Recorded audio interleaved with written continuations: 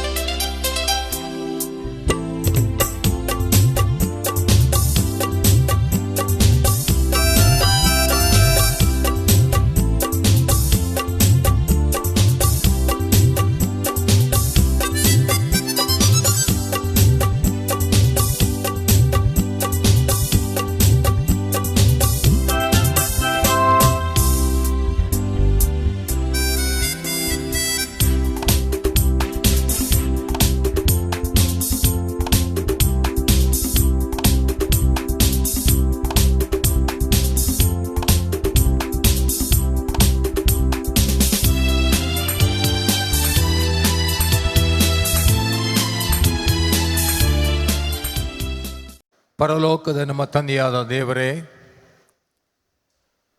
ನಿನ್ನ ಎಲ್ಲ ಆಶೀರ್ವಾದಗಳಿಗಾಗಿ, ಸಹಾಯಗಳಿಗಾಗಿ, ನಿನ್ನ ಜೀವಳ ವಾಕ್ಯಗಳಿಗಾಗಿ, ಆತ್ಮಿಕ ಮನ್ನವೆಂಬ ಆಹಾರದಿಂದ ನಮ್ಮನ್ನು ತೃಪ್ತಿಪಡಿಸಿರಿ. ಅದಕ್ಕಾಗಿ ನಾವು ನಿನಗೆ ಸ್ತೋತ್ರ ಮಾಡುತ್ತೇವೆ. ಹೌದು ಕರ್ತನೇ, ನೀನು ನಮಗೆ ಹೊತ್ತಿಗೆ ಆತ್ಮಿಕ ಆಹಾರವನ್ನು, ಶಾರೀರಿಕ ಆಹಾರವನ್ನು ಅನುಗ್ರಹಿಸಿ ತೃಪ್ತಿಪಡಿಸಿ, ಬಲಪಡಿಸಿ, ಆಶೀರ್ವದಿಸಿ ನಡೆಸುವಂಥ ಜೀವಗಳ ದೇವರಾಗಿದೆ. ಅದಕ್ಕಾಗಿ ಸ್ತೋತ್ರ. ಬೆಳಗಿನ ಸೆಷನ್ಸ್ನಲ್ಲಿ ನಿನ್ನ ಸೇವಕರುಗಳ ಮೂಲಕವಾಗಿ ಅಮೂಲ್ಯವಾದಂಥ ಆತ್ಮಿಕ ಮನವೆಂಬ ಆಹಾರದಿಂದ ನೀನು ನಮ್ಮನ್ನು ತೃಪ್ತಿಪಡಿಸಿದ್ದಕ್ಕಾಗಿ ನಿನಗೆ ಸ್ತೋತ್ರ. ಅದೇ ರೀತಿಯಿಂದ ಶಾರೀರಿಕ ಆಹಾರದಿಂದಲೂ ನೀನು ನಮ್ಮನ್ನು ಬಲಪಡಿಸಿ ನಡೆಸೆಂಬುದಾಗಿ ಬೇಡಿಕೊಳ್ತೇವೆ. ಈ ಮಧ್ಯಾಹ್ನದ ಸೆಷನ್ಸ್ನಲ್ಲಿ ಕೂಡ ಕರ್ತನೇ, ನಿನ್ನನ್ನು ಬಿಟ್ಟು ನಾವು ಏನು ಮಾಡಲಾರೆವು. ಆದರೆ ನಿನ್ನ ಆತ್ಮನ ಪ್ರಸನ್ನತೆಯ ಮೂಲಕವಾಗಿ ಈ ಮಧ್ಯಾಹ್ನದ ವೇಳೆಯಲ್ಲಿ ನಿನ್ನ ವಾಕ್ಯವನ್ನು ಹಂಚುವಂತೆ ನಿನ್ನ ಸೇವಕರುಗಳನ್ನು ನಿನ್ನ ಆತ್ಮದಿಂದ ತುಂಬಿಸಿ, ನಿನ್ನ ಮಹಿಮೆಗಾಗಿ, ನಿನ್ನ ಘನತೆಗಾಗಿ, ನಿನ್ನ ರಾಜ್ಯದ ಆತ್ಮಗಳ ರಕ್ಷಣೆಗೋಸ್ಕರವಾಗಿ ನಮ್ಮೆಲ್ಲರನ್ನು ಉಪಯೋಗಿಸಿಕೊಳ್ಳಬೇಕೆಂಬುದಾಗಿ ಬೇಡಿಕೊಳ್ತೇವೆ. ಕರ್ತನೆ, ಮಾಡಿದ ಎಲ್ಲ ಉಪಕಾರಗಳಿಗಾಗಿ ಸ್ತೋತ್ರ ಮಾಡುತ್ತೇವೆ.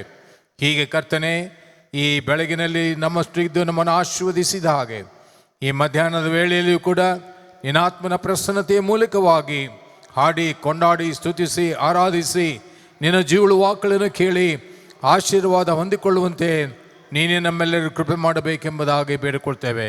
ಈಗೋ ಕರ್ತನೆ, ನೀನು ಹಸಲಗೊಪ್ಪಿಸ್ತೇವೆ. ಈ ಪರಿಶುದ್ಧವಾದಂಥ ಪ್ರಾರ್ಥನೆಯನ್ನು ನಜರೇತಿನ ಯೇಸುವಿನ ಪರಿಶುದ್ಧವಾದ ನಾಮದಲ್ಲಿ ಬಹುದೀನ ಮನಸ್ಸಿನಿಂದ ಬೇಡಿ ಹೊಂದಿದ್ದೇವೆ ನಮ್ಮ ಪರಲೋಕದ ತಂದೆಯೇ, ಆಮೇನ್.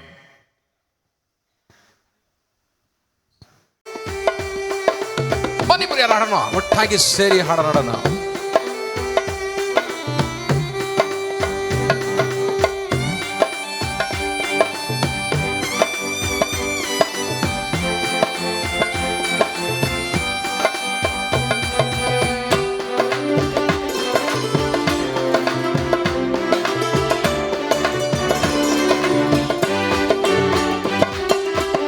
ಆ ಊರಿಗೆ ಹೋಗಬೇಕು, ಅದಕ್ಕಾಗಿ ನಾನಿಲ್ಲಿರುವೆ, ತಡೆಯಬೇಡೆಂದು ಹೇಳಿದೆ.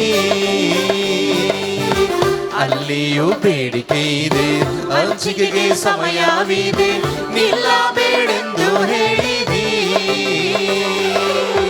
ಕೇಳಿದವ ಕೇಳಿದ ಸಾಕು, ಕೇಳಾದವರೆಷ್ಟೋ ನೋಡು. ಕೇಳಿದವ ಕೇಳಿದ ಸಾಕು, ಕೇಳಾದವರೆಷ್ಟೋ ನೋಡು. ನಮ್ಮೊಂದಿಗೆ ಬನ್ನಿರಲ್ಲಿ, ನಮ್ಮೊಂದಿಗೆ ಬನ್ನಿರಲ್ಲಿ.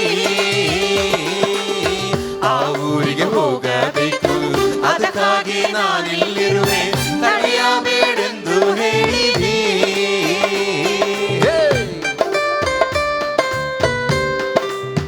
ಏನು ಇಲ್ಲದವರಿಗೆ ಪಾಲು, ಯೇಸು ಪಡೆದವರ ಪಾಲು. ಪಾಲು ಕೊಡುವವರು ನಾವಿಲ್ಲಿದ್ದೇವೆ. 5 10 2 4 ಪಾಲು ಮುಚ್ಚಿಡುವುದು ತಪ್ಪು.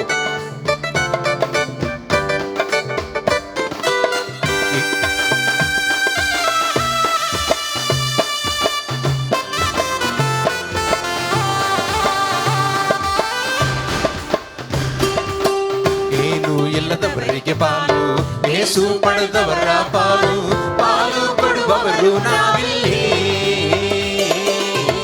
5 10 2 4 ಪಾಲು ಮುಚ್ಚಿಡುವುದು ತಪ್ಪು.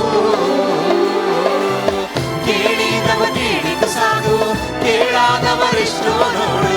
ಕೇಳಿದವ ಕೇಳಿದ ಸಾಕು, ಕೇಳಾದವರೆಷ್ಟೋ ನೋಡು. ನಮ್ಮೊಂದಿಗೆ ಬನ್ನಿರಲ್ಲಿ, ನಮ್ಮೊಂದಿಗೆ ಬನ್ನಿರಲ್ಲಿ.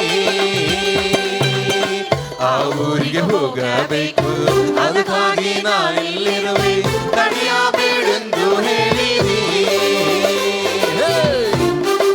ಎಲ್ಲರೂ ಸ್ವಲ್ಪ ಕೊನೆ ಚರಣ ಎಲ್ಲರೂ ಎದ್ದು ನಿಂತುಕೊಂಡು ಹಾಡೋಣ ಪ್ರೇರೆ. ಸ್ವಲ್ಪ ಜಸ್ಟ್ ಊಟ ಮಾಡಿದ್ರೆ ಒಂದು ಸ್ವಲ್ಪ ಜಸ್ಟ್ ಇಷ್ಟ.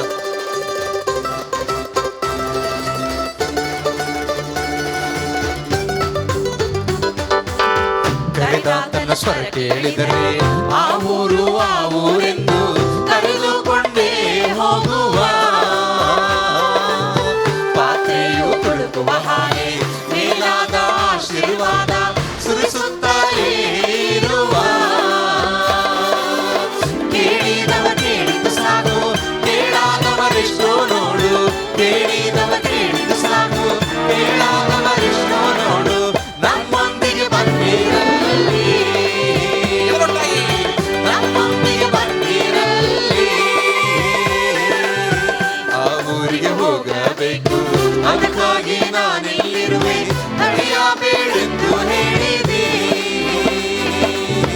ಅಲ್ಲಿಯೂ ಬೇಡಿಕೆ ಇದೆ, ಹಂಚಿಕೆಗೆ ಸಮಯವಿದೆ, ನಿಲ್ಲಬೇಡೆಂದು ಹೇಳಿದೆ. ಕೇಳಿದವ ಕೇಳಿದ ಸಾಕು, ಕೇಳಾದವರೆಷ್ಟೋ ನೋಡು. ಕೇಳಿದವ ಕೇಳಿದ ಸಾಕು, ಕೇಳಾದವರೆಷ್ಟೋ ನೋಡು. ನಮ್ಮೊಂದಿಗೆ ಬನ್ನಿರಲ್ಲಿ, ನಮ್ಮೊಂದಿಗೆ ಬನ್ನಿರಲ್ಲಿ, ನಮ್ಮೊಂದಿಗೆ ಬನ್ನಿರಲ್ಲಿ, ನಮ್ಮೊಂದಿಗೆ ಬನ್ನಿರಲ್ಲಿ.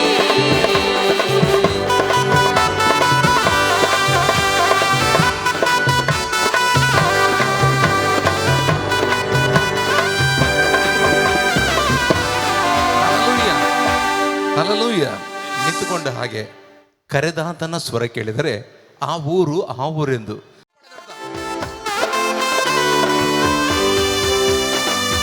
ನಿದ್ದೆಗೆ ಟಾಟ, ತೂಕಡಿಗೆ ಟಾಟ.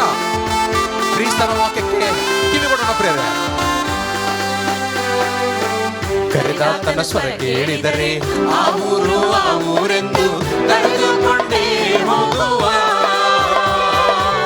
ಪಾತ್ರೆಯು ತುಳುಕುವ ಹಾಗೆ ಮೇಲಾದ ಆಶೀರ್ವಾದ ಸುರಿಸುತ್ತಲೇ ಇರುವ. ಕೇಳಿದವ ಕೇಳಿದ ಸಾಕು, ಕೇಳಾದವರಿಷ್ಟೋ ನೋಡು. ಕೇಳಿದವ ಕೇಳಿದ ಸಾಕು, ಕೇಳಾದವರಿಷ್ಟೋ ನೋಡು. ನಮ್ಮೊಂದಿಗೆ ಬಂದಿರಲಿ, ನಮ್ಮೊಂದಿಗೆ ಬಂದಿರಲಿ. ಆ ಊರಿಗೆ ಹೋಗಬೇಕು, ಅದಕ್ಕಾಗಿ ನಾನಿಲ್ಲಿರುವೆ, ನಡೆಯಬೇಡೆಂದು ಹೇಳಿದೆ. ಅಲ್ಲಿಯೂ ಬೇಡಿಕೆ ಇದೆ, ಹಂಚಿಕೆಗೆ ಸಮಯ ಇದೆ, ನಿಲ್ಲಬೇಡೆಂದು ಹೇಳಿದೆ. ಕೇಳಿದವ ಕೇಳಿದ ಸಾಕು, ಕೇಳಾದವರೆಷ್ಟೋ ನೋಡು. ಕೇಳಿದವ ಕೇಳಿದ ಸಾಕು, ಕೇಳಾದವರೆಷ್ಟೋ ನೋಡು. ನಮ್ಮೊಂದಿಗೆ ಬಂದಿರಲಿ, ನಮ್ಮೊಂದಿಗೆ ಬಂದಿರಲಿ, ನಮ್ಮೊಂದಿಗೆ ಬಂದಿರಲಿ, ನಮ್ಮೊಂದಿಗೆ ಬಂದಿರಲಿ, ನಮ್ಮೊಂದಿಗೆ ಬಂದಿರಲಿ, ನಮ್ಮೊಂದಿಗೆ ಬಂದಿರಲಿ. ಬೋಲೋ ಯೇಸು ಮಸೀಗೆ ಜೈ. ದಯಮಾಡೆಲ್ಲ ಕೂತ್ಕೊಳ್ಬೇಕಾಗಿ ವಿನಂತಿ.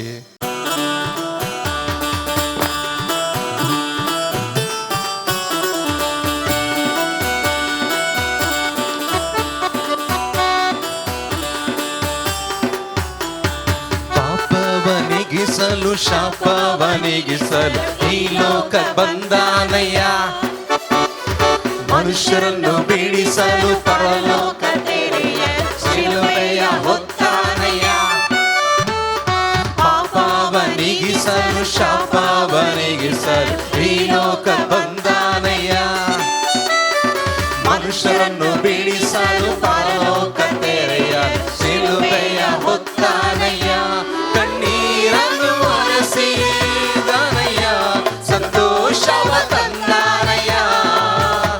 ಕಣ್ಣೀರನ್ನು ಒರೆಸಿದಾನಯ್ಯ, ಸಂತೋಷವ ತಂದಾನಯ್ಯ.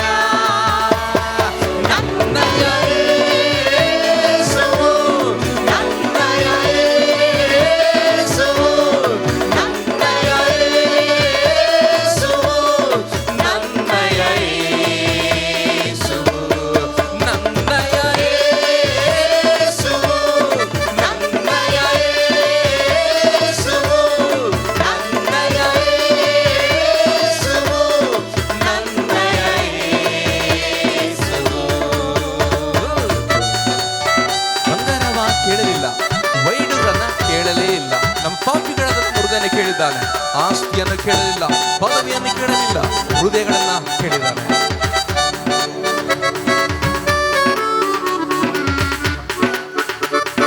ಬಂಗಾರವ ಕೇಳಲಿಲ್ಲ, ವೈಡೂರವ ಕೇಳಲಿಲ್ಲ, ಹೃದಯವನ್ನೇ ಕೇಳಿದ್ದಾನಯ್ಯ. ಆಸ್ತಿಯನ್ನು ಕೇಳಲಿಲ್ಲ, ಪದವಿಯನ್ನು ಕೇಳಲಿಲ್ಲ, ಹೃದಯವನ್ನೇ ಕೇಳಿದ್ದಾನಯ್ಯ. ಬಂಗಾರವ ಕೇಳಲಿಲ್ಲ, ವೈಡೂರ್ಯವ ಕೇಳಲಿಲ್ಲ, ಹೃದಯವನ್ನೇ ಕೇಳಿದ್ದಾನಯ್ಯ. ಆಸ್ತಿಯನ್ನು ಕೇಳಲಿಲ್ಲ, ಪದವಿಯನ್ನು ಕೇಳಲಿಲ್ಲ, ಹೃದಯವನ್ನೇ ಕೇಳಿದ್ದಾನಯ್ಯ. ನಾವು ಹುಡುಕಿ ಹೋಗಲಿಲ್ಲ, ನನ್ನ ಹುಡುಕಿ ಬಂದಾನಯ್ಯ. ನಾವು ಹುಡುಕಿ ಹೋಗಲಿಲ್ಲ, ನನ್ನ ಹುಡುಕಿ ಬಂದಾನಯ್ಯ. ನನ್ನಯ ಯೇಸುವು, ನನ್ನಯ ಯೇಸುವು, ನನ್ನಯ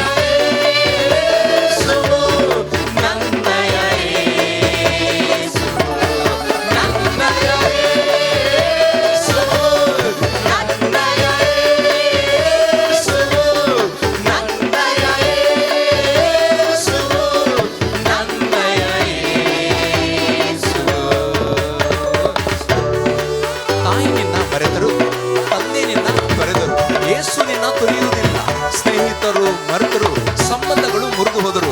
ಯೇಸು ನಿನ್ನ ಕೈ ಬಿಡಲಿಲ್ಲ. ನಿನ್ನ ಹೆಸರು ಹಿಡಿದು ಕರೆದಂತ ದೇವರು ನಂಬಿಗಸ್ತ ದೇವರು. ನಿನ್ನ ನೆಂದಿಗೂ ಕೂಡ ತನ್ನ ಕೈ ಬಿಡುವುದಿಲ್ಲ.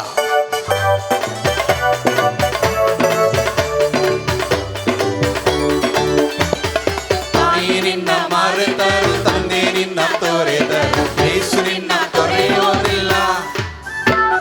ಸ್ನೇಹಿತರು ಮರೆತರು, ಸಂಬಂಧವ ಮುರಿದರು, ಯೇಸು ನಿನ್ನ ಕೈ ಬಿಡಲಾರ. ತಾಯಿ ನಿನ್ನ ಮರೆತರು, ತಂದೆ ನಿನ್ನ ತೊರೆದರು, ಯೇಸು ನಿನ್ನ ತೊರೆಯೋದಿಲ್ಲ. ಸ್ನೇಹಿತರು ಮರೆತರು, ಸಂಬಂಧವ ಮುರಿದರು, ಯೇಸು ನಿನ್ನ ಕೈ ಬಿಡಲಾರ. ನಿನ್ನ ಹೆಸರಿಡಿದು ಕರೆದಾತನು, ನಿನ್ನ ಕೈ ಹಿಡಿದು ನಡೆಸುವನು. ನಿನ್ನ ಹೆಸರಿಡಿದು ಕರೆದಾತನು, ನಿನ್ನ ಕೈ ಹಿಡಿದು ನಡೆಸುವನು. ನನ್ನಯ ಯೇಸು, ನನ್ನಯ ಯೇಸು, ನನ್ನಯ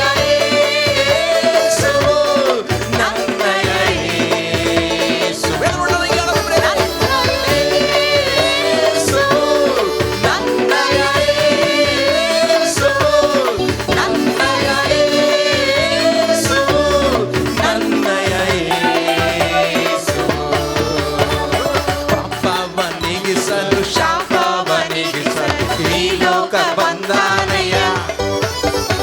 ಮನುಷ್ಯರನ್ನು ಪೀಡಿಸಲು ಪರಲೋಕ ತೆರೆಯ ಶಿಲುಬೆಯ ಹೊತ್ತಾನೆಯ. ಪಾಪವ ನೀಗಿಸಲು ಶಾಪವ ನೀಗಿಸಲು ಈ ಲೋಕ ಬಂದಾನೆಯ. ಮನುಷ್ಯರನ್ನು ಪೀಡಿಸಲು ಪರಲೋಕ ತೆರೆಯ ಶಿಲುಬೆಯ ಹೊತ್ತಾನೆಯ. ಕಣ್ಣೀರನ್ನು ಒರೆಸಿ ನಾನೆಯ ಸಂತೋಷವ ತಂದಾನೆಯ. ಕಣ್ಣೀರನ್ನು ಒರೆಸಿ ನಾನೆಯ ಸಂತೋಷವ ತಂದಾನೆಯ. ನನ್ನಯ ಯೇಸು, ನನ್ನಯ ಯೇಸು, ನನ್ನಯ ಯೇಸು, ನನ್ನಯ ಯೇಸು, ನನ್ನಯ ಯೇಸು, ನನ್ನಯ ಯೇಸು, ನನ್ನಯ ಯೇಸು, ನನ್ನಯ ಯೇಸು. ಬೋಲೋ ಯೇಸು ಮಹಾರಾಜ್ಗೂ ಜೈ. ಬನ್ನಿ ಪ್ರಿಯರೇ, ಒಂದು ಸೋಲೋ ಸಾಂಗ್ ಅನ್ನ ಕೇಳೋಣ ಪ್ರಿಯರೇ. ನಮ್ಮ ಮಧ್ಯೆ ಇರ್ತಕ್ಕಂಥ ಸಹೋದರಿ ರಶ್ಮಿ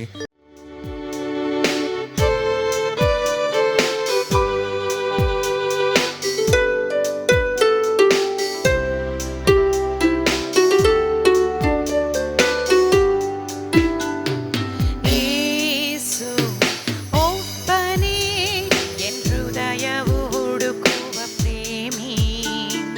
ಯೇಸು ಒಬ್ಬನೇ ಎನ್ ಹೃದಯದಿ ಎಂದಿಗೂ ಇರುವ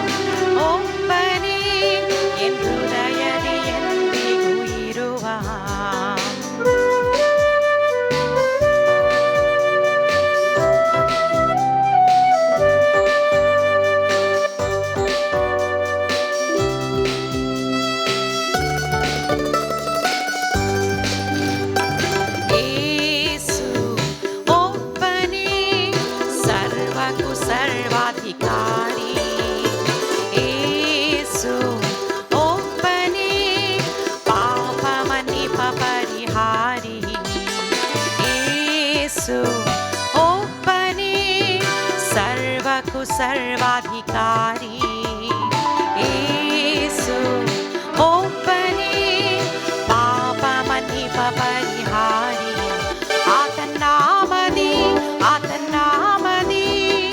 ನಾಲ್ಗೆಗಳರಿಕೆ ಮಾಡುವವು ಆತನ್ನಾಮದಿ ಮೋಡಕಾಲ್ಗಳೆಲ್ಲ ಊರ್ವವು ಆತನ್ನಾಮದಿ ನಾಲ್ಗೆಗಳರಿಕೆ ಮಾಡುವವು ಆತನ್ನಾಮದಿ ಮೋಡಕಾಲ್ಗಳೆಲ್ಲ ಊರ್ವವು ಏಸು ಹಾಗೆ ದೇವರು ಯಾರಾದ್ರೂ ಉಂಟೋ ಹೇಳು ಏಸು ಹಾಗೆ ಕರ್ತರ್ಯಾರು ಉಂಟೋ ಹೇಳು ಏಸು ಹಾಗೆ ದೇವರು ಯಾರಾದ್ರೂ ಉಂಟೋ ಹೇಳು ಏಸು ಹಾಗೆ ಕರ್ತರ್ಯಾರಾದ್ರೂ ಉಂಟೋ ಹೇಳು ಏಸು ಒಬ್ಬನೇ ಎನ್ ಹೃದಯವು ಹುಡುಕುವ ಪ್ರೇಮಿ ಏಸು ಒಬ್ಬನೇ ಎನ್ ಹೃದಯದಿ ಎಂದಿಗೂ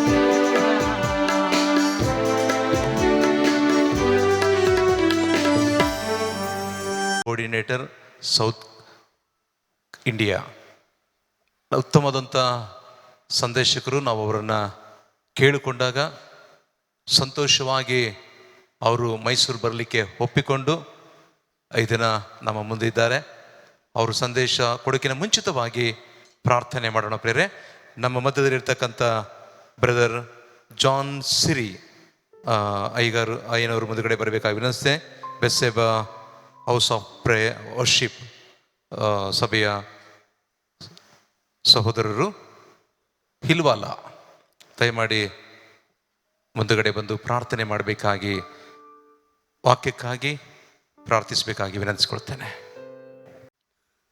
ನಿನ್ನ ಮಹಾ ಕೃಪೆಯಿಂದ ನಿನ್ನ ಅತಿ ಪರಿಶುದ್ಧ ನಾಮದಲ್ಲಿ ನಾವು ನಿನ್ನ ಜನರಾಗಿ ಬರುವಂತೆ ಈ ದಿನವನ್ನು ನಮಗೆ ನಿನ್ನ ಕೃಪೆಯಿಂದಲೇ ಕೊಟ್ಟಿದ್ದೀ. ಅದಕ್ಕಾಗಿ ಹೃದಯ ತುಂಬಿ ನಾವು ನಿನ್ನನ್ನು ಕೊಂಡಾಡ್ತೇವೆ, ಘನಪಡಿಸ್ತೇವೆ ಸ್ವಾಮಿ. ಹೌದು ಕರ್ತನೆ, ನಿನ್ನ ವಾಕ್ಯದ ಪ್ರಕಾರ ಕೀರ್ತನೆ 16:11 ಪ್ರಕಾರ ನೀನು ನಮಗೆ ಜೀವ ಮಾರ್ಗವನ್ನು ತಿಳಿಯಪಡಿಸುವಿ. ನಿನ್ನ ಸಮ್ಮುಖದಲ್ಲಿ ಪರಿಪೂರ್ಣ ಸಂತೋಷವಿದೆ, ನಿನ್ನ ಬಲಗೈಯಲ್ಲಿ ಶಾಶ್ವತ ಭಾಗ್ಯವಿದೆ. ಅದನ್ನು ನಾವು ಹೊಂದಲೇಬೇಕೆಂಬುದಾಗಿ ಈ ದಿನದಲ್ಲಿ ನಿನ್ನ ಸಮಕ್ಷಮದಲ್ಲಿ ನಾವು ಸೇರಿ ಬರುವಂತೆ, ಅದರಲ್ಲಿಯೂ ವಿಶ್ವವಾಣಿಯವರು ಆಯೋಜಿಸಿದಂಥ ಈ ದರ್ಶನ ಕೂಟದಲ್ಲಿ ನಾವು ಮುಂಜಾನೆಯಿಂದಲೂ ಇಲ್ಲಿಯವರೆಗೂ ಪಾಲ್ತೆದುಕೊಳ್ಳುವಂತೆ ಮಹಾಕೃಪೆಯನ್ನು ನೀನು ಅನುಗ್ರಹಿಸಿಕೊಟ್ಟ ರೀತಿಗಾಗಿ ನಿನಗೆ ಸ್ತೋತ್ರವನ್ನೇ ಅರ್ಪಿಸ್ತೇವೆ ಸ್ವಾಮಿ. ನಿನ್ನ ಜೀವಳ ವಾಕ್ಯಗಳನ್ನು ನಮಗೆ ನೀನು ಈ ದಿನದಲ್ಲಿ ಅನುಗ್ರಹಿಸಿಕೊಟ್ಟ ರೀತಿಗಾಗಿ ಸ್ತೋತ್ರ, ಸಾಕ್ಷಿಗಳಿಗಾಗಿ ನಿನಗೆ ಸ್ತೋತ್ರ ದೇವ. ಈ ರೀತಿಯ ಉತ್ತೇಜನವನ್ನು ನಾವು ಹೊಂದಿ ಕರ್ತನೆ ದೇವ, ವಿಶ್ವವಾಣಿ ಸಂಸ್ಥೆಗಾಗಿ ಪ್ರಾರ್ಥಿಸುವಂಥದ್ದು ದೇವ, ಅದರಲ್ಲಿ ನಾವು ಕಾಣಿಕೆಯನ್ನು ಅರ್ಪಿಸುತ್ತಾ ಪಾಲ್ತೆದುಕೊಳ್ಳುವಂಥದ್ದು, ಸೇವಕರನ್ನಾಗಿ ನಮ್ಮನ್ನೇ ನೀನು ಕಳಿಸು ಎಂಬುದಾಗಿ ಪ್ರಾರ್ಥಿಸುವಂಥ ಒಂದು ಹೃದಯ ಭಾರವನ್ನು ನಮಗೆ ನೀನು ತೆಗೆದುಕೊಟ್ಟ ರೀತಿಗಾಗಿ ನಿನಗೆ ಸ್ತೋತ್ರ ದೇವ. ಮುಂಜಾನೆಯಲ್ಲಿ ಕರ್ತನೆ ನಿನ್ನ ವಾಕ್ಯವನ್ನು ಬೋಧಿಸಿದಿ. ಮತ್ತಾಯನ ಬರೆದ ಸುವಾರ್ತೆ 9ನೇ ಅಧ್ಯಾಯದಲ್ಲಿ 35ರಿಂದ 38 ವಚನಗಳಲ್ಲಿ ನಮ್ಮ ಪ್ರಭುವಾದ ಯೇಸು ಕ್ರಿಸ್ತನು ಆತನು ಕನಿಕರ ಉಳ್ಳ ದೇವರು ಎಂಬುದಾಗಿ ನೀನು ಬೋಧಿಸಿದಿ ದೇವ. ಇಂಥ ಕನಿಕರಕ್ಕೆ ನಮ್ಮನ್ನು ಕರೆದಂಥ ದೇವರು ನೀನಾಗಿದ್ದಿ ದೇವ. ಯೆಶಾಯನ ಗ್ರಂಥದಲ್ಲಿಯೂ ನಾನು ಯಾರನ್ನು ಕಳುಹಿಸಲಿ, ನನಗಾಗಿ ಯಾರು ಹೋಗೋರೆಂಬುದಾಗಿ 6ನೇ ಅಧ್ಯಾಯ 8ನೇ ವಚನದಲ್ಲಿಯೂ ತಿಳಿಯಪಡಿಸಿದಿ ಸ್ವಾಮಿ. ಇದೆಲ್ಲವೂ ನಮ್ಮ ಆತ್ಮಿಕ ಜೀವಿತದಲ್ಲಿ ಕೊಟ್ಟಂಥ ದೇವ ನಮಗೆ ಸವಾಲಾಗಿ ದೇವ ಹೃದಯ ಭಾರವನ್ನು ತರುವಂಥದ್ದಾಗಿ ಇರುವ ರೀತಿಯಲ್ಲಿ ನೀನು ಬೋಧಿಸಿದಿ. ಆದ್ದರಿಂದ ಅದಕ್ಕಾಗಿ ಕೊಂಡಾಡ್ತೇವೆ ದೇವ. ಮುಂದಿನ ಎಲ್ಲ ದಿನಗಳಲ್ಲಿ ದೇವ ವಿಶ್ವವಾಣಿಯ ಸಂಸ್ಥೆಗಾಗಿ ಕರ್ತನೆ ನಾವು ಪ್ರಾರ್ಥಿಸುತ್ತಾ ದೇವ ಉತ್ತೇಜನಗೊಳಿಸುತ್ತಾ ಬರುವಂತೆ ಕೃಪೆ ನೀಡಬೇಕೆಂದು ನಾವು ನಿನ್ನಲ್ಲಿ ಬೇಡಿಕೊಳ್ತೇವೆ. ಈ ರೀತಿಯಲ್ಲಿ ಮುಂದಿನ ದಿನಗಳಲ್ಲಿ ಹಿಂದಿನ ಎಲ್ಲ ವರ್ಷಗಳಿಗಿಂತ ವಿಶ್ವವಾಣಿ ಪ್ರಾರಂಭವಾದಂಥ ಇಲ್ಲಿಯವರೆಗೂ 45 ವರ್ಷಗಳಲ್ಲಿ ನೀನು ಮಾಡಿದ ಉನ್ನತ ಕಾರ್ಯಗಳಿಗಾಗಿ ಕರ್ತನೆ ನಾವು ನಿನ್ನನ್ನು ಕೊಂಡಾಡ್ತೇವೆ, ಘನಪಡಿಸ್ತೇವೆ ಸ್ವಾಮಿ. ಈ ದರ್ಶನ ಕೂಟದ ಉದ್ದೇಶವನ್ನು ದೇವ ನೀನು ತಿಳಿಯಪಡಿಸ್ತಾ ಬರುತ್ತಿರುವಿ. ದೇವ ಜ್ಞಾನೋಕ್ತಿಗಳು 29:18 ಪ್ರಕಾರ ದೇವ ದರ್ಶಕರಿಲ್ಲದಿರುವಲ್ಲಿ ಜನರು ಅಂಕೆ ಮೀರುವರು ಎಂಬುದಾಗಿ ಹೇಳುವಾಗ ಧರ್ಮೋಪದೇಶವನ್ನು ಕೈಕೊಳ್ಳುವವನು ಎಷ್ಟೋ ಧನ್ಯನು ಎಂಬುದಾಗಿ ಬೋಧಿಸಿದಂತೆ ಈ ರೀತಿಯ ಒಂದು ಸತ್ಯವಾಕ್ಯಕ್ಕೆ ನಾವು ಒಳಪಟ್ಟು ಈ ದರ್ಶನ ಕೂಟದಲ್ಲಿ ಪಾಲು ತೆಗೆದುಕೊಳ್ಳೋದು ಮಾತ್ರವಲ್ಲದೆ ಮುಂದಿನ ಎಲ್ಲ ದಿನಗಳಲ್ಲಿಯೂ ದೇವ ನಮ್ಮ ಜೀವಿತ ದಿನಗಳಲ್ಲಿ ಈ ಸಂಸ್ಥೆಗಾಗಿ ನಾವು ಪ್ರಾರ್ಥಿಸಿ ಹುರಿದುಂಬಿಸುವಂತೆ ಕೃಪೆ ನೀಡಬೇಕೆಂದು ನಾವು ನಿನ್ನಲ್ಲಿ ಬೇಡಿಕೊಳ್ಳುತ್ತೇವೆ. ಉಳಿದಂಥ ಸಮಯಕ್ಕಾಗಿ ನಾವು ಬೇಡಿಕೊಳ್ತೇವೆ. ನಿನ್ನ ಸೇವಕರಾಗಿ ಬಂದಂಥ ದೇವ ಸಹೋದರ ಗ್ಯಾಬ್ರಿಯಲ್ ಗಂಟ ಅವರಿಗಾಗಿ ನಾವು ಪ್ರಾರ್ಥಿಸ್ತೇವೆ. ಪವಿತ್ರಾತ್ಮನ ಉತ್ತೇಜನ ಸಹಾಯದಿಂದ ಬೋಧಿಸಲಿಕ್ಕಿರುವಾಗ ಈ ಎಲ್ಲ ವಾಕ್ಯಗಳು ಸ್ವಾಮಿ ನಮ್ಮ ಹೃದಯಗಳಲ್ಲಿ ಕಾರ್ಯ ಮಾಡಲಿ. ಆ ಸೇವಕರನ್ನು ಕುಟುಂಬದವರನ್ನು ಆಶ್ವಸಿಸು. ಈ ದಿನದಲ್ಲಿ ದೇವ ಸೇವೆಯ ನಿಮಿತ್ತವಾಗಿ ಬಂದು ಜವಾಬ್ದಾರಿ ತೆಗೆದುಕೊಂಡಂಥ ಎಲ್ಲ ಸೇವಕರುಗಳಿಗಾಗಿ ನಿನ್ನನ್ನು ನಾವು ಹೃದಯ ತುಂಬಿ ನಾವು ನಿನ್ನನ್ನು ಕೊಂಡಾಡ್ತೇವೆ. ನಿನ್ನ ಬರೋಣಕ್ಕಾಗಿ ನಾವು ಈ ರೀತಿಯಲ್ಲಿ ಸಿದ್ಧರಾಗುವಂತೆ ಕೃಪೆಯನ್ನು ನಮಗೆ ನೀನು ಅನುಗ್ರಹಿಸಿಕೊಡು ಸ್ವಾಮಿ. ನಿನ್ನ ಎಲ್ಲ ನಡೆಸುವಿಕೆಗಾಗಿ ದೇವಾ ನಾವು ಹೃದಯ ತುಂಬಿ ನಾವು ನಿನ್ನನ್ನು ಕೊಂಡಾಡುತ್ತಾ ನಾವು ತಗ್ಗಿಸಿಕೊಂಡು ಈ ಪ್ರಾರ್ಥನೆ ವಿಜ್ಞಾಪನೆಗಳನ್ನು ನಮ್ಮ ಒಡೆಯನು ನಮ್ಮ ರಕ್ಷಕನು ನಮಗಾಗಿ ಬರುವಂಥ ಯೇಸು ಕ್ರಿಸ್ತನ ಅತಿ ಪರಿಶುದ್ಧ ನಾಮದಲ್ಲಿ ನಾವು ಬೇಡಿದ್ದೇವೆ ತಂದೆ ದೇವರೇ, ಆಮೇನ್. హల్లెలూయా హల్లెలూయా హల్లెలూయా. రెండు చేతులు పైకెత్తి హల్లెలూయా చెప్తాం మనం. దేవాది ಎರಡು ಕೈಗಳನ್ನು ಮೇಲಕ್ಕೆತ್ತಿ ದೇವರಿಗೆ ಹల్లెలೂಯಾ ಹೇಳುವ. హల్లెలూయా హల్లెలూయా. ఎత్తిన చేతులు దించకుండా చప్పట్లు కొట్టి దేవుని మన స్తుతిద్దాం. ಎತ್ತಿದಂತ ಕೈಗಳನ್ನು ಕೆಳಗೆ ಬೀಳಿಸದೆ ಮೇಲೆ హల్లెలూయా హల్లెలూయా హల్లెలూయా. భోజనం తర్వాత హల్లెలూయా కూడా అనలేని స్థితిలో ఉంది. ಊಟ ಆದ್ಮೇಲೆ ಹల్లెలూయಾ ಹೇಳಲಾರದಂತ ಒಂದು ಸ್ಥಿತಿಯಲ್ಲಿದ್ದೇವೆ. రెండు చేతులు పైకెత్తి హల్లెలూయా చెప్దాం గట్టిగా. ಎರಡು ಕೈಗಳನ್ನು ಮೇಲಕ್ಕೆತ್ತಿ హల్లెలూయా హల్లెలూయా హల్లెలూయా హల్లెలూయా. మొదట చప్పట్లు కొట్టడం మీకు నేర్పించిన తర్వాత నేను వాక్యాన్ని చెప్తాను. ಮೊದಲನೇದಾಗಿ ಚಪ್ಪಾಳೆ ಹೊಡೆಯುವಂಥದ್ದನ್ನು ಕಲಿಸಿ ನಂತರ ವಾಕ್ಯ ಹೇಳ್ತೀನಿ. ఎప్పుడైనా చప్పట్లు ఇలా కొడితే ಯಾವಾಗಾದ್ರೂ ನಾವು కిందకు చేయి పెట్టి ఇలా కొడితే ಕೆಳಗಡೆ ಕೈ ಮಾಡಿ ಈ ರೀತಿಯಿಂದ ಚಪ್ಪಾಳೆ ಹೊಡೆದ್ರೆ కొంతమంది చేయి కొద్దిగా ఇలాగెత్తి కొడతారు చప్పట్లు. ಕೆಲವರು ಈ ರೀತಿಯಿಂದ ಚಪ್ಪಾಳೆ ಹೊಡಿತಾರೆ. ఇంకా కొంతమంది చేతులు ఇలాగ ఎత్తి చప్పట్లు కొడతారు. ಕೆಲವರು ಕೈಗಳನ್ನು ಮೇಲೆತ್ತಿ ಚಪ್ಪಾಳೆ ತಟ್ತಾರೆ. కిందకి చేతులు ఇలా పెట్టి కొడితే అది ఆ చప్పట్లు నీది. ಕೆಳಗಡೆ ಕೈ ಮಾಡಿ ಚಪ್ಪಾಳೆ ಹೊಡೆದ್ರೆ ಆ ಚಪ್ಪಾಳೆ ನಿನಗೆ. కొద్దిగా పైకెత్తి ఇలా కొట్టావనుకో నీ పక్కోల్ది. ಸ್ವಲ್ಪ ಮೇಲಕ್ಕೆತ್ತಿ ಈ ರೀತಿಯಿಂದ ಚಪ್ಪಾಳೆ ಹೊಡೆದ್ರೆ ಅದು ಪಕ್ಕದಲ್ಲಿದ್ದಂಥವರಿಗೆ. చేతులు పైకెత్తి కొడితే అది దేవాది దేవునిది. ಕೈಗಳನ್ನು ಮೇಲಕ್ಕೆತ್ತಿ ಚಪ್ಪಾಳೆ ಹೊಡೆದ್ರೆ ಅದು ದೇವಾದಿ ದೇವನಿಗೆ. మనం ఎవరికి చప్పట్లు కొట్టాలా? ನಾವು ಯಾರಿಗೆ ಚಪ್ಪಾಳೆ ತಟ್ಟಬೇಕು? హల్లెలూయా హల్లెలూయా హల్లెలూయా. హల్లెలూయా. దేవునికి మహిమ కలుగును గాక. ದೇವರಿಗೆ ಮಹಿಮೆ ಉಂಟಾಗಲಿ. ఈ యొక్క విశ్వవాణి వండర్ రిట్రీట్ నిర్వహించిన ప్రియులు జోసెఫ్ తన కుటుంబానికి ఒకసారి దేవాది దేవునికి మహిమ చెల్లిస్తూ చేతులు పైకెత్తి చప్పట్లు కొడతాం. ಸೊ ಈ ಕೂಟವನ್ನ ಏರ್ಪಾటు ಮಾಡಿರ್ತಕ್ಕಂಥ ಸಹೋದರ ಜೋಸೆಫ್ ಮತ್ತು ಅವರ ಕುಟುಂಬದವರಿಗೆ ನಾವು ವಂದನೆ ಹೇಳುವುದಕ್ಕಾಗಿ ದೇವಾದಿ ದೇವನಿಗೆ ಚಪ್ಪಾಳೆ ತಟ್ಟಿ ಸ್ತೋತ್ರ ಹೇಳೋಣ. మరొకసారి చేతులు ఎత్తి చప్పట్లు కొడదాం. ಮತ್ತೊಂದ್ಸಾರಿ ಚಪ್ಪಾಳೆ ತಟ್ಟೋಣ. ఓకే, చక్కగా పాటలు పాడి మ్యూజిక్ వాయిస్తున్న మ్యూజిక్ టీమ్ కి ఒకసారి దేవుని స్తుతిస్తూ చేతులు పైకెత్తి ಅತ್ಯುತ್ತಮವಾದಂತಹ ಹಾಡುಗಳನ್ನು ಹಾಡಿ ಸಂಗೀತ ನುಡಿಸಿದಂತವರಿಗಾಗಿ ಜೋರಾಗಿ ಚಪ್ಪಾಳೆ ತಟ್ಟೋಣ. అలాగనే ఇక్కడ మీడియా టీం వారు ఉన్నారు, ఏర్పాట్లన్నింటిలో భోజనాలు చేశారు. వాళ్ళని బట్టి కూడా దేవుని మనం చప్పట్లు ಕೊಟ್ಟಿದ್ದಾರೆ, ಆಹಾರ ಸಿದ್ಧ ಮಾಡಿದಂತವರಿದ್ದಾರೆ. ಅವರೆಲ್ಲರಿಗಾಗಿ ನಾವು ಚಪ್ಪಾಳೆ ತಟ್ಟಿ ದೇವರನ್ನ ಮಹಿಮೆ ಪಡಿಸೋಣ. వచ్చిన మీ అందరిని బట్టి కూడా దేవుని స్తుతించాలి. మీ గురించి మీరే చప్పట్లు కొట్టాలి. చేతుల పైకి ಬಂದಂತ ನಿಮಗೋಸ್ಕರವಾಗಿ ದೇವರಿಗೆ ಸ್ತೋತ್ರ ಹೇಳಬೇಕು. ನಿಮ್ಮಷ್ಟಕ್ಕೆ ನೀವೇ ಚಪ್ಪಾಳೆ ತಟ್ಟಿ ನಿಮ್ಮನ್ನು ನೀವು ಅಭಿನಂದಿಸಿಕೊಳ್ಳ್ರಿ. దేవుని నామానికి మహిమ కలుగును గాక. ದೇವರ ನಾಮಕ್ಕೆ ಮಹಿಮೆ ಉಂಟಾಗಲಿ. ఈ యొక్క శ్రేష్టమైన దినాన, ಈ ಒಂದು ಶ್ರೇಷ್ಠವಾದಂತ ದಿನದಲ್ಲಿ మీతో కలిసి ప్రభువును ఆరాధించే ధన్యత నాకు దేవుడు ఇచ్చాడు. ನಿಮ್ಮೆಲ್ಲರ ಜೊತೆಯಲ್ಲಿ ಕೂಡಿ ಕರ್ತನನ್ನು ಆರಾಧಿಸುವಂತ ಭಾಗ್ಯವನ್ನು ದೇವರು ಕೊಟ್ಟದಕ್ಕಾಗಿ ಆತನಿಗೆ ಸ್ತೋತ್ರ. నా ప్రియ సహోదరుడు జోసెఫ్ రవికుమార్ నేను ఈ రోజు సిలిగురిలో ఉండాలి, కానీ ఈ మీటింగ్కి నువ్వు కంపల్సరీగా ಮೈಸೂರು రావాలని నన్ను పిలిస్తే నేను ఇక్కడ ఉన్నాను. ಸೊ ಇವತ್ತು ನಾನು ಸಿಲ್ಗುರಿಯಲ್ಲಿ ಇರಬೇಕಾಗಿತ್ತು, ಆದರೆ ಜೋಸೆಫ್ ರವಿಕುಮಾರ್ ಅವರು ದಯಮಾಡಿ ಇವತ್ತು ನಮ್ಮ ಜೊತೆಯಲ್ಲಿ ಇರಬೇಕೆಂಬುದಾಗಿ ವಿನಂತಿಸಿಕೊಂಡಿದ್ದಕ್ಕಾಗಿ ನಾನು ಇಲ್ಲಿದ್ದೇನೆ. కనుక తన కుటుంబానికి తనకు నా యొక్క వందనాలు తెలియజేస్తూ ಸೊ ఉన్నాను. ಅವರಿಗೂ ಅವರ ಕುಟುಂಬಕ್ಕೂ ನಾನು ವಂದನೆಯನ್ನು ತಿಳಿಸುವಂತವನಾಗಿದ್ದೇನೆ. మరి ముఖ్యంగా ఈ యొక్క కర్ణాటక రాష్ట్ర స్టేట్ కోఆర్డినేటర్ ప్రియ సహోదరుడు దైవజనుడు అద్భుతమైన వాక్యం చెప్పాడు బద్రీనాథ్ గారికి కూడా ప్రత్యేకమైన వందనాలు. ಈ ಸಂದರ್ಭದಲ್ಲಿ ಕರ್ನಾಟಕ ರಾಜ್ಯದ ಸಂಯೋಜಕರಾಗಿರುವಂಥ ದೇವರ ಸೇವಕರು ಸಹೋದರರು ಈ ಮುಂಜಾನೆ ಅತ್ಯುತ್ತಮವಾದಂಥ ವಾಕ್ಯವನ್ನು ತಿಳಿಸಿದ್ದಾರೆ. ಘನ ಬದ್ರಿನಾಥ್ ಅವರಿಗೆ ನನ್ನ ವಂದನೆಗಳು. అలాగనే మా ప్రియ అన్న దొడ్డన్న నోహన్ రాజ్ అన్న గారికి కూడా ప్రత్యేకమైన వందనాలు తెలియజేస్తూ ఉన్నాను. ದೊಡ್ಡಣ್ಣ ಮೋಹನ್ ರಾಜ್ ಅವರಿಗೂ ಕೂಡ ನಾನು ಪ್ರತ್ಯೇಕವಾಗಿ ವಂದಿಸುವಂತವನಾಗಿದ್ದೇನೆ. అలాగనే విశ్వవాణి ఫ్యామిలీగా వచ్చిన office manager, assistant manager, technicians, musicians అందరు కలిసి వచ్చాం. వారికి కూడా నా యొక్క ప్రత్యేకమైన వందనాలు తెలియజేస్తూ ఉన్నాను. ವಿಶ್ವವಾಣಿ ತಂಡವಾಗಿ ಬಂದಿರುವಂಥ office manager, assistant manager, technicians ಮತ್ತಿತರ ಎಲ್ಲರಿಗೂ ನಾನು ಪ್ರೀತಿಯಿಂದ ವಂದಿಸುವಂತವನಾಗಿದ್ದೇನೆ. ప్రాముఖ్యంగా మా ప్రియ అన్న డాక్టర్ ప్రభుదాస్ అన్న గారికి నా యొక్క ప్రత్యేకమైన వందనాలు నేను తెలియజేస్తూ ఉన్నాను. అద్భుతమైన వాక్యం అందించారు. ಈ ಸಂದರ್ಭದಲ್ಲಿ ಪ್ರತ್ಯೇಕವಾಗಿ ಡಾಕ್ಟರ್ ಪ್ರಭುದಾಸ್ ಅಣ್ಣನವರಿಗೆ ಅದ್ಭುತವಾಗಿ ವಾಕ್ಯವನ್ನು ತಿಳಿಸಿದ್ದಾರೆ. ಅವರಿಗೆ ನಾನು ಪ್ರತ್ಯೇಕವಾಗಿ ವಂದಿಸುವಂತವನಾಗಿದ್ದೇನೆ. నేను ఈ యొక్క మైసూరు పట్టణానికి ఆఫ్టర్ 12 years మళ్ళీ వచ్చాను. 12 ವರ್ಷಗಳಾದ ನಂತರ ಸಹೋದರರು ಈ ಮೈಸೂರು ಪಟ್ಟಣಕ್ಕೆ ಮತ್ತೆ ಬಂದಿದ್ದಾರೆ. అప్పుడు మన సహోదరుడు డానియల్ జోసెఫ్ ఉన్నప్పుడు ఒకసారి మీటింగ్ పెడితే నేను వచ్చాను. ಸೊ ಒಂದು ಸಾರಿ ಡ್ಯಾನಿಯಲ್ ಜೋಸೆಫ್ ಅವರು ಇಲ್ಲಿ ಸೇವೆ ಸಲ್ಲಿಸ್ತಾ ಇದ್ದಾಗ ನಾನು ಮೀಟಿಂಗ್ ನಲ್ಲಿ ಬಂದು ವಾಕ್ಯ ಹೇಳಿದ್ದೆ. కానీ మైసూర్ టీంతో ఇది మూడో కూడిక. ఒకసారి శ్రీరంగపట్నంలో మీటింగ్ చేసినప్పుడు వచ్చాను. ಮೈಸೂರು ತಂಡದವರ ಜೊತೆಯಲ್ಲಿ ಇದು 3ನೇ ಸಾರಿ.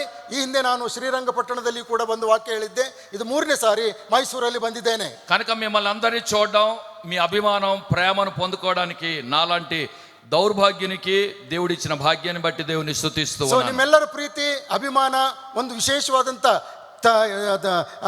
ಅಭಿಮಾನವನ್ನು ಪಡ್ಕೊಳ್ಳುವುದಕ್ಕೆ ದೌರ್ಭಾಗ್ಯನಾದಂಥ ನನಗೆ ದೇವರು ಒಂದು ಕೃಪೆಯನ್ನು ಅನುಗ್ರಹ ಮಾಡಿದ್ದಾನೆ. ఒక లేఖన భాగాన్ని మనం చదువుకుందాం. ಸೊ ಒಂದು ವಾಕ್ಯ ಭಾಗವನ್ನು ನಾವು ಓದಿಕೊಳ್ಳೋಣ. కీర్తనలు 37:24, Psalms 37:24. ಕೀರ್ತನೆಗಳಲ್ಲಿ 37:24ನೇ ವಚನ. దయచేసి ఎవరైనా కన్నడలో చదివి సహాయం చేయండి. 24ನೇ ವಚನ. ಅವನು ಕೆಳಗೆ ಬಿದ್ದರೂ ಏಳದೆ ಹೋಗುವುದಿಲ್ಲ, ಯೆಹೋವನು ಅವನನ್ನು ಕೈ ಹಿಡಿದು ಉದ್ಧಾರ ಮಾಡುವನು. యెహోవా అతని చెయ్యి పట్టుకొని ఉన్నాడు గనుక అతడు నేలను పడినను లేవలేక ఉండడు. ಅವನು ಕೆಳಗೆ ಬಿದ್ದರೂ ಏಳದೆ ಹೋಗುವುದಿಲ್ಲ, ಯೆಹೋವನು ಅವನನ್ನು ಕೈ ಹಿಡಿದು ಉದ್ಧಾರ ಮಾಡುವನು. చిన్న ప్రార్థన చేసుకుందాం. ಚಿಕ್ಕದಾಗಿ ಪ್ರಾರ್ಥನೆ ಮಾಡಿಕೊಳ್ಳೋಣ. ప్రేమ స్వరూపుడైన మా దేవా, నీకు వందనాలు చెల్లిస్తూ ఉన్నాం. ಪ್ರೀತಿ ಸ್ವರೂಪನಾದಂಥ ದೇವರೇ, ನಿನಗೆ ವಂದನೆಗಳನ್ನು ಸಲ್ಲಿಸುತ್ತೇವೆ. ప్రభువా, నువ్వు మాతో మాట్లాడే దేవుడు గనుక మాతో మాట్లాడండి. ಕರ್ತನೇ, ನೀನು ನಮ್ಮೊಂದಿಗೆ ಮಾತಾಡುವಂತವನಾದ ಕಾರಣ ನಮ್ಮೊಂದಿಗೆ ಮಾತಾಡು. ఈ యొక్క చదివిన లేఖన భాగము మాకు ఆశీర్వాదకరముగా ఉంచండి. ಓದಿರುವಂತ ವಾಕ್ಯ ಭಾಗವು ನಮಗೆ ಆಶೀರ್ವಾದಕರವಾಗುವಂತೆ ಸಹಾಯ ಮಾಡು. ఉదయం నుండి ఇంతవరకు నీ వాక్యము కొరకు ఆసక్తి కలిగి ఎదురు చూసిన ప్రతి ఒక్కరితో, నాతో, మా అందరితో మాట్లాడండి. ಮುಂಜಾನೆಯಿಂದ ಇಲ್ಲಿ ತನಕ ವಾಕ್ಯಕ್ಕಾಗಿ ಎದುರು ನೋಡ್ತಾ ಇರತಕ್ಕಂಥ ನಮ್ಮೆಲ್ಲರೊಂದಿಗೂ ನನ್ನೊಂದಿಗೂ ಮಾತಾಡು. ప్రభువా, మా అందరితో నువ్వు మాట్లాడినందుకు నిన్ను స్తుతిస్తూ యేసు నామమున ప్రార్థిస్తున్నాము తండ్రి. ನಮ್ಮೆಲ್ಲರ ಜೊತೆಯಲ್ಲಿ ನೀನು ಮಾತಾಡುವಂತವನಾದ ಕಾರಣ ನಿನ್ನನ್ನು ಸ್ತುತಿಸುತ್ತಾ ಯೇಸು ನಾಮದಲ್ಲಿ ಈ ಪ್ರಾರ್ಥನೆಯನ್ನ ಬೇಡಿಕೊಳ್ಳುತ್ತೇವೆ ಸ್ವಾಮಿ. ఆమేన్. రెండు చేతులు పైకెత్తి చప్పట్లు కొట్టి దేవుని ಎರಡು ಕೈಗಳನ್ನು ಮೇಲೆ హల్లెలూయా, ಹಲ್ಲೆಲೂಯಾ, హల్లెలూయా, ಹಲ್ಲೆಲೂಯಾ. ప్రభు నామానికి మహిమ కలుగును గాక. ಕರ್ತನ ನಾಮಕ್ಕೆ ಮಹಿಮೆ ಉಂಟಾಗಲಿ. ఒక తల్లిదండ్రులట ఒక కుమార్తెకు వివాహ సంబంధాలు చూస్తూ ఉన్నారు. ಸೊ ಒಬ್ಬ ತಂದೆ ತಾಯಿಗಳು ಮಗಳಿಗೋಸ್ಕರವಾಗಿ ಒಂದು ಮದುವೆಯ ಸಂಬಂಧವನ್ನು ನೋಡ್ತಾ ಇದ್ರು. సంబంధాలు చూస్తూ మంచి మంచి సంబంధాలు తీసుకొచ్చినా ఆమె పెండ్లి చేసుకోవట్లేదు. ಸೊ ಒಳ್ಳೊಳ್ಳೆ ಸಂಬಂಧಗಳನ್ನು ತೆಗೆದುಕೊಂಡು ಬಂದ್ರು ಕೂಡ ಹುಡುಗಿ ಆ ಸಂಬಂಧವನ್ನು ಒಪ್ಪುತ್ತಾ ಇರಲಿಲ್ಲ. గవర్నమెంట్ జాబ్ ఉన్న వరుణ్ణి తెచ్చినా ఆమె ఇష్టపడట్లేదు. ಸೊ ಗವರ್ಮೆಂಟ್ ಜಾಬ್ ಇರ್ತಕ್ಕಂಥವರನ್ನ, ಬೇರೆ ಉದ್ಯೋಗ ಇರ್ತಕ್ಕಂಥವರನ್ನ ತೆಗೆದುಕೊಂಡು ಬಂದ್ರು ಕೂಡ ಒಪ್ಪಿಕೊಳ್ತಾ ಇರಲಿಲ್ಲ. సాఫ్ట్వేర్ ఇంజనీర్లు తెచ్చినా ఇష్టపడట్లేదు. ಸಾಫ್ಟ್ವೇರ್ ಇಂಜಿನಿಯರ್ ತೆಗೆದುಕೊಂಡು ಬಂದ್ರು ಕೂಡ ಇಷ್ಟಪಡಲಿಲ್ಲ. మంచి బిజినెస్ మ్యాన్ ని తీసుకొచ్చినా వివాహం ఆడడానికి ఇష్టపడట్లేదు. ಉದ್ಯೋಗಪತಿಯನ್ನು ತೆಗೆದುಕೊಂಡು ಬಂದ್ರು ಕೂಡ ಆಕೆ ಒಪ್ಪಿಕೊಳ್ಳಲಿಲ್ಲ. ఎందుకు వారందరినీ వద్దంటున్నావు అని అడిగారట. ಯಾಕೆ ಅವರೆಲ್ಲರಿಗೂ ಬೇಡ ಎಂಬುದಾಗಿ ಕೇಳ್ತಿ ಎಂಬುದಾಗಿ ಕೇಳಿದ್ರು. అయితే ఆమె అన్నదేంటంటే, ಅವ್ರೇನಂದ್ರೆ ఆ ఫ్యాక్టరీలో పనిచేసిన వ్యక్తిని నేను ఇష్టపడుతున్నాను, ఆయన పెళ్లి చేసుకుంటాను అందట. ಆ ಒಂದು ಕಾರ್ಖಾನೆಯಲ್ಲಿ ಕೆಲಸ ಮಾಡತಕ್ಕಂಥ ವ್ಯಕ್ತಿಯನ್ನು ನಾನು ಇಷ್ಟಪಡ್ತಾ ಇದ್ದೇನೆ, ಅವನನ್ನೇ ಮದುವೆ ಮಾಡಿಕೊಳ್ತೇನೆ ಎಂಬುದಾಗಿ ಹೇಳಿದ್ರು. ఎందుకు ఆ ఫ్యాక్టరీలో పనిచేసిన వ్యక్తిని ఇష్టపడతావు అని అడిగారట. ಆ ಕಾರ್ಖಾನೆಯಲ್ಲಿ ಕೆಲಸ ಮಾಡುವಂತವನನ್ನು ಯಾಕೆ ಇಷ್ಟಪಡ್ತಿ ಎಂಬುದಾಗಿ ಪ್ರಶ್ನಿಸಿದ್ರು. ఆయన ఫ్యాక్టరీ నుండి బయటకు వస్తున్నప్పుడు ಅವನು ಫ್ಯಾಕ್ಟರಿಯಿಂದ ಹೊರಗಡೆ ಬರುವಾಗ అందరు తన్ను సెకండ్ ఇస్తున్నారు, పక్కనే ఉండి వెళ్ళడానికి ఇష్టపడుతున్నారు. ಸೊ ಎಲ್ಲರೂ ಅವನು ಕೈ ಕುಲುಕ್ತಾರೆ, ಜೊತೆಯಲ್ಲಿದ್ದ ಅವನ ಜೊತೆ ಹೋಗ್ಬೇಕೆಂಬುದಾಗಿ ಇಷ್ಟಪಡ್ತಾರೆ. ఆయన బస్సు ఎక్కినా కూడా పక్కన కూర్చోవడానికే ఇష్టపడుతున్నారు. ಅವನು ಬಸ್ನಲ್ಲಿ ಕೂತ್ಕೊಂಡ್ರು ಕೂಡ ಪಕ್ಕದಲ್ಲಿ ಕೂತ್ಕೊಳ್ಳುವುದಕ್ಕಾಗಿ ಇಷ್ಟಪಡ್ತಾರೆ. ఆ ఫ్యాక్టరీలో పనిచేసిన వ్యక్తినే నేను పెళ్లి చేసుకుంటాను అంద. ಆದ್ರಿಂದಲೇ ಆ ಕಾರ್ಖಾನೆಯಲ್ಲಿ ಕೆಲಸ ಮಾಡುವಂತ ವ್ಯಕ್ತಿ ಜೊತೆಯಲ್ಲಿ ನಾನು ಮದುವೆ ಮಾಡಿಕೊಳ್ತೇನೆ ಅಂದಳು. అయితే కౌన్సిలింగ్ చేయడానికి పాస్టర్ గారి దగ్గరికి పంపించారట. ಸೊ ಆಕೆಗೆ ಆಲೋಚನೆ ಹೇಳಿಕೊಡ್ಬೇಕೆಂಬುದಾಗಿ ಪಾಸ್ಟರ್ ಹತ್ರ ತೆಗೆದುಕೊಂಡು ಹೋದ್ರು. పాస్టర్ ఫుల్ గా కౌన్సిలింగ్ చేశాడు. మంచి ఆఫీసర్ ని, సాఫ్ట్వేర్ ఇంజనీర్ ని, గవర్నమెంట్ జాబ్ హోల్డర్ ని పెళ్లి చేసుకోమంటే ఈ ఫ్యాక్టరీలో పనిచేసిన వాడిని ఎందుకు చేసుకుంటావు ಆ అని. ಸಭಾಪಾಲಕರು ಅವರಿಗೆ ಒಳ್ಳೆ ಆಲೋಚನೆ ಹೇಳುತ್ತಾ, ಅವ ಆಫೀಸರ್ಗೆ, ಸಾಫ್ಟ್ವೇರ್ ಇಂಜಿನಿಯರ್ಗೆ ನೀನು ಮದುವೆ ಮಾಡ್ಕೋ ಅಂತ ಹೇಳಂತಂದ್ರೆ ಈ ಕಾರ್ಖಾನೆಯಲ್ಲಿ ಇದ್ದಂತವನಿಗೆ ಯಾಕೆ ಮದುವೆ ಮಾಡ್ಕೊಳ್ತಾ ಇದ್ದೆ ಅಂತ ಕೇಳಿದ್ರು. అయితే ఆమె అన్నది ఆయన అంటేనే నాకు చాలా ఇష్టం అందట. ಆಗ ಆ ಹುಡುಗಿ ಹೇಳ್ತಾಳೆ, ಅವರಂದ್ರೆ ನನಗೆ ತುಂಬಾ ಇಷ್ಟ ಎಂಬುದಾಗಿ. అయితే ఆ అబ్బాయిని తీసుకురమ్మన్నారట. ಆ ಹುಡುಗನನ್ನು ಕರ್ಕೊಂಡು ಬನ್ರಿ ಅಂತ ಹೇಳಿದ್ರು. ఆయనకి పిలిచి ಅವರನ್ನು ಕರೆದು నువ్వు ఏ కంపెనీలో పని చేస్తున్నావు అని ಅವ್ರು అడిగారు. ಹೇಳಿದ್ರು, ನೀನು ಯಾವ ಕಂಪನಿಯಲ್ಲಿ ಕೆಲಸ ಮಾಡ್ತಾ ಇದ್ದೀಯಾ, ఆ ఫ్యాక్టరీ పేరు ఏంటి అని అడిగారట. ಆ ಒಂದು ಫ್ಯಾಕ್ಟರಿಯ ಹೆಸರು ಏನೆಂಬುದಾಗಿ ಕೇಳಿದ್ರು. ఆయన ఏమన్నాడంటే ಅವ್ರು ಏನಂದ್ರು ಗೊತ್ತಾ, అది మైసూర్ శాండల్వుడ్ కంపెనీ ఫ్యాక్టరీ అన్నాడు. ಅದು ಮೈಸೂರು ಸ್ಯಾಂಡಲ್ವುಡ್ ಕಂಪನಿ ಸೋಪ್ ಮಾಡುವಂತ ಫ್ಯಾಕ್ಟರಿ ಎಂಬುದಾಗಿ. ఎందుకంటే మైసూర్ శాండల్ ఫ్యాక్టరీ నుండి వచ్చిన వాళ్ళు స్వీట్ స్మెల్ ఇస్తారు కదా, ఆయన పక్కనే ఉండాలనుకున్నదాట. ಯಾಕಂದ್ರೆ ಮೈಸೂರು ಸ್ಯಾಂಡಲ್ ಸೋಪಿನ ಫ್ಯಾಕ್ಟರಿಯಲ್ಲಿ ಕೆಲಸ ಮಾಡ್ತಕ್ಕಂಥವ್ರ ಜೊತೆಯಲ್ಲಿ ಇರ್ಬೇಕು ಅಂತ ಹೇಳಿದ್ರೆ ಅವರು ಮೈಯೊಳಗಿಂದ ಸುವಾಸನೆ ಬರ್ತಾ ಇರ್ತದೆ. అందుకే మైసూర్ వచ్చిన వాళ్ళు ఆ స్మెల్ బ్యూటిఫుల్ గా ఉంటుంది కనుక వెళ్ళడానికి ఎవరికి ఇష్టం ఉండదు. ಆ ಮೈಸೂರಿಂದ ಬಂದಂತವರ ಶರೀರದೊಳಗೆ ಒಂದು ಸುಮಧುರವಾದಂತ ವಾಸನೆ ಇರ್ತಕ್ಕಂಥದ ಕಾರಣ ಅವರನ್ನು ಬಿಟ್ಟು ಹೋಗುವುದಕ್ಕಾಗುವುದಿಲ್ಲ. అందుకే మైసూర్ వచ్చిన వాళ్ళు తిరిగి వెళ్ళడానికి ఇష్టపడరు. ಮೈಸೂರಿಗೆ ಬಂದಂತವರು ಅದಕ್ಕಾಗಿ ಹಿಂದಕ್ಕೆ ಹೋಗುವುದಕ್ಕಾಗಿ ಇಷ್ಟಪಡುವುದಿಲ್ಲ. అంటే మీ ప్రేమ అలాంటిది, హత్తుకుంటది, బ్యూటిఫుల్ స్మెల్ ಸೊ ఇస్తుంది. ನಿಮ್ಮ ಪ್ರೀತಿ ಆ ರೀತಿ ಇದೆ, ಅದು ಅಂಟಿಕೊಂಡಿರುವಂತೆ ಮಾಡ್ತದೆ, ಅದು ಸುಂದರವಾಗಿರ್ತಕ್ಕಂಥ ಒಂದು ಸುವಾಸನೆಯನ್ನು ಉಂಟು కనుక ಮಾಡುವಂತದ್ದಾಗಿದೆ. మీతో సహవాసం చేయడం మాకు ఆశీర్వాదకరం. ಸೊ ನಿಮ್ಮೊಂದಿಗೆ ಸಹವಾಸ ಮಾಡಿರ್ತಕ್ಕಂಥದ್ದು ನಮಗೆ ಆಶೀರ್ವಾದ. విశ్వాని కుటుంబంగా మీతో సహవాసం, ఈ యొక్క వన్ డే రిట్రీట్ చాలా దీవెనకరమైన సమయం. ಸೊ ನಿಮ್ಮ ಜೊತೆಯಲ್ಲಿ ವಿಶ್ವವಾಣಿಯವರು ಸಂಬಂಧ ಇಟ್ಟುಕೊಂಡಿರ್ತಕ್ಕಂಥದ್ದು ಒಂದು ದಿನದ ಈ ಒಂದು ಕೂಟ ಅದು ಬಹಳ ఇప్పుడు ఒక ಆಶೀರ್ವಾದಕರವಾಗಿರುವಂತದ್ದಾಗಿದೆ. లేఖన భాగాన్ని మనం చూద్దాము. ಸೊ ಇವತ್ತು ನಾವು ವಾಕ್ಯ ಭಾಗದ ಕಡೆಗೆ ನೋಡೋಣ. ఇక్కడ సామ్స్ 37:24 మనం చూసినప్పుడు ಸೊ ಇವತ್ತು ಕೀರ್ತನೆ 37:24 ನಾವು ನೋಡುವುದಾದರೆ ఇక్కడ ఒక మాట రాయబడింది. ಇಲ್ಲಿ ಒಂದು ಮಾತು ಬರೆಯಲಾಗಿದೆ. యెహోవా అతన్ని చెయ్యి పట్టుకొని ఉన్నాడు గనుక అతడు నేలను పడినను లేవలేక ఉండడు. ಸೊ ಯೆಹೋವನು ಅವನು ಕೆಳಗೆ ಬಿದ್ದರೂ ಏಳದೆ ಹೋಗುವುದಿಲ್ಲ, ಯೆಹೋವನು ಅವನನ್ನು ಕೈ ಹಿಡಿದು ಉದ್ಧಾರ ಮಾಡುವನು ಎಂಬುದಾಗಿ. మనము భారతదేశ చరిత్రను మనం చూస్తే ಸೊ ಭಾರತ ದೇಶದ ಇತಿಹಾಸವನ್ನು ನಾವು ನೋಡುವುದಾದರೆ నేటి దినాల్లో భయంకరమైన పరిస్థితిలో వెళుతూ ఉంది. ಇವತ್ತಿನ ದಿವಸಗಳಲ್ಲಿ ಅನೇಕ ಭಯಾನಕವಾದಂತ ಸ್ಥಿತಿಗತಿಗಳನ್ನು ನಾವು ನೋಡ್ತಾ ಇದ್ದೇವೆ. అనేక సమస్యల గుండా వెళుతూ ఉంది. ಸೊ ಅನೇಕ ಸಮಸ್ಯೆಗಳು ಜರುಗುತ್ತಾ ಇರುವಂತದ್ದನ್ನು ಕಾಣ್ತಾ ಇದ್ದೇವೆ. పరిష్కారం కాని సమస్యల గుండా దేశం వెళుతూ ఉంది. ಇವತ್ತಿನ ದಿವಸದಲ್ಲಿ ನಾವು ಪರೀಕ್ಷಿಸಿ ನೋಡುವಾಗ ಸಮಸ್ಯೆಗಳಿಂದ ತುಂಬಿರ್ತಕ್ಕಂಥ ದೇಶದಲ್ಲಿ ನಾವಿದ್ದೇವೆ. సంఘాల్లో సమస్యను చూస్తూ ఉన్నాం, ಸಭೆಗಳಲ್ಲಿ ಸಮಸ್ಯೆಗಳಿವೆ, కుటుంబాల్లో సమస్యను చూస్తున్నాం, ಕುಟುಂಬಗಳಲ್ಲಿ ಸಮಸ್ಯೆಗಳಿವೆ, సమాజంలో సమస్యలు చూస్తున్నాం, ಸಮಾಜದಲ್ಲಿ ಸಮಸ್ಯೆಗಳಿವೆ, ఇక్కడ పొలిటికల్ ప్రాబ్లం చూస్తాము, ರಾಜಕೀಯವಾದಂತ ಸಮಸ್ಯೆಗಳಿವೆ, తర్వాత ఫిజికల్ ప్రాబ్లం చూస్తాము, ಶಾರೀರಿಕವಾದಂತ ಸಮಸ್ಯೆಗಳಿವೆ, సోషల్ ప్రాబ్లం చూస్తాము, ಸಾಮಾಜಿಕವಾದಂತ ಸಮಸ್ಯೆಗಳಿವೆ, ఎకనామికల్ ప్రాబ్లం చూస్తాము, ಆರ್ಥಿಕವಾದಂತ ಸಮಸ್ಯೆಗಳಿವೆ, రిలీజియస్ ప్రాబ్లం చూస్తాము, ಧಾರ್ಮಿಕವಾದಂತ ಸಮಸ್ಯೆಗಳಿವೆ. అంతేకాకుండా ಅವೇ ಅಷ್ಟೇ ಅಲ್ಲ, ఇటీవల కాలంలో మనం గమనిస్తే పెహల్గామ్ లో జరిగినటువంటి దాడిని బట్టి యుద్ధాలు చూస్తూ ఉన్నాం. ಇತ್ತೀಚಿನ ದಿವಸಗಳಲ್ಲಿ ನೋಡುವಾಗ ಪಹಲ್ಗಾಮದಲ್ಲಿ ನಡೆದಿರ್ತಕ್ಕಂಥ ಉಗ್ರಗಾಮಿಗಳ ಆ ಒಂದು ಮಾರಣಾಂತಿಕವಾದಂತ ಸಂಗತಿಯನ್ನು ಕೂಡ ఇప్పుడు ನೋಡುವಂತ భయంకరమైన యుద్ధ వాతావరణంలో మనం బ్రతుకుతూ ఉన్నాం. ಇವತ್ತು ಯುದ್ಧದ ಭಯಂಕರವಾದಂತ ವಾತಾವರಣದಲ್ಲಿ ನಾವು ಜೀವಿಸ್ತಾ ಇದ್ದೇವೆ. అందుకే ఇండియన్ గవర్నమెంట్ ఆపరేషన్ సింధూర్ అని పెట్టి ಸರ್ಜಿಕಲ್ ಅಟ್ಯಾಕ್ చేస్తా ఉంది. ಆದ್ರಿಂದಲೇ ಭಾರತ ಸರ್ಕಾರವು ಆಪರೇಷನ್ ಸಿಂಧೂರ್ ಅಂತಕ್ಕಂಥದ್ದನ್ನು ಮಾಡಿ ಇವತ್ತು ಸರ್ಜಿಕಲ್ ಅಟ್ಯಾಕ್ ಮಾಡಿರ್ತಕ್ಕಂಥದ್ದಾಗಿದೆ. ఎన్నో రకాల సమస్యల్లో ఉన్నాము, ಎಷ್ಟೋ ಪ್ರಕಾರದ ಸಮಸ್ಯೆಗಳಲ್ಲಿ ఈ ನಾವಿದ್ದೇವೆ. సమస్యలతో పాటు యుద్ధం అనే సమస్య కూడా వచ్చింది. ಈ ಎಲ್ಲಾ ಸಮಸ್ಯೆಗಳ ಮಧ್ಯದಲ್ಲಿ ಯುದ್ಧ ಅನ್ನುವಂತ ಸಮಸ್ಯೆ ಒಂದು ಬಂದ್ಬಿಟ್ಟಿದೆ. మనకు ఫ్యామిలీ ప్రాబ్లమ్స్ ఉన్నాయి, ನಮಗೆ ಕುಟುಂಬಗಳ ಸಮಸ್ಯೆ ಇದೆ, ఫైనాన్షియల్ ప్రాబ్లమ్స్ ఉన్నాయి, ಹಣಕಾಸಿನ ಸಮಸ್ಯೆ ಇದೆ, చర్చి ప్రాబ్లమ్స్ ఉన్నాయి, ಸಭೆಯ ಸಮಸ್ಯೆ ಇದೆ, తర్వాత మనకు సిటీ డిస్ట్రిక్ట్ ప్రాబ్లమ్స్ ఉన్నాయి, ನಾವು ಈ ಪಟ್ಟಣಗಳಲ್ಲಿರ್ತಕ್ಕಂಥ ಪಟ್ಟಣ ಸಮಸ್ಯೆ ಇದೆ. దానితో పాటు ఇప్పుడు వార్ ఒక ప్రాబ్లం గా మార్చబడింది. ಇವೆಲ್ಲವುಗಳ ಜೊತೆಯಲ್ಲಿ ಈಗ ಯುದ್ಧದ ಒಂದು ಸಮಸ್ಯೆ ಕೂಡ ಬಂದ್ಬಿಟ್ಟಿದೆ. అయితే దేవుడు ఏమంటున్నాడంటే, ಆದ್ರೆ ದೇವ್ರು ಏನಂತಾನಂದ್ರೆ, నేను చెయ్యి పట్టుకొని ఉన్నాను గనక నువ్వు కింద పడిపోవు. ನಾನು ಕೈ ಹಿಡಿದಂತವನಾದ ಕಾರಣ ನೀವು ಕೆಳಗೆ ಬೀಳುವುದಿಲ್ಲ. ಹಲ್ಲೆಲೂಯಾ. చప్పట్లు కొట్టి దేవుని స్తుతిద్దాం.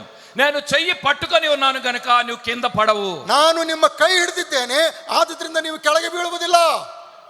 నేను బైబిల్ కాలేజీలో టీచింగ్ చేస్తాను. ನಾನು ಬೈಬಲ್ ಕಾಲೇಜಿನಲ್ಲಿ ಟೀಚಿಂಗ್ ಮಾಡ್ತಾ ಇದ್ದೆ. అక్కడ ఒక స్టూడెంట్ నాకు అడిగాడు, ಅಲ್ಲಿರ್ತಕ್ಕಂಥ ಒಬ್ಬ ಸ್ಟೂಡೆಂಟ್ ನನ್ನನ್ನು ಕೇಳಿದ್ರು, నీతిమంతుడు 7 మార్లు పడినను తిరిగి లేచును అని బైబిల్ ఉంది కదన్న. ಸತ್ಯವೇದದಲ್ಲಿ ನೀತಿವಂತನು 7 ಸಾರಿ ಬಿದ್ರೂ ಮತ್ತೆ ಹೇಳ್ತಾನಂತೇಳಿ ಬೈಬಲ್ ನಲ್ಲಿ ಬರೆದಿದೆಯಲ್ಲ ಅಣ್ಣ. అన్న 7 సార్లు పడితే లేస్తాడు గాని 8వ సారి పడితే ఏమవుతుందన్న అన్నాడు. 7 ಸಾರಿ ಬಿದ್ರೆ ಹೇಳ್ತಾನೆ, 8ನೇ ಸಾರಿ ಬಿದ್ರೆ ಏನಾಗಬಹುದು ಅಂತ ಕೇಳ್ದ. 7 సార్లు పడితే దేవుడు లేపుతాడు, 7 ಸಾರಿ ಬಿದ್ರೆ ದೇವ್ರು ಎತ್ತಾನೆ. కానీ 8వ సారి పడితే ఏమవుతుంది అన్నాడు. ಆದ್ರೆ 8 ಸಾರಿ ಬಿದ್ರೆ 8ನೇ ಸಾರಿ ಬಿದ್ರೆ ಏನಾಗ್ತದೆ ಅಂತ ಕೇಳ್ದ. నేనేమన్నానంటే, ಅದಕ್ಕೆ ನಾನೇನಂದ್ರೆ, 7 సార్లు పడితే నీవే లేవాలా, 7 ಸಾರಿ ಬಿದ್ರಿಗೂ ನೀವೇ ಹೇಳಬೇಕು. 8వ సారి పడితే దేవుడు లేపుతాడు. ಸೊ 8ನೇ ಸಾರಿ ಬಿದ್ದಾಗ ದೇವ್ರು ಎತ್ತಾನೆ. హల్లెలూయా. హల్లెలూయా. నీతిమంతుడు 7 మార్లు పడినను లేస్తాడు, కానీ దేవుడు 8వ సారి కూడా మనల్ని లేపుతాడు. ನೀತಿವಂತನು 7 ಸಾರಿ ಬಿದ್ರು ಅವನೇ ಹೇಳ್ತಾನೆ, 8ನೇ ಸಾರಿ ಬಿದ್ದಾಗ ದೇವ್ರು ಎತ್ತಾನೆ. దేవుడు మనల్ని విడిచిపెట్టే దేవుడు కాదు. ದೇವ್ರು ನಮ್ಮನ್ನು ಕೈ ಬಿಡುವಂತ ದೇವರಲ್ಲ. మన చెయ్యి పట్టుకొని పైకి లేవనెత్తి ఆశీర్వదించే దేవుడు. ನಮ್ಮ ಕೈ ಹಿಡಿದು ಮೇಲಕ್ಕೆತ್ತಿ ಆಶೀರ್ವಾದ ಮಾಡುವಂತವನಾಗಿದ್ದಾನೆ.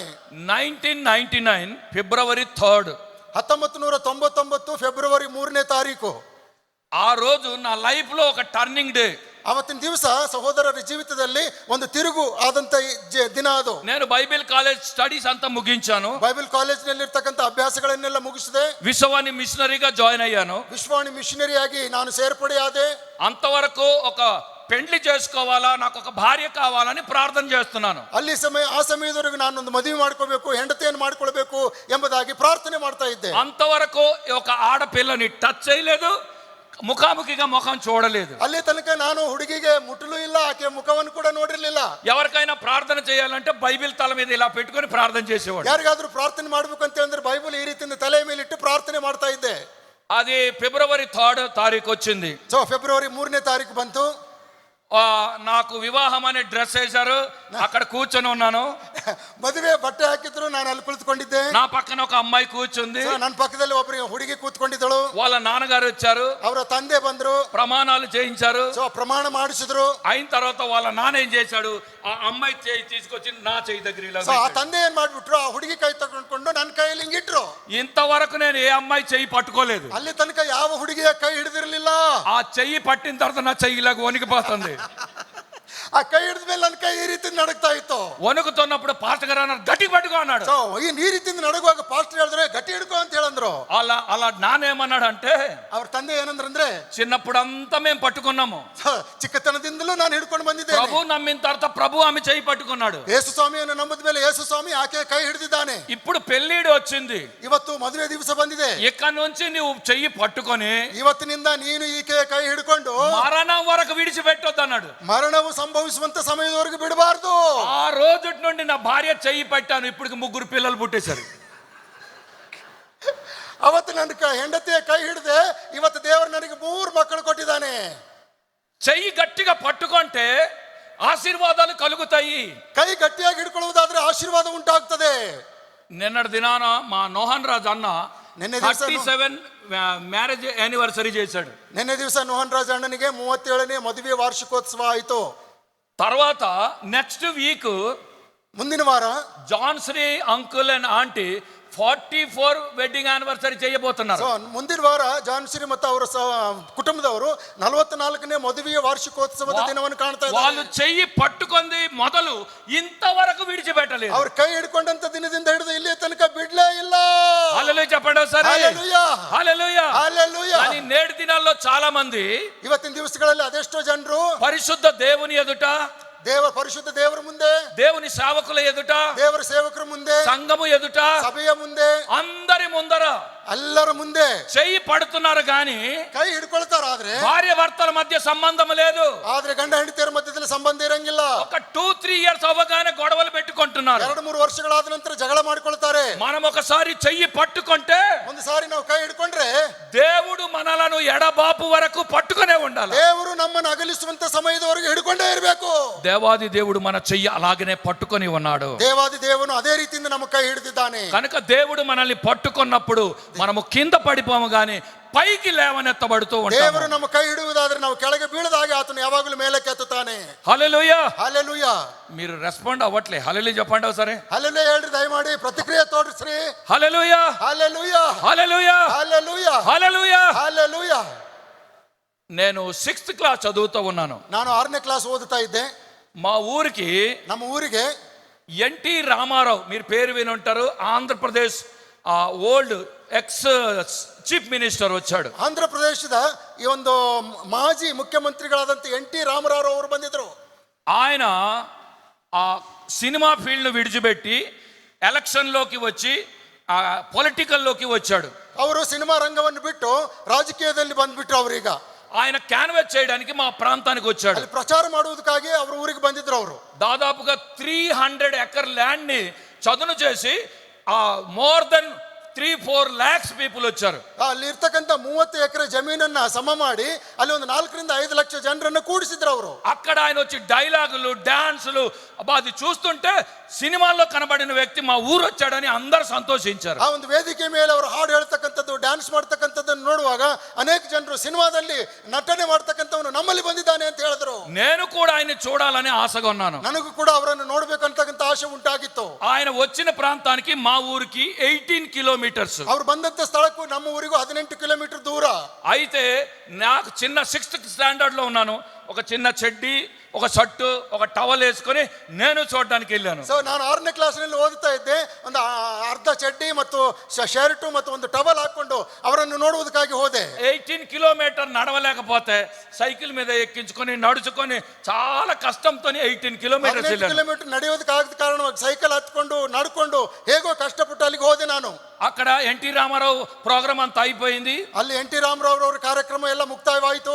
ఓపెన్ జీప్ లో ఆయన బయలుదేరి రిటర్న్ వెళ్ళిపోతున్నాడు. ಆ ಒಂದು ಬಹಿರಂಗವಾದಂತ ಜೀಪ್ ನಲ್ಲಿ ಅವರು ಹಿಂದಕ್ಕೆ ಹೋಗ್ತಾ ಇದ್ದಾರೆ. ఆయన వెళ్ళిపోతూ ಅವ್ರು ಹೋಗ್ತಾ ಹೋಗ್ತಾ అందరికి ఇలా చేసుకుంటూ పోతున్నాడు. ಈ ರೀತಿಯಿಂದ ಕೈ ಮಾಡ್ಕೊಂಡು ಹೋಗ್ತಾ ಇದ್ದಾರೆ ಅವರು. మేమేమో అక్కడ ఫెన్సింగ్ వేశారు.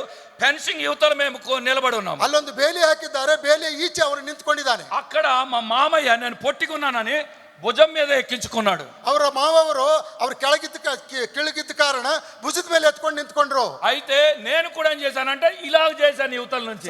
NT ರಾಮರಾವ್ ಅವರು ಈ ರೀತಿಯಿಂದ ಕೈ ಮಾಡುವಾಗ ಅಣ್ಣ ಕೂಡ ಈ ರೀತಿಯಿಂದ ಕೈ ಮಾಡಿದ್ರು. అందరూ ఇలా చేయి పెడుతుంటే ఆయన ఇలా టచ్ చేసుకుంటూ వెళ్ళిపోతున్నాడు. ಎಲ್ಲರೂ ಈ ರೀತಿಯಿಂದ ಕೈ ಮಾಡುವಾಗ ಎಲ್ಲರ ಕೈಗಳನ್ನು ಅವನು ಮುಟ್ಟುತ್ತಾ ಹಾಗೆ ಹೋಗ್ತಾ ಇದ್ದ. నాకు కూడా చెయ్యి తగిలితే బాగున్నని నేను కూడా ఇలా చేశాను. ನನ್ನ ಕೈಗೂ ಕೂಡ ಅವ್ರದ್ದು ಕೈ ತಗಲಿದ್ರೆ ಸಾಕು ಅಂತೇಳಿ ಈ ರೀತಿಯಿಂದ ಕೈ ಮಾಡಿದೆ ನಾನು. ఆయన అలాగ వెళ్తూ నాకు కొద్దిగా ఇలాగ టచ్ అయింది. ಈ ರೀತಿಯಿಂದ ಕೈ ಮಾಡ್ತಾ ಹೋಗ್ಬೇಕಾದ್ರೆ ನನಗೆ ಸ್ವಲ್ಪ ಟಚ್ ಆಗ್ಬಿಡ್ತಿಲ್ಲ. అది టచ్ అయిన తర్వాత ಅದು ಟಚ್ ಆದ್ಮೇಲೆ ఎన్టీ రామారావు చెయ్యి నాకు తగిలింది. NT ರಾಮರಾವ್ ಅವ್ರ ಕೈ ನನಗೆ ತಗಲಿತು.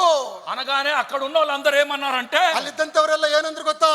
పాస్టర్ గంటా సామ్యుల్ గారి అబ్బాయికి ఎన్టీ రామారావు చెయ్యి తగిలింది. ಪಾಸ್ಟರ್ ಸಾಮುಲ್ ಗಂಟಾ ಅವರ ಮಗನಿಗೆ NT ರಾಮರಾವ್ ಅವ್ರ ಕೈ ತಗಲಿತು ಅಂತ ಹೇಳಿದ್ರು.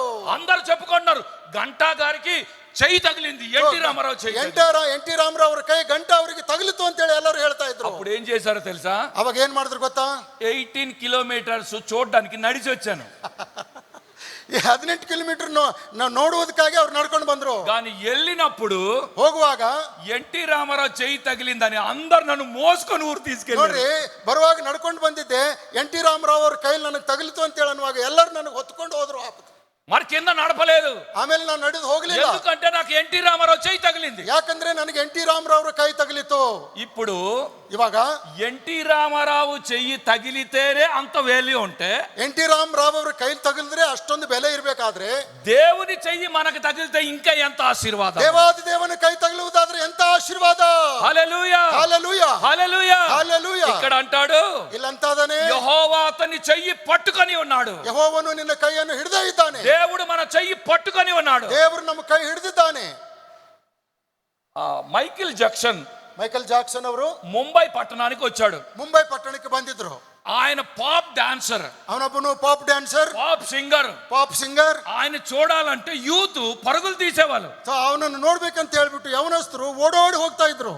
ఆయన యొక్క ఆ కాన్సెప్ట్ లో పాల్గొవాలంటే ಆ ಒಂದು ಕಾನ್ಸೆಪ್ಟ್ ನಲ್ಲಿ ಪಾಲು ತೆಗೆದುಕೊಳ್ಳುವುದಕ್ಕಾಗಿ టికెట్ 3,000, 5,000, 10,000, 20,000 ఉండేది. ಅಲ್ಲಿ 3,000, 5,000, 10,000, 20,000 ದರ ಇದ್ದಂತ ಟಿಕೆಟ್ಸ್ಗಳಿದ್ದವು. ఆ టికెట్లు తీసుకొని అక్కడికి వెళ్ళి చూసేవాళ్ళు. ಅಲ್ಲಿ ಟಿಕೆಟ್ ತೆಗೆದುಕೊಂಡು ಹೋಗಿ ಅವನಿಗೆ అంత ನೋಡುವಂತ క్రేజ్ కలిగినటువంటి ఒక డాన్సర్ ఆయన. ಅಂತ ಹುಚ್ಚು ಹಿಡಿಸಿರ್ತಕ್ಕಂತ ಒಬ್ಬ ಡ್ಯಾನ್ಸರ್ ಅವನು. ఆయన ప్రోగ్రామ్ అయిపోయిన తర్వాత అంట ಪ್ರೋಗ್ರಾಮ್ ಆದ್ಮೇಲೆ ఆయన బయటకు వచ్చేస్తున్నాడట. ಅವನು ಹೊರಗಡೆ ಬರ್ತಾ ಇದ್ದ. ఒక యంగ్ ఫెలో పరుగున వెళ్ళాడు.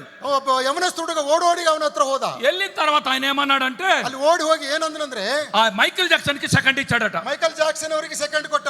సెకండ్ ఇచ్చిన తర్వాత ಆ ಸೆಕೆಂಡ್ ಕೊಟ್ಟ ನಂತರ ఇంటికి వచ్చి ಮನೆಗೆ ಬಂದು నెల రోజులు చెయ్యి కడుక్కోలేదట. ಒಂದು ವಾರ ಕೈನೇ ತೊಳ್ಕೊಳ್ಳಿಲ್ಲ ಅಂತ ಅವನು. నెల రోజులు చెయ్యి కడుక్కోలేదట. ನೋಡಿ, ಕೈನೇ ತೊಳ್ಕೊಳ್ಳಿಲ್ಲ ಅಂತ ಅವನು. ఎందుకంటే మైకేల్ జాక్సన్ చెయ్యి తగిలింది. ಯಾಕಂದ್ರೆ ಮೈಕಲ್ ಜಾಕ್ಸನ್ ಅವ್ರ ಕೈ ಹಿಡಿದಿದ್ದೇನೆ ನಾನು. కనుక ఆయన అసలు కడుక్కో నెల రోజులు. ನೋಡಿ, ಒಂದು ತಿಂಗಳ ಕಾಲ ಅವನು ಕೈನೇ ತೊಳ್ಕೊಳ್ಳಿಲ್ಲ. నాకు డౌట్ వచ్చింది. ನನಗೆ ಡೌಟ್ ಬಂತು, ఒకవేళ ಒಂದು ವೇಳೆ మైకేల్ జాక్సనే గాని ಮೈಕಲ್ ಜಾಕ್ಸನ್ ಅಂತವನೇ ఇలాగ హగ్ చేసి ఉంటే ಈ ರೀತಿಯಿಂದ ಅಪ್ಪಿಕೊಂಡ್ರೆ, ఆడు స్నానం చెయ్యకపోతే ಒಂದ್ ವೇಳೆ ಅವನು ಅಪ್ಪಿಕೊಂಡ ಮೇಲೆ ಸ್ನಾನ ಮಾಡದೆ ಹೋದ್ರೆ ఇంటిలో ఎవరు ఉండలేకపోయేవారు. ಮನೆಗೆ ಯಾರು ಇರಂಗಿಲ್ಲ. అంటే ఒక డాన్సరు లౌకికమైన వ్యక్తులు చెయ్యి తగిలితే అంత వాల్యూ ఉంటే సృష్టికర్త అయిన దేవుడు చెయ్యి తగిలితే మనం ఎంత గొప్పవారము. ಲೌಕಿಕವಾದಂತ ವ್ಯಕ್ತಿ ಒಬ್ಬ ಡ್ಯಾನ್ಸರ್ ಕೈ ತಗಲಿದ್ರೆ ಅಷ್ಟೊಂದು ಬೆಲೆ ಇರುವುದಾದ್ರೆ, ಸೃಷ್ಟಿಕರ್ತನಾದಂತ ದೇವರು ನಮ್ಮ ಕೈ ಹಿಡಿಯುವುದಾದ್ರೆ ಎಷ್ಟು ಬೆಲೆ ಇರಲಿಕ್ಕಿಲ್ಲ. చప్పట్లు కొట్టి దేవుని స్తుతించండి. చప్పట్లు కొట్టి దేవుని స్తుతించండి. హల్లెలూయా, హల్లెలూయా, హల్లెలూయా, హల్లెలూయా. దేవుడు అంటున్నాడు, ದೇವರಂತಾನೆ, నీ చెయ్యి పట్టుకొని ఉన్నాను, ನಿನ್ನ ಕೈ ಹಿಡಿದುಕೊಂಡೇ నిన్ను ಇದ್ದೇನೆ, విడువను, ನಿನ್ನನ್ನು ಬಿಡುವುದಿಲ್ಲ, నిన్ను ఆశీర్వదిస్తాను, ನಿನ್ನನ್ನು ಆಶೀರ್ವದಿಸುತ್ತೇನೆ. నిన్ను రక్షింపబడిన నాటి నుండి ನೀವು ರಕ್ಷಣೆ ಹೊಂದಿದ ದಿನದಿಂದ ಹಿಡಿದು ఎన్ని సంవత్సరాలైనా ಎಷ್ಟು ಸಮಸ್ಯೆ ವರ್ಷಗಳ పరలోకానికి తీసుకొని వెళతాను. ಪರಲೋಕಕ್ಕೆ ತೆಗೆದುಕೊಂಡು నా ಹೋಗ್ತೇನೆ. చెయ్యి పట్టుకొని ఉన్నాను, ನಾನು ನಿನ್ನ ಕೈ ಹಿಡಿದಿದ್ದೇನೆ, నిన్ను ఎన్నడూ విడిచిపెట్టను. ನಿನ್ನನ್ನು ಯಾವತ್ತೂ ಬಿಡುವುದಿಲ್ಲ. బైబిల్ గ్రంథములో ಸತ್ಯವೇದದಲ್ಲಿ హోషియా గ్రంథము ಹೋಶೇಯನ ಪ್ರವಾದನ ಪುಸ್ತಕ 11th చాప్టర్ 11ನೇ ಅಧ್ಯಾಯ verse 3. 3ನೇ ವಚನವನ್ನು ನಾವು ನೋಡೋಣ. దయచేసి ఎవరైనా చదవండి. ಸೊ ಹೋಶೇಯನ ಪುಸ್ತಕ 11ನೇ ಅಧ್ಯಾಯ 3ನೇ ವಚನ. హోషియా 11:3. ನಾನೇ ಎಫ್ರಾಯಿಮ್ಗೆ ನಡೆದಾಡುವುದನ್ನ ಕಲಿಸಿದೆನು, ಅದನ್ನು ಕೈಯಲ್ಲಿ ಎತ್ತಿಕೊಂಡೆನು, ತನ್ನನ್ನು ಸ್ವಸ್ಥ ಮಾಡಿದವನು ನಾನೇ ಎಂದು ಅದಕ್ಕೆ ತಿಳಿಯಲಿಲ್ಲ. ఇక్కడ దేవుడు మాట్లాడుతూ ఉన్నాడు. ಇಲ್ಲಿ ದೇವರು ಮಾತಾಡ್ತಾ ಇದ್ದಾನೆ. ఎఫ్రాయిము చెయ్యి పట్టుకొని నడక నేర్పిన వాడను నేనే, ನಾನೇ ಎಫ್ರಾಯಿಮಿಗೆ ನಡೆದಾಟವನ್ನ ಕಲಿಸಿದವನು, ఆయనను కౌగిలించుకున్న వాడను నేనే, ಅದನ್ನು ಕೈಯಲ್ಲಿ ಎತ್ತಿಕೊಂಡಂತವನು ನಾನೇ, ఆయనను స్వస్థపరిచిన వాడను నేనే. ಅದನ್ನು ಸ್ವಸ್ಥ ಮಾಡಿದಂತವನು ನಾನೇ. ఎఫ్రాయిము నువ్వు చెయ్యి పట్టుకొని నడక నేర్పాను. ಸೊ ಎಫ್ರಾಯಿಮೇ, ನಾನು ನಿನ್ನ ಕೈ ಹಿಡಿದು ನಡೆದಾಡುವುದನ್ನು ಕಲಿಸಿದ್ದೇನೆ. ఇక్కడ హోషియా అనగా రక్షణ అని అర్థం. ಹೋಶಿಯಾ ಅಂದ್ರೆ ಅರ್ಥ ರಕ್ಷಣೆ ಎಂಬುದಾಗಿ. ఎఫ్రాయిము అనగా ఫలభరితము అని అర్థం. ಎಫ್ರಾಯಿಮು ಅಂತ ಹೇಳಂದ್ರೆ ಫಲಭರಿತವಾದಂತದ್ದು ఈ ಎಂಬುದಾಗಿ. ఎఫ్రాయిము ఫలభరితమైన ఎఫ్రాయిమును చెయ్యి పట్టుకొని నేను నడిపించాను. ಈ ಫಲಭರಿತವಾದಂತ ಎಫ್ರಾಯಿಮನನ್ನ ನಾನು ಕೈ ಹಿಡಿದು ನಡೆದಾಡುವುದನ್ನು ఆయన ಕಲಿಸಿದ್ದೇನೆ. ఫలభరితం అవడానికి కారణం ఏంటంటే నేనే ఆయన చెయ్యి పట్టుకున్నాను. ಅವನು ಫಲ ಕೊಡುವುದಕ್ಕೆ ಕಾರಣ ಏನು ಅಂತ ಹೇಳುವುದಾದ್ರೆ, ನಾನೇ ಕೈ ಹಿಡಿದು ಅವನನ್ನು ನಡೆಸಿದ್ದೇನೆ, ఆయనకు నడక నేర్పించాను, ಅವನಿಗೆ ನಡೆಯುವುದನ್ನು ಕಲಿಸಿದ್ದೇನೆ, కౌగిలించుకున్నాను, ಎತ್ತಿಕೊಂಡಿದ್ದೇನೆ, ఆయనను స్వస్థపరిచాను. ಅವನಿಗೆ ಸ್ವಸ್ಥ ಮಾಡಿದ್ದೇನೆ. ఇక్కడ మనం ఆలోచిస్తూ ఉంటే ಇಲ್ಲಿ ನಾವು ಆಲೋಚನೆ ಮಾಡುವುದಾದ್ರೆ, దేవాది దేవుడు ದೇವಾದಿ ದೇವನು ఇశ్రాయేలీలను ఎఫ్రాయిము అని పిలిచాడు. ಸೊ ಇಸ್ರಾಯೇಲರನ್ನ ಎಫ್ರಾಯಿಮ್ ಅಂತ ಹೇಳಿ ಕರೆದಿದ್ದಾನೆ. ఈ ఎఫ్రాయిము యోసేపు యొక్క కుమారుడు. ಈ ಎಫ್ರಾಯಿಮನು ಯೋಸೇಫನ ಮಗನು. కనుకనే ఇశ్రాయేలీలందరినీ దేవుడు ఎఫ్రాయిము అని పిలిచేవాడు. ಇಸ್ರಾಯೇಲರೆಲ್ಲರಲ್ಲಿ ದೇವರು ಈ ಎಫ್ರಾಯಿಮನನ್ನು ಕರೆಯುತ್ತಾ ಇದ್ದಾನೆ. అంటే ఇశ్రాయేలీలను చెయ్యి పట్టి నడిపిన వాడు దేవుడు. ಇಸ್ರಾಯೇಲರಲ್ಲಿ ಎಲ್ಲರನ್ನು ಕೂಡ ಕೈ ಹಿಡಿದು ನಡೆಸಿರ್ತಕ್ಕಂಥವನು ದೇವರೇ. చెయ్యి పట్టుకొని ఎవరిని నడిపిస్తారు? ಕೈ ಹಿಡಿದು ಯಾರು ನಡೆಸ್ತಾರೆ? చిన్న పిల్లల్ని చెయ్యి పట్టి నడిపిస్తారు. ಚಿಕ್ಕ ಮಕ್ಕಳಿಗೆ ಕೈ ಹಿಡಿದು ನಡೆಸ್ತಾರೆ. వారు నడక తెలియదు గనక చెయ్యి పట్టుకొని నడిపిస్తారు. ಅವ್ರಿಗೆ ನಡೆಯುವಂತದ್ದು ಗೊತ್ತಾಗದ ಕಾರಣವಾಗಿ ಅವ್ರಿಗೆ ಕೈ ಹಿಡಿದು ನಡೆಸ್ತಾರೆ. మళ్ళీ చెయ్యి పట్టుకొని ఎవరిని నడిపిస్తారు? ಮತ್ತೆ ಯಾರಿಗೆ ಕೈ ಹಿಡಿದು ನಡೆಸ್ತಾರೆ? వృద్ధాప్యంలో ఉన్న వారిని, ವೃದ್ಧಾಪ್ಯದಲ್ಲಿದ್ದಂಥವರನ್ನ, నడవలేని స్థితిలో ఉన్న వారిని ಸೊ ನಡೆಯುವುದಕ್ಕೆ ಆಗದೇ ಇರ್ತಕ್ಕಂಥವರನ್ನ చెయ్యి పట్టుకొని ఎవరిని నడిపిస్తారు? ಕೈ ಹಿಡಿದು ಯಾರನ್ನು ನಡೆಸ್ತಾರೆ? రోగులైన వారిని. ರೋಗದಲ್ಲಿದ್ದಂಥವರನ್ನ. తర్వాత చెయ్యి పట్టి ఎవరిని నడిపిస్తారు? ಕೈ ಹಿಡಿದು ಯಾರಿಗೆ ನಡೆಸ್ತಾರೆ? అంగ వైకల్యము కలిగిన ಸೊ వారిని. ಅಂಗವಿಕಲತೆ ಉಳ್ಳಂತವರನ್ನ. తర్వాత చెయ్యి పట్టి ఎవరిని నడిపిస్తారు? ಮತ್ತೆ కై ಹಿಡಿದು ಯಾರನ್ನು ನಡೆಸ್ತಾರೆ? అంధులైన వారిని, ಕುರುಡರಾಗಿರ್ತಕ್ಕಂಥವರನ್ನ, దృష్టి లేనటువంటి వారిని. ಕಣ್ಣು ಕಾಣದೇ ಇರ್ತಕ್ಕಂಥವರನ್ನ. ఇశ్రాయేలీయులు ಇಸ್ರಾಯೇಲರು ఏ స్థితిలో ఉన్నారో, ಯಾವ ಸ್ಥಿತಿಯಲ್ಲಿದ್ರು, ఎందుకు నడవలేదు, ಯಾಕೆ ನಡೆಯುತ್ತಾ ಇರಲಿಲ್ಲ, వారి పరిస్థితి ఏంటో, ಅವರ ಪರಿಸ್ಥಿತಿ ಏನಾಗಿತ್ತು, ఎందుకో వారు ఇష్టానుసారంగా నడుస్తున్నారు. ಯಾಕೆ ಅವರು ತಮ್ಮ ಇಷ್ಟಾನುಸಾರವಾಗಿ ನಡೆಯುತ್ತಾ ಇದ್ರು? దేవాది దేవాది దేవుడు ఎఫ్రాయిమును చూచి, ದೇವಾದಿ ದೇವನು ಎಫ್ರಾಯಮನನ್ನು ನೋಡಿ, ఇశ్రాయేలు అందరిని చూచి, ಇಸ್ರಾಯೇಲರೆಲ್ಲರನ್ನು ಕೂಡ ನೋಡಿ ఆయన మాట్లాడుతున్న మాట ఏంటంటే, ಅವರು ಮಾತಾಡುವಂತ మీ ಮಾತೇನಂದ್ರೆ, చెయ్యి పట్టి నడిపించిన వాడను నేనే.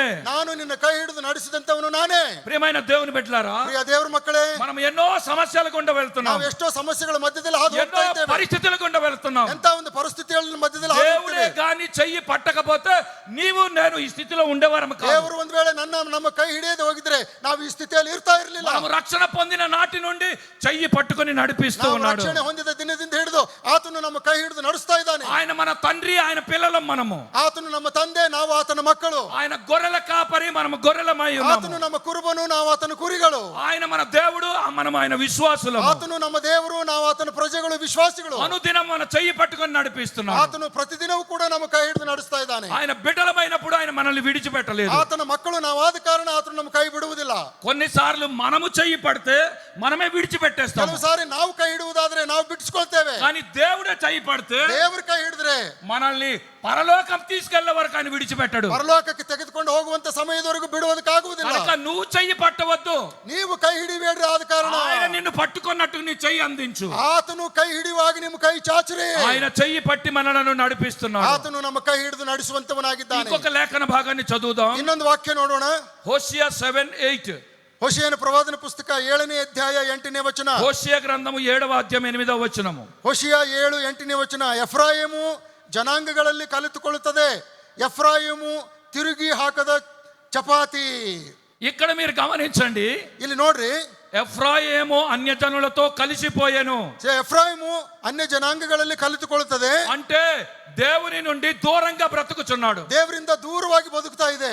ఆయనే నా దేవుడని నమ్ముకొని ಆತನೇ ದೇವರಂತ ಹೇಳಿ ನಂಬಿಕೊಂಡು దేవుని వైపు తిరగకుండా ದೇವರ ಕಡೆಗೆ ತಿರುಗಿಕೊಳ್ಳದೆ తన ఇష్టానుసారంగా తిరుగుతూ ತನ್ನ ಇಷ್ಟಾನುಸಾರವಾಗಿ ಜೀವಿಸುತ್ತಾ అన్యులతో తిరుగుతున్నాడట. ಅನ್ಯ ಜನರ ಜೊತೆಯಲ್ಲಿ ತಿರುಗಾಡ್ತಾ ಇದ್ದಾನೆ. అయితే దేవుడు అంటున్నాడు, ಅದಕ್ಕಾಗಿ ದೇವರು ಹೇಳ್ತಾನೆ, ఎఫ్రాయిము, ಎಫ್ರಾಯೀಮೇ, నీవు అన్యజనులతో కలిసిపోయి ನೀವು ಅನ್ಯ ಜನಾಂಗದಲ್ಲಿ అన్య ಕಲಿತುಕೊಂಡಂತವರಾಗಿದ್ದೀರಿ. ఆచారాన్ని పాటించి ಈ ಅನ್ಯ ಆಚಾರಗಳನ್ನ ನಡೆಸುತ್ತಾ అన్యుల యొక్క రాజకీయాల్లో పాల్గొని ಅನ್ಯ ಜನರ ರಾಜಕೀಯದಲ್ಲಿ ಪಾಲು ತೆಗೆದುಕೊಂಡು అన్యుల యొక్క వ్యవహారంలో ఉండి ಅನ್ಯ ಜನರ ವ್ಯವಹಾರದಲ್ಲಿ ಸಿಕ್ಕಿಕೊಂಡು నీకు ఇష్టం వచ్చినట్టుగా జీవిస్తున్నావు. ನಿಮಗೆ ಇಷ್ಟ ಬಂದ ಹಾಗೆ ಜೀವಿಸ್ತಾ ಇದ್ದೀರಾ. అన్యజనులతో కలవద్దు.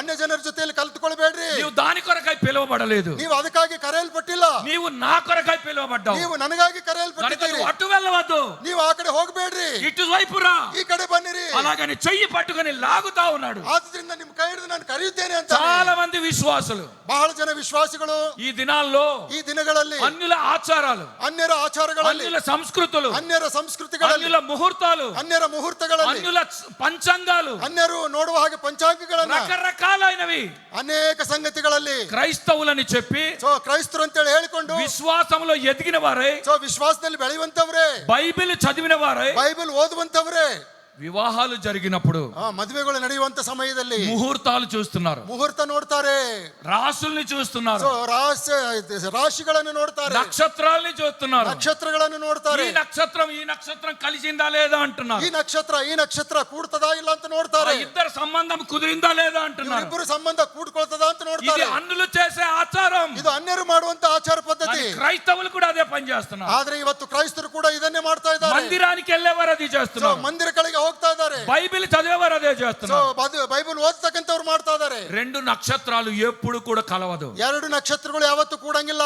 కానీ ಯಾಕಂದ್ರೆ హైందవులు సంబంధాలు చూసేటప్పుడు ಹಿಂದೂಗಳು ಸಂಬಂಧ ನೋಡುವಾಗ రెండు నక్షత్రాల కలవాలంటారు. ಎರಡು ನಕ್ಷತ್ರಗಳು ಕೂಡಬೇಕು ಅಂತಾರೆ. ఎప్పుడైనా గెలాక్సీలో ಯಾವತ್ತಾದ್ರೂ ನೀವು ಗ್ಯಾಲಕ್ಸಿ ನೋಡುವುದಾದ್ರೆ రెండు నక్షత్రాలు కలిగాయి అనుకో, ಈ ಎರಡು ನಕ್ಷತ್ರಗಳು ಕೂಡಿವೆ ಅಂತ ಹೇಳಿ ಅನ್ಕೊಳ್ರಿ, గెలాక్సీ సునామీ వస్తది. ಈ ಗ್ಯಾಲಕ್ಸಿಯಲ್ಲಿ ಸುನಾಮಿ ಬಂದ್ಬಿಡ್ತದೆ. ఎప్పుడు రెండు నక్షత్రాలు కలవవు. ಆದ್ರಿಂದ ಯಾವಾಗಲೂ ಎರಡು ನಕ್ಷತ್ರಗಳು ಕೂಡಿಕೊಳ್ಳುವುದಿಲ್ಲ. కానీ మన హైందవ పండితులు ಈ ఏమంటున్నారంటే, ಹಿಂದೂ ಪಂಡಿತರು ಏನಂತಾರಂದ್ರೆ, సంబంధాలు చూసేటప్పుడు ಈ ಸಂಬಂಧ ನೋಡುವಂತ ಸಮಯದಲ್ಲಿ రెండు నక్షత్రాలు కలవాలంటున్నారు. ಈ ಎರಡು ನಕ್ಷತ್ರ ಕೂಡಿಕೊಳ್ಬೇಕು ಅಂತಾರೆ. ఎప్పుడు కలవదు. ಈ ಯಾವಾಗಲೂ ಕೂಡಂಗಿಲ್ಲ. ಇವು ఇది అన్యుల ఆచారము. ಇದು ಅನ್ಯರ ಆಚಾರ.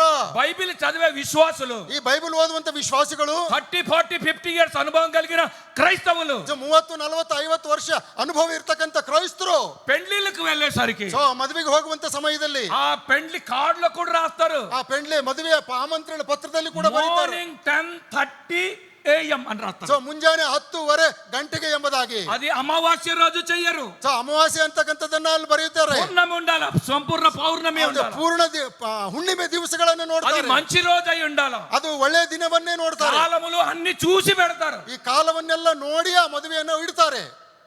ఇక్కడ ఎఫ్రాయిము కూడా ಈ ಎಫ್ರಾಯಿಮ್ ಕೂಡ అన్యుల ఆచారములు పట్టుకొని ಈ ಅನ್ಯರ ಆಚಾರಗಳನ್ನು ಹಿಡಿದುಕೊಂಡು అన్యులతో తిరుగుతున్నప్పుడు ಅನ್ಯರ ಜೊತೆಯಲ್ಲಿ ತಿರುಗಾಡುವಂತ ಸಮಯದಲ್ಲಿ దేవాది దేవుడు అన్నాడు, ದೇವಾದಿ ದೇವನು ಹೇಳ್ತಾ ಇದ್ದಾನೆ, ఎఫ్రాయిము ಎಫ್ರಾಯಿಮೇ, నీవు అన్యులతో కలుస్తున్నావు ನೀವು ಅನ್ಯ ಜನಾಂಗಗಳಲ್ಲಿ ಕಲಿತುಕೊಳ್ತಾ ಇದ್ದೀರಿ. కనుక చెయ్యి పట్టుకొని ನಿನ್ನ ಕೈ ಹಿಡಿದು ఇటు రా, ನೀನು ಈ ಕಡೆ ಬಾ. అది నీ వే కాదు, ಅದು ನಿನ್ನ ದಾರಿ ಅಲ್ಲ. దిస్ ఇస్ ద వే, ಇದೇ ನಿನ್ನ ಮಾರ್ಗ. You have to go this way. ಈ ಮಾರ್ಗದಲ್ಲಿ ನೀನು నీ ನಡೆಯಬೇಕು. సమస్య పరిష్కారం కావాలంటే, ನಿನ್ನ ಸಮಸ್ಯೆಗೆ ಪರಿಹಾರ ಬೇಕು నువ్వు ಅನ್ನುವುದಾದ್ರೆ, దీవించబడాలంటే ನೀವು ಆಶೀರ್ವದಿಸಬೇಕು నువ్వు ಅನ್ನುವುದಾದ್ರೆ అటు వెళ్ళవద్దు, ನೀವು ಆ ಕಡೆ ಹೋಗಬೇಡ್ರಿ. అన్యులతో కలవద్దు, ಅನ್ಯರ ಜೊತೆ ಕಲ್ತ್ಕೊಳ್ಬೇಡ್ರಿ. వారి వల్ల వ్యభిచారం చేయవద్దు, ಅವ್ರ ಜೊತೆಯಲ್ಲಿ ವ್ಯಭಿಚಾರ ಮಾಡಬೇಡ್ರಿ. దొంగతనం చేయకు, ಕಳ್ಳತನ ಮಾಡಬೇಡ್ರಿ. శరీరాన్ని పాడు చేసుకోకు, ಶರೀರವನ್ನು ಹಾಳು ಮಾಡಿಕೊಳ್ಳಬೇಡ್ರಿ. లంచం తీసుకోకు, ಲಂಚ ತೆಗೆದುಕೊಳ್ಳಬೇಡ್ರಿ. ఇష్టం వచ్చినట్టు బ్రతకకు, ಇಷ್ಟ ಬಂದ ಹಾಗೆ ಬದುಕಬೇಡ್ರಿ. అన్యులతో కలిసి తిరగకు. ಸೊ ನೀವು ಅನ್ಯರ ಜೊತೆಯಲ್ಲಿ ಕಲಿತು ತಿರುಗುವುದಾದ್ರೆ, నీ చెయ్యి పట్టి లాగుతున్నాను, ನಿನ್ನ ಕೈ ಹಿಡಿದು ನಾನು ಎಳಿತಾ నువ్వు ಇದ್ದೇನೆ, నా వైపు రా, ನೀನು ನನ್ನ ಕಡೆಗೆ ಬಾ. నువ్వు నా బిడ్డవి, ನೀವು ನನ್ನ మಕ್ಕಳು. నా వల్ల జన్మించావు, ಸೊ ನನ್ನ ಮೂಲಕವಾಗಿ ಹುಟ್ಟಿದ್ದೀರಿ. నా కోసము నువ్వు సాక్షిగా ಸೊ జీవించు. ನನಗೋಸ್ಕರವಾಗಿ ಸಾಕ್ಷಿಯಾಗಿ ಜೀವಿಸಬೇಕು. అందుకే అన్యులతో కలుస్తున్న ఎఫ్రాయిమును చెయ్యి పట్టి లాగాడట. ಆದುದರಿಂದ ಎಫ್ರಾಯಿಮ್ ಜೊತೆಯಲ್ಲಿ ಕೂಡಿ ಜೀವಿಸ್ತಕ್ಕಂಥವರನ್ನು ಕೈ ಹಿಡಿದು ಎಳೆಯುತ್ತಾ ಇದ್ದಾನೆ. ఇంకొక మాట అందులో రాశాడు, ಇನ್ನೊಂದು ಮಾತು ಅದರಲ್ಲಿ ಬರೆಯಲಾಗಿದೆ, ఎఫ్రాయిము ఎవరు త్రిప్పివేయని అప్పము వంటి వాడాయను. ಎಫ್ರಾಯಿಮು ತಿರುಗಿ ಹಾಕದ ಚಪಾತಿ ಎಂಬುದಾಗಿ. ఇక్కడ మీరు గమనించినట్లయితే, ಇಲ್ಲಿ ನೀವು ಗಮನಿಸುವುದಾದ್ರೆ, ఎప్పుడైనా దోస వేయడం చూసారా? ದೋಸೆ ಹಾಕುವಂಥದ್ದನ್ನು ನೀವು ನೋಡಿದ್ದೀರಾ? దోస ದೋಸೆ ಹಾಕುವಂಥದ್ದು ಎಲ್ಲರಿಗೂ ಗೊತ್ತಿದೆಯಲ್ಲ. దోస ఎప్పుడైనా తిన్నారా? ದೋಸೆ ತಿಂದಿದ್ದೀರಲ್ಲ? అరే ఎవరు మైసూರಲ್ಲಿ తిన్నారా దోశ? ಬರೀ ಮೈಸೂರು ಪಾಕ್ ಮಾತ್ರ ತಿಂತೀರಾ? ದೋಸೆ ತಿಂದಿದ್ದೀರಾ? ಇಲ್ಲ, ಕೈ ಎತ್ತಿ ತೋರಿಸ್ರಿ. ಹಲ್ಲೆಲೂಯಾ. ఓకే, పురుషులకి ఎవరికైనా దోసలు వేయడం వచ్చా? ಪುರುಷರಿಗೆ ದೋಸೆ ಹಾಕುವಂಥದ್ದು ಗೊತ್ತಾ? ಕೈ ಎತ್ತಿ ನೋಡೋಣ. పురుషులకి, స్త్రీలు కాదు. ಪುರುಷರಿಗೆ, ಗಂಡು ಮಕ್ಕಳಿಗೆ ದೋಸೆ ಹಾಕೋದು ಗೊತ್ತಾ? ನಾನು ಹಾಕ್ತೀನಪ್ಪ ದೋಸೆ. ఇక్కడ ఏం రాశాడంటే, ಇಲ್ಲಿ ಏನ್ ಬರ್ತಿದ್ದಾರೆ ಅಂತ ಹೇಳಿದ್ರೆ, మీరు ఎప్పుడైనా దోశ వేసేటప్పుడు, ನೀವ್ ಯಾವಾಗಾದ್ರೂ ದೋಸೆ ಹಾಕುವಾಗ, పెనము బాగా కాలుతున్నప్పుడు, ಈ ಒಂದು ಹಂಚು ಚೆನ್ನಾಗಿ ಬಿಸಿ ಆದಾಗ, ఇక్కడ నువ్వు ఒక గరిటె తీసుకొచ్చి దాని మీద పోస్తే, ಅದರಲ್ಲಿ ಒಂದು ಸ್ಪೂನು ಹಿಟ್ಟು ತಗೊಂಡು ಅದರಲ್ಲಿ ಹಾಕುವುದಾದ್ರೆ ఇలాగ కాలుతా ఉంటది. ಇದನ್ನ ನಾವು ಹಾಗೆ ತೀಡ್ಬೇಕು. ಅದನ್ನ ఆ టైంలో ఎవరైనా ఫోన్ చేశారనుకో, ಆ ಸಮಯದಲ್ಲಿ ಯಾರಾದ್ರೂ ಫೋನ್ ಮಾಡಿದ್ರು ಅಂದ್ಕೊಳ್ರಿ, హలో హలో అని ఒక 5 నిమిషాలు మాట్లాడేవనుకో, ಸೊ ಆ ರೀತಿಯಿಂದ ಹಲೋ ಅನ್ಕೊಂಡು ಹೋಗಿ 5 ನಿಮಿಷ ಮಾತಾಡ್ತೀವಿ. ఈ యొక్క దోశ ఏమవుతుంది? ಇಲ್ಲಿ ದೋಸೆ ಹಂಚಿನ ಮೇಲೆ ಹಾಕಿರುವಂತ ದೋಸೆ ಏನಾಗ್ತದೆ? ಸುಟ್ಟು ಕರ್ಕಲಾಗ್ಬಿಡ್ತದೆ. మొత్తం నల్లగా మాడిపోద్ది, ಸುಟ್ಟು ಕರ್ಕಲಾಗ್ಬಿಡ್ತದೆ. టోటల్ గా దాన్ని చూడలేము. ಅದನ್ನು ನೋಡಕ್ ಆಗಂಗಿಲ್ಲ. ఎఫ్రాయిము బతుకు అలాగైపోయిందట. ಎಫ್ರಾಯಿಮನ ಬದುಕು ಆ ರೀತಿಯಿಂದ ಆಗಿದೆ.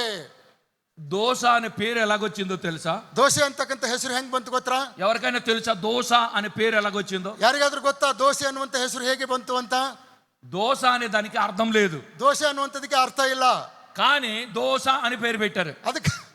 ಅದಕ್ಕಾಗಿ ಅದಕ್ಕೆ ದೋಸೆ ಅಂತ ಹೆಸರಿಟ್ಟಿದ್ದಾರೆ. ఎందుకో తెలుసా? ಯಾಕೆ ಗೊತ್ತಾ? ఇప్పుడు పెనం కాలుతా ఉంటది, ಈ ಹಂಚು ಸುಡ್ತಾ ಇರ್ತದೆ. ఒక స్పూన్ తీసుకొచ్చి దాంట్లో వేస్తాము, ಆ ಹಿಟ್ಟು ತಗೊಂಡು ಅದ್ರಲ್ಲಿ ಹಾಕ್ತಾರೆ. వేసినప్పుడు సుయ్ అని సౌండ్ వస్తుంది. ಅದು ಹಾಕಿದಾಗ ಸುಯಿ ಅಂತೇಳಿ ಶಬ್ದ ಬರ್ತದೆ. ఆ సుయ్ అనే తర్వాత దాన్ని తిరిగేస్తే మరొకసారి సుయ్ అంటది.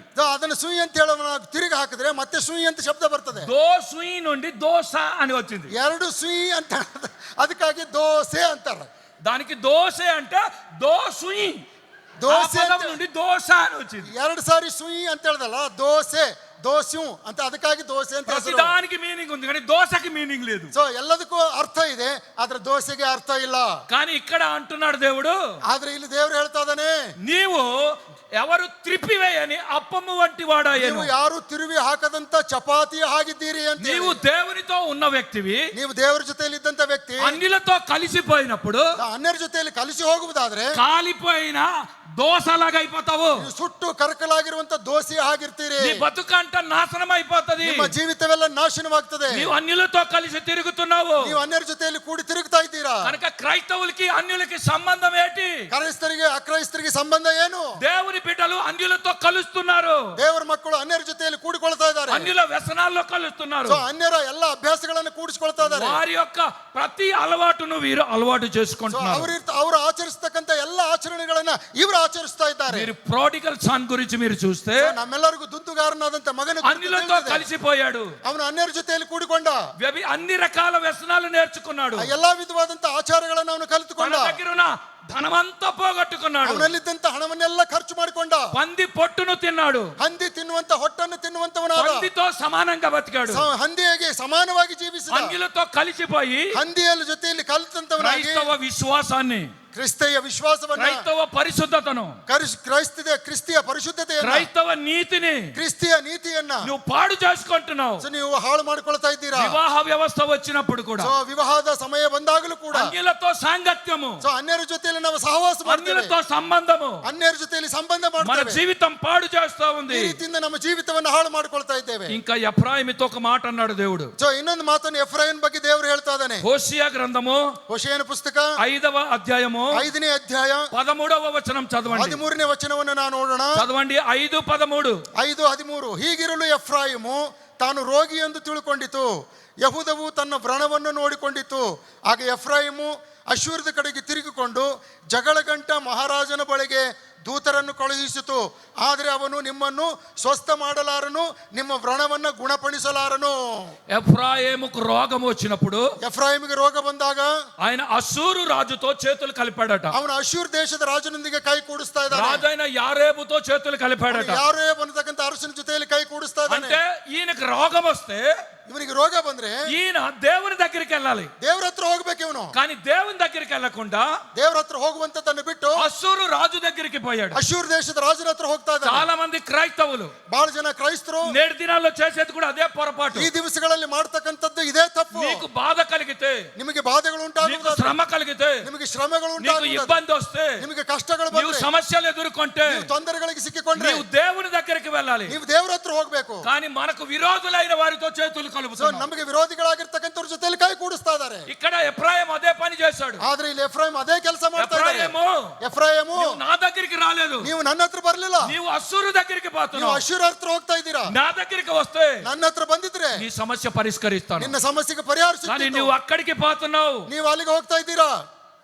ఈ దినాల్లో మీరు చూడండి, ಇವತ್ತಿನ ದಿವಸಗಳಲ್ಲಿ ನೀವು ನೋಡ್ರಿ, చాలా మంది పెళ్లిళ్ళు అయిన తర్వాత ಸೊ ಬಹಳ ಜನ ಮದುವೆ ಆದ್ಮೇಲೆ వారి భార్య భర్తల మధ్య సంబంధాలు కుదరకపోతే, ಸೊ ಗಂಡ ಹೆಂಡತಿಯರ ಮಧ್ಯದ ಸಂಬಂಧ ಒಳ್ಳೆಯದಾಗದೆ ಹೋದ್ರೆ, సంతోషంగా జీవించలేకపోతే ಸಂತೋಷವಾಗಿ ಜೀವಿಸಲಾರದೆ ಹೋಗುವುದಾದ್ರೆ మీరేం చేస్తున్నారు? ನೀವೇನ್ ಮಾಡ್ತಾ ಇದ್ದೀರಿ? చర్చికి రారు, ಚರ್ಚಿಗೆ ಬರಂಗಿಲ್ಲ, ಅವರು వాక్యం చదవరు, ವಾಕ್ಯ ಓದಂಗಿಲ್ಲ, ప్రార్థన చెయ్యరు. ಪ್ರಾರ್ಥನೆ ಮಾಡಂಗಿಲ್ಲ. మీరేం చేస్తారు? ಇವ್ರೇನ್ ಮಾಡ್ತಾರೆ? అన్యుల దగ్గరికి పోతారు, ಅನ್ಯರ ಜನರ ಹತ್ರ ಹೋಗ್ತಾರೆ, కోర్టులకి పోతారు. ಕೋರ್ಟಿಗೆ ಹೋಗ್ತಾರೆ. ఎవరో పరిష్కరిస్తారని ಯಾರಾದ್ರೂ ಪರಿಹರಿಸ್ತಾರಂತ ಹೇಳಿ వాళ్ళ దగ్గరికి పోతారు. ಅವ್ರ ಹತ್ರ ಹೋಗ್ತಾರೆ. ఈ లేడీస్ ఏం చేస్తారో తెలుసా? ಈ ಹೆಣ್ಣು ಮಕ್ಕಳು ಏನ್ ಮಾಡ್ತಾರೆ ಗೊತ್ತಾ? వాళ్ళ ఇంట్లోనే కూర్చొని ಅವ್ರ ಮನೆಯಲ್ಲೇ ಕೂತ್ಕೊಂಡು భర్త డ్యూటీకి వెళ్ళిపోయిన తర్వాత, ಗಂಡ ಕೆಲಸಕ್ಕೆ ಹೋದ್ಮೇಲೆ, మళ్ళీ అన్ని వంట పనులంతా అయిపోయిన తర్వాత ಅಡಿಗೆ ಗಿಡಿಗೆ ಎಲ್ಲ ಆದ್ಮೇಲೆ ఫోన్ చేసి, ಫೋನ್ ಮಾಡಿ బంధువులకి పిలిచి, ಬಂಧುಗಳನ್ನು ಕರೆದು, మా ఆయన మంచోడు కాడు, ಸೊ ನನ್ ಗಂಡ ಸರಿಗಿಲ್ಲ, మా తాత మా మామ మంచోడు కాడు, ನನ್ನ ಮಾಮ ಸರಿಗಿಲ್ಲ, మా అత్త మంచిది కాదు, ನಮ್ಮ ಅತ್ತೆ ಸರಿ ಇಲ್ಲ. వాళ్ళందరికి వంట చేసి ಅವರೆಲ್ಲರಿಗೂ ಅಡಿಗೆ ಮಾಡಿ అలిసిపోతున్నాను. ಸೊ ನನಗೆ ಸಾಕಾಗಿ ಹೋಯ್ತು, ఈ ఇంటికి కోడలుగా వచ్చి వేస్ట్ గా వచ్చాను ಈ ಮನೆಗೆ ಸೊಸೆಯಾಗಿ ಬಂದು ವ್ಯರ್ಥ ಆಯ್ತು అని ఫోన్ చేసి, ಆ ರೀತಿಯಿಂದ ಫೋನ್ ಮಾಡಿ, ఎవ్వరికి చెప్పకు, ಯಾರಿಗೂ ಹೇಳ್ಬೇಡ್ರಿ, మొత్తం చెప్తుంది, ఎవరికి చెప్పకంటది. ಎಲ್ಲ ಹೇಳ್ಬಿಟ್ಟು ಹೇಳ್ತಾಳೆ, ಯಾರಿಗೂ ಹೇಳ್ಬೇಡ್ರಿ ಅಂತ ಹೇಳಿ. మరుసటి రోజు ಇನ್ನೊಂದು ದಿವಸ అవతల ఆమె ఈమెకి ఫోన్ చేస్తుంది. ಸೊ ಅವ್ರು ಆ ಕಡೆ ಇದ್ದಂತವ್ರು ಇವ್ರಿಗೆ ಫೋನ್ ಮಾಡ್ತಾರೆ. నేను ఎవరికి చెప్పలేదు గాని ನಾನು ಯಾರಿಗೂ ಹೇಳಿಲ್ಲ ಅಂದ್ರು. మీ మామ ఏం చేస్తాడు? ನಿಮ್ಮ ಮಾಮ ಏನ್ ಮಾಡ್ತಾನೆ? మీ అత్త ఏం చేస్తుంది? ನಿಮ್ಮ ಅತ್ತೆ ಏನ್ ಮಾಡ್ತಾಳೆ? ఇద్దరు గొడవ పడతారా? ಇಬ್ರು ಜಗಳ ಆಡ್ತಾ ಇದಾರ? మీ ఆయన ఏం చేస్తాడు? ಸೊ ನಿನ್ ಗಂಡ ಏನ್ ಮಾಡ್ತಾನೆ? మా ఆయన డ్యూటీకి పోడు, ఎందాక ఇంట్లో ಸೊ కూర్చుంటాడు. ನನ್ ಗಂಡ ಕೆಲಸಕ್ಕೆ ಹೋಗಲ್ಲ, ಯಾವಾಗಲೂ ಮನೆಯಲ್ಲೇ ಇರ್ತಾನೆ, ఏం పని చేయడు, ಏನು ಕೆಲಸ ಮಾಡಂಗಿಲ್ಲ. టీవీ రిమోట్ పట్టుకొని కూర్చొని ಸೊ ఉంటాడు, ಟಿವಿ ರಿಮೋಟ್ ಹಿಡ್ಕೊಂಡು ಕೂತ್ಕೊಂಡು ಬಿಡ್ತಾನೆ, న్యూస్ చూస్తాడు, ನ್ಯೂಸ್ ನೋಡ್ತಾನೆ, IPL మ్యాచ్ చూస్తాడు, IPL ಮ್ಯಾಚ್ ನೋಡ್ತಾನೆ, క్రికెట్ మ్యాచ్ చూస్తాడు, ಕ್ರಿಕೆಟ್ ಮ್ಯಾಚ್ ನೋಡ್ತಾನೆ, సీరియల్ చూస్తాడు, ಈ ಧಾರಾವಾಹಿ ನೋಡ್ತಾನೆ, సినిమాలు చూస్తాడు, ಸಿನಿಮಾ ನೋಡ್ತಾನೆ. డ్యూటీకి వెళ్ళాడు. ಕೆಲ್ಸಕ್ಕೆ ಹೋಗಂಗಿಲ್ಲ, ఎవరికి చెప్పకు, ಯಾರಿಗೂ ಹೇಳ್ಬೇಡ, అన్ని చెప్పేసి ಎಲ್ಲ ಹೇಳಿದ್ಮೇಲೆ ఎవరికి చెప్పకంటారు. ಯಾರಿಗೂ ಹೇಳ್ಬೇಡ ಅಂತ ಅಂತಾರೆ. వాళ్ళు చూసి చూసి ఏం చేస్తారో తెలుసా? ಇದನ್ನ ನೋಡಿ ನೋಡಿ ನೋಡಿ ಏನ್ ಮಾಡ್ತಾರೆ ಗೊತ್ತಾ? ఒక రోజు TV9 దగ్గరికి వెళ్ళి చెప్తారు. ಒಂದ್ ದಿವಸ TV9 ಹೋಗಿ ಹೇಳ್ತಾರೆ. ఎక్కడ చెప్పుకోరు, ಎಲ್ಲಿ ಹೇಳಂಗಿಲ್ಲ, ఎవరికి చెప్పకంటారు, ಯಾರಿಗೂ ಹೇಳ್ಬೇಡ ಅಂತಾರೆ. అక్కడికి వెళ్ళి చెప్తారు. ಅಲ್ಲಿ ಹೋಗಿ ಹೇಳ್ತಾರೆ TV9. ఏమైనా దేవుని బిడ్డలారా, ಪ್ರಿಯ ದೇವ್ರ ಮಕ್ಕಳೇ, దేవుని బిడ్డలు ದೇವರ ಮಕ್ಕಳು సమస్య వచ్చినప్పుడు ಸಮಸ್ಯೆಗಳು ಬಂದಾಗ మోకరించి ಮೊಳಕಾಲೂರಿ కన్నీరు కార్చి ಕಣ್ಣೀರು ಸುರಿಸಿ ఈ సమస్యను ನಿನ್ನ ಸಮಸ್ಯೆಗಳನ್ನ దేవాది దేవునికి తెలియజేయాలి. ದೇವಾದಿ ದೇವನ ಮುಂದೆ ಹೇಳ್ಕೊಳ್ರಿ. మందిరానికి వెళ్ళాలా, ಸಭೆಗೆ ಹೋಗ್ರಿ, వాక్యాన్ని వినాలా, ವಾಕ್ಯ ಕೇಳಿಸ್ಕೊಳ್ರಿ. దేవుని సేవకుడు చెప్పినప్పుడు లోబడాలా. ದೇವರ ಸೇವಕರು ಹೇಳೋದಕ್ಕೆ ಕಿವಿಗೊಡಬೇಕು. నీ సమస్య పరిష్కారం అవుతది. ಆಗ ನಿಮ್ಮ ಸಮಸ್ಯೆಗಳು ಪರಿಹಾರವಾಗ್ತವೆ. నీకు బాధ కలిగినప్పుడు ನಿಮಗೆ ಕಷ್ಟಗಳು ಬಂದಾಗ అన్యుల దగ్గరికి వెళ్ళి చెప్పవద్దు. ಅನ್ಯರ ಹತ್ರ ಹೋಗಿ ಹೇಳ್ಬೇಡ್ರಿ. ఎఫ్రాయిము నువ్వు అదే పని చేస్తున్నావు, ಎಫ್ರಾయిಮು ಅದೇ ಕೆಲಸ ಮಾಡ್ತು. నువ్వు అన్యుల దగ్గరికి వెళ్ళవద్దు. ನೀವು ಅನ್ಯರ ಜನರ ಹತ್ರ ಹೋಗ್ಬೇಡ್ರಿ. నీకు సమస్య వస్తే నా దగ్గరికి రా. ನಿಮಗೆ ಸಮಸ್ಯೆ ಬಂದ್ರೆ ಯೇಸು ಸ್ವಾಮಿ ಹೇಳ್ತಾನೆ, ನನ್ನ ಹತ್ರ ಬನ್ರಿ. చాలా కుటుంబాల్లో అలాంటి పరిస్థితులే జరుగుతూ ఉన్నాయి. ಅನೇಕ ಕುಟುಂಬಗಳಲ್ಲಿ ಇಂಥ ಪರಿಸ್ಥಿತಿಯನ್ನು ನಾವು ನೋಡ್ತಾ ಇದ್ದೇವೆ. అందుకే ఎఫ్రాయిముతో అంటున్నాడు, ಆದುದರಿಂದಲೇ ಎಫ್ರಾಯಿಮಿಗೆ ದೇವರು ಹೇಳ್ತಾ ಇದ್ದಾನೆ, ಎಫ್ರಾಯಿಮು నీ చెయ్యి పట్టుకొని నడిపిన వాడను నేనే, ನಿನ್ನ ಕೈ ಹಿಡಿದು ನಡೆಸಿದಂತವನು ನಾನೇ, నిన్ను హత్తుకొనిన వాడను నేనే, ನಿನ್ನನ್ನು ಎತ್ತಿಕೊಂಡಂತವನು ನಾನೇ, నిన్ను కౌగిలించుకున్న వాడను నేనే, ನಿನ್ನನ್ನು ಎದೆಗಪ್ಪಿಕೊಂಡಂತವನು ನಾನೇ, నిన్ను స్వస్థపరిచిన వాడను నేనే, ನಿನ್ನನ್ನು ಸ್ವಸ್ಥ ಮಾಡಿದಂತವನು ನಾನೇ, నీ చెయ్యి పట్టుకుంటున్నాను, ನಿನ್ನ ಕೈ ಹಿಡಿಯುತ್ತೇನೆ. రెండవ మాట మీరు చూడండి, ಎರಡನೇ ಮಾತನ್ನು ನಾವು ನೋಡೋಣ. మార్కు సువార్త ಮಾರ್ಕನು ಬರೆದ ಸುವಾರ್ತೆ 8వ అధ్యాయము 8:22. 8ನೇ ಅಧ್ಯಾಯ 22ನೇ ವಚನ. మార్కు సువార్త 8:22. ಮಾರ್ಕನು ಬರೆದ ಸುವಾರ್ತೆ 8:22ನೇ ವಚನ. ఒకసారి చదవండి ఒకసారి. ಮತ್ತು ಅವರು ಬೇತ್ಸಾಯಿದ ಊರಿಗೆ ಬಂದರು. ಅಲ್ಲಿ ಜನರು ಒಬ್ಬ ಕುರುಡನನ್ನು ಯೇಸುವಿನ ಬಳಿಗೆ ಕರೆಕೊಂಡು ಬಂದರು. ಇವನನ್ನು ಮುಟ್ಟಬೇಕು ಎಂದು ಆತನನ್ನು ಬೇಡಿಕೊಂಡರು. ఇక్కడ మీరు చూడండి, ಇಲ್ಲಿ ನಾವು ನೋಡ್ರಿ, ఒక గుడ్డివాని బెత్సైదాకు యేసు వచ్చాడు. ಬೆತ್ಸಾಯಿದ ಅಂತಕ್ಕಂಥ ಗ್ರಾಮಕ್ಕೆ ಯೇಸು ఒక ಬಂದಿದ್ದಾನೆ. గుడ్డివాన్ని తీసుకొని వచ్చారు. ಅಲ್ಲಿ ಒಬ್ಬ ಕುರುಡನನ್ನ ಯೇಸುವಿನ ಬಳಿಗೆ ತಂದಿದ್ದಾರೆ. ఆ గుడ్డివాన్ని యేసు ప్రభు చెయ్యి పట్టుకున్నాడు. ಆ ಕುರುಡನು ಯೇಸುವಿನ ಕೈ ಹಿಡಿದನು.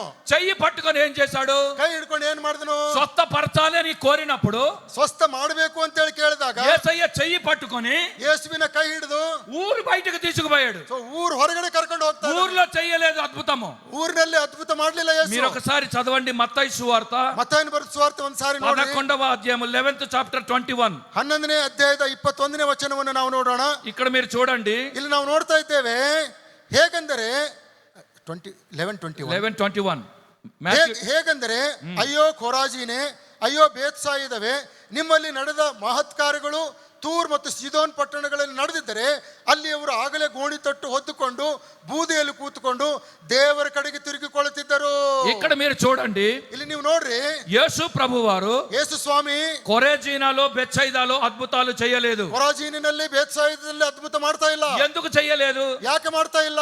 ఎన్ని అద్భుతాలు చేసినా ಎಲ್ಲಿ ಎಷ್ಟೇ ಅದ್ಭುತಗಳನ್ನು ಮಾಡಿದ್ರು వారికి కృతజ్ఞత లేదు. ಅಲ್ಲಿ ಅವರಿಗೆ ಕೃತಜ್ಞತೆ ಇಲ್ಲ. మేలు చేసినా, ಎಷ್ಟೇ ಒಳ್ಳೇದು ಮಾಡಿದ್ರು, ఉద్యోగాలు ఇచ్చినా, ಅವ್ರು ಕೆಲಸ ಕೊಟ್ಟರು, ఇల్లు ఇచ్చినా, ಮನೆಗಳು ಕೊಟ್ರು, కారు ఇచ్చినా, ಕಾರ್ ಕೊಟ್ರು, ఇంక్రిమెంట్ ఇచ్చినా, ಬಡ್ತಿ ಕೊಟ್ರು, శుభకార్యాలు జరిగించిన, ಶುಭ ಕಾರ್ಯಗಳು ನಡೆದ್ರು, ఆశ్చర్య కార్యాలు జరిగించిన, ಆಶ್ಚರ್ಯಕರವಾದಂತ ಕಾರ್ಯಗಳು ನಡೆದ್ರು, వారికి గ్రాటిట్యూడ్ లేదు. ಅವರಲ್ಲಿ ಕೃತಜ್ಞತೆ ಅನ್ನುವಂಥದ್ದು ಇಲ್ಲ. అందుకే యేసు ప్రభు ఏం చేశాడు? ಅದಕ್ಕಾಗಿ ಯೇಸು ಸ್ವಾಮಿ ಏನ್ ಮಾಡ್ತಾ ಇದ್ದಾನೆ? ఇక్కడ బెత్సైదాలో ఉన్న గుడ్డివాని చెయ్యి పట్టుకొని ಇಲ್ಲಿ ಬೇತ್ಸಾಯದಲ್ಲಿರ್ತಕ್ಕಂಥ ಕುರುಡನ ಕೈ ಹಿಡ್ಕೊಂಡು ఊరి బయటికి తీసుకొని వెళ్ళాడు. ಊರು ಹೊರಗಡೆ ಕರ್ಕೊಂಡು ಹೋಗ್ತಾ ಇದ್ದಾನೆ. ఇక్కడ అద్భుతాలు చేస్తే ಇಲ್ಲಿ ಅದ್ಭುತ ಮಾಡಿದ್ರೆ వీళ్ళకి కృతజ్ఞత లేదు. ಇವರಿಗೆ ಕೃತಜ್ಞತೆ ಬರಂಗಿಲ್ಲ. అందుకే ఊరు బయటకు తీసుకొని ಅದಕ್ಕೆ పోయాడు. ಊರು ಹೊರಗಡೆ ಕರ್ಕೊಂಡು ಹೋಗ್ತಾ ಇದ್ದಾನೆ. ప్రియమైన వారలారా, ಪ್ರಿಯ ದೇವ್ರ ಮಕ್ಕಳೇ, ఊరు బయట దేవుడు అద్భుతాలు చేయువాడు. ಊರ ಹೊರಗಡೆಯಲ್ಲಿ ದೇವರು ಅದ್ಭುತ ಮಾಡ್ತಾನೆ. మీరు గమనించండి, ನೀವು ಗಮನಿಸ್ರಿ, సొదొమ గొమొర్ర పట్టణములో ಸೊದೋಮ ಗೊಮೊರ್ರ ಪಟ್ಟಣದಲ್ಲಿ అగ్ని గంధకాలు ಈ పడుతున్నప్పుడు ಗಂಧಕ ಉರಿಯುವಂತ ಮಳೆ ಬರ್ತಾ ಇದೆ. లోతును దేవాది దేవుడు ఊరు బయటకు తీసుకొచ్చాడు. ಲೋಟನನ್ನು ದೇವಾದಿ ದೇವನ ಕೈ ಹಿಡಿದು ಊರು ಹೊರಗಡೆ ಕರ್ಕೊಂಡು మనం ಬರ್ತಾ ಇದ್ದಾನೆ. పాపములో ఉంటే ನಾವು ಪಾಪದಲ್ಲೇ ಇದ್ರೆ బయటికి రావాలా? ಹೊರಗಡೆ ಬರಬೇಕು. అక్కడ అద్భుతం జరగదు. ಯಾಕಂದ್ರೆ ಅಲ್ಲಿ ಅದ್ಭುತ ನಡೆಯುವುದಿಲ್ಲ. బయట అద్భుతము జరుగుతుంది. ಹೊರಗಡೆ ಬರುವುದಾದ್ರೆ ಅದ್ಭುತ ನಡೆಯುತ್ತದೆ. చాలా మంది చదువుకున్న పిల్లలు ಬಹಳ ಜನ ಓದಿಕೊಂಡಿರ್ತಕ್ಕಂಥ ಮಕ್ಕಳು జాబు వెతుకుతుంటారు. ಉದ್ಯೋಗಕ್ಕಾಗಿ ಹುಡುಕ್ತಾ వాళ్ళు ಇರ್ತಾರೆ. ఏమంటారంటే ಅವ್ರು ಏನಂತಾರಂದ್ರೆ మైసూర్లోనే జాబ్ రావాలా, ಮೈಸೂರಿನಲ್ಲೇ ಕೆಲಸ ಬೇಕು, బెంగళూరులోనే రావాలా, ಬೆಂಗಳೂರಿನಲ್ಲೇ ಬರಬೇಕು, కర్ణాటకలోనే రావాలా, ಕರ್ನಾಟಕದಲ್ಲೇ ಸಿಗಬೇಕು. బయటికి వెళ్ళడానికి ఇష్టం ఉండదు. ಹೊರಗಡೆ ಹೋಗುವುದಕ್ಕಾಗಿ ಇಷ್ಟಪಡಂಗಿಲ್ಲ. ఆడపిల్లలు కూడా అంతే, ಹೆಣ್ಣು ಮಕ್ಕಳು ಕೂಡ ಹಾಗೇನೆ ఇల్లు వదిలి బయటికి రారు. ಮನೆ ಬಿಟ್ಟು ಹೊರಗಡೆ ಬರುವುದಿಲ್ಲ. దేవుడు అద్భుతం చేయాలంటే ದೇವರ ಅದ್ಭುತಗಳನ್ನು ಮಾಡಬೇಕು ಅನ್ನುವುದಾದ್ರೆ you have to come out from your native place. ನೀವು ನಿಮ್ಮ ಸ್ವಂತ ಸ್ಥಳದಿಂದ ಹೊರಗೆ ಬರಬೇಕು. బయటికి వస్తేనే దేవుడు దీవిస్తాడు. ಹೊರಗಡೆ ಬರುವುದಾದ್ರೆ ಮಾತ್ರ ದೇವರ ಆಶೀರ್ವಾದ దేవుడు ಮಾಡ್ತಾನೆ. అబ్రాహామును దీవించడానికి బయటికి తీసుకొచ్చాడు. ದೇವರು ಅಬ್ರಹಾಮನನ್ನು ಆಶೀರ್ವದಿಸುವುದಕ್ಕಾಗಿ ಅವನನ್ನು ಹೊರಗಡೆ ತಂದ. ఇస్సాకును దీవించడానికి బయటికి తెచ్చాడు. ಇಸಾಕನನ್ನು ಆಶೀರ್ವದಿಸುವುದಕ್ಕಾಗಿ ಅವನನ್ನು ಹೊರಗೆ ತಂದ. యాకోబును దీవించడానికి బయటికి తెచ్చాడు. ಯಾಕೋಬನನ್ನು ಆಶೀರ್ವದಿಸುವುದಕ್ಕಾಗಿ ಅವನನ್ನು ಹೊರಗೆ ತಂದ. దానియేలును దీవించడానికి బయటికి తెచ్చాడు. ದಾನಿಯೇಲನನ್ನು ಆಶೀರ್ವದಿಸುವುದಕ್ಕಾಗಿ ಅವನನ್ನು ಹೊರಗೆ ತಂದ. దేవుడు నన్ను దీవించడానికి ఒరిస్సా నుండి తీసుకొచ్చాడు. ದೇವರು ನನ್ನನ್ನು ಆಶೀರ್ವಾದ ಮಾಡುವುದಕ್ಕಾಗಿ ಒರಿಸ್ಸಾದಿಂದ ಇಲ್ಲಿ ಕರ್ತಂದಿದ್ದಾನೆ. నోహన్ రాజాను దీవించడానికి అక్కడ గుల్బర్గా ప్రాంతం నుండి బెంగళూరు తెచ్చాడు. ದೇವರು ನೋಹನ್ ರಾಜನನ್ನು ಆಶೀರ್ವದಿಸುವುದಕ್ಕಾಗಿ ಗುಲ್ಬರ್ಗದಿಂದ ಬೆಂಗಳೂರಿಗೆ ಕರ್ಕೊಂಡು ಬಂದಿದ್ದಾನೆ. ఇలాగ చాలా మందిని వేరే ప్లేస్ నుండి ఇంకొక ప్లేస్ కి తెచ్చి ಈ ರೀತಿಯಿಂದ ఆశీర్వదిస్తున్నాడు. ದೇವರು ಬೇರೆ ಬೇರೆ ಜಾಗಗಳಿಂದ ಜನರನ್ನ ಬೇರೆ ಬೇರೆ ಸ್ಥಳಕ್ಕೆ ಕರ್ಕೊಂಡು నేటివ్ ಹೋಗಿದ್ದಾನೆ. ప్లేస్ లో దేవుడు మిరాకల్ చేయట్లేదు. ದೇವರು ಸ್ವಂತ ಸ್ಥಳದಲ್ಲಿ ಅದ್ಭುತವನ್ನು ಮಾಡುವುದಿಲ್ಲ. బయటకు తీసుకొచ్చి బాగు చేస్తున్నాడు. ಹೊರಗಡೆ ಕರ್ಕೊಂಡು ಬಂದು ಆಶೀರ್ವಾದ ಮಾಡ್ತಾನೆ. ఈ గుడ్డివాన్ని బాగు చేయడానికి ಈ ಒಂದು ಕುರುಡನಿಗೆ ಒಳ್ಳೇದು ಮಾಡುವುದಕ್ಕಾಗಿ చెయ్యి పట్టుకొని ఊరు వెలుపలికి ಕೈ తీసుకెళ్ళాడు. ಹಿಡ್ಕೊಂಡು ಊರ್ ಹೊರಗಡೆ ಹೋಗ್ತಾ ಇದ್ದಾನೆ. ఊరి బయటనే ఆయనకు స్వస్థపరిచాడు. ಊರ ಹೊರಗಡೆಯೇ ಅವನಿಗೆ ಸ್ವಸ್ಥತೆ ಮಾಡ್ತಾ ಇದ್ದಾನೆ. చెయ్యి పట్టుకొని ಕೈ ಹಿಡಿದು గుడ్డివానికి చూపునిచ్చాడు. ಕೈ ಹಿಡಿದು ಆ ಕುರುಡನಿಗೆ ಕಣ್ಣು ಕೊಟ್ಟ.